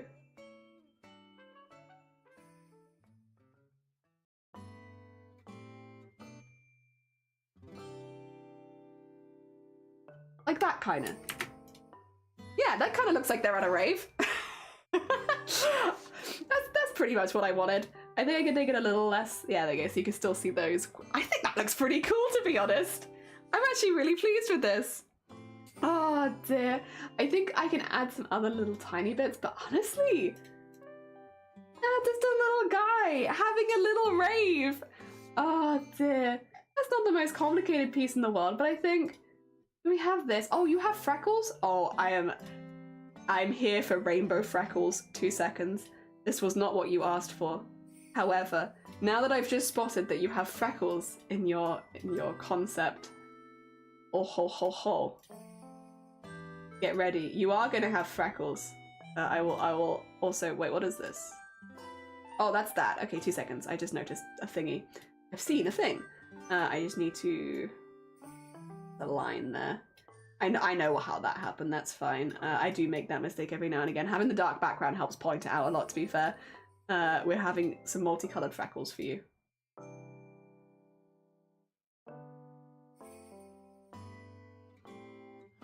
And then we need purple.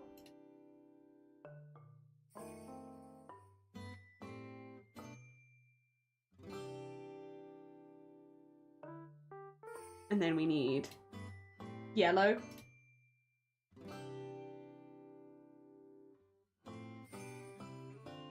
There you go. It doesn't look like glitter? Kinda. It looks probably more like glitter, but I think it adds to the vibe. It adds to the vibe, like the ravish vibe. And then, did I see something? No, that's on my screen. That's fine. Oh, it's so lovely. It's just a happy guy. He's just having a happy rave. Oh dear. I really like him. I want to have him at a proper rave, so I'm probably going to put some people in the background and stuff like that, because right now he's kind of on his own. But I like this very much. I hope you like him, George, because I like him a lot. Do we have any other bits that oh yeah, we could have some of the speckling if we wanted to for the lime texture. I don't know if I'd do that in green though, on the base layer. I'll think about it. We'll probably get the background in, and then if he looks a bit plain, I'll add some more because there's a lot of colour. But otherwise, I really like it. Going into a masterpiece, he's just a happy guy. He is supposed to cheer you on. Doesn't he just look like he wants to cheer you on? He wants to be like, yeah, woo, rave. Hell yeah. Oh, I'm really pleased. I really like him. This is the vibe I get from George. Maybe a little less lime. But otherwise, the vibe that I get from George, very colourful, very, very sparkly, and very cheery on, and music. Yeah. Oh, wait, you know what should really be in the air? Okay, wait, while I remember, you know what we should do? We should do the music notes in the same colours as the highlights for George. Oh, wait, this should be on a different layer, though. 2 secs, because this needs to go above George. They should be in the same colours, which should mean, like... and then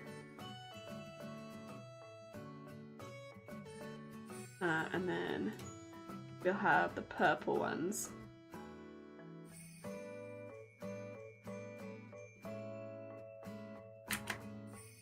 And I think that's good.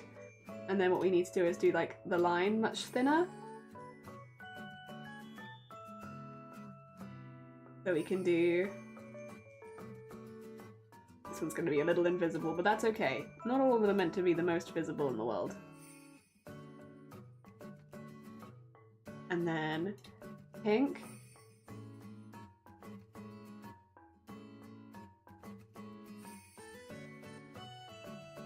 There you go. And all the pinks, yep. And then blue.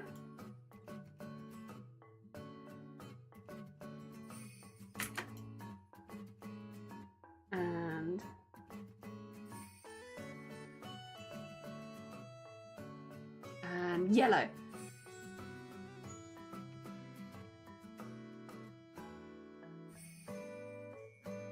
And on there. And then, yeah. That definitely adds a little something something. And I think it makes it more obvious. More obvious that there's music going on. Not the right key. Probably not. It's gonna be 12 hours too. We're doing our best. Oh wait, wait, can I put a tiny bit of glow on these as well? Outer glow. Yeah, probably white. Put the opacity down a little bit. Just a little glow. Look! It's so colourful. He's having a little rave. He's on his own at the moment, but I'm sure other people will join. Oh dear. Hell yeah.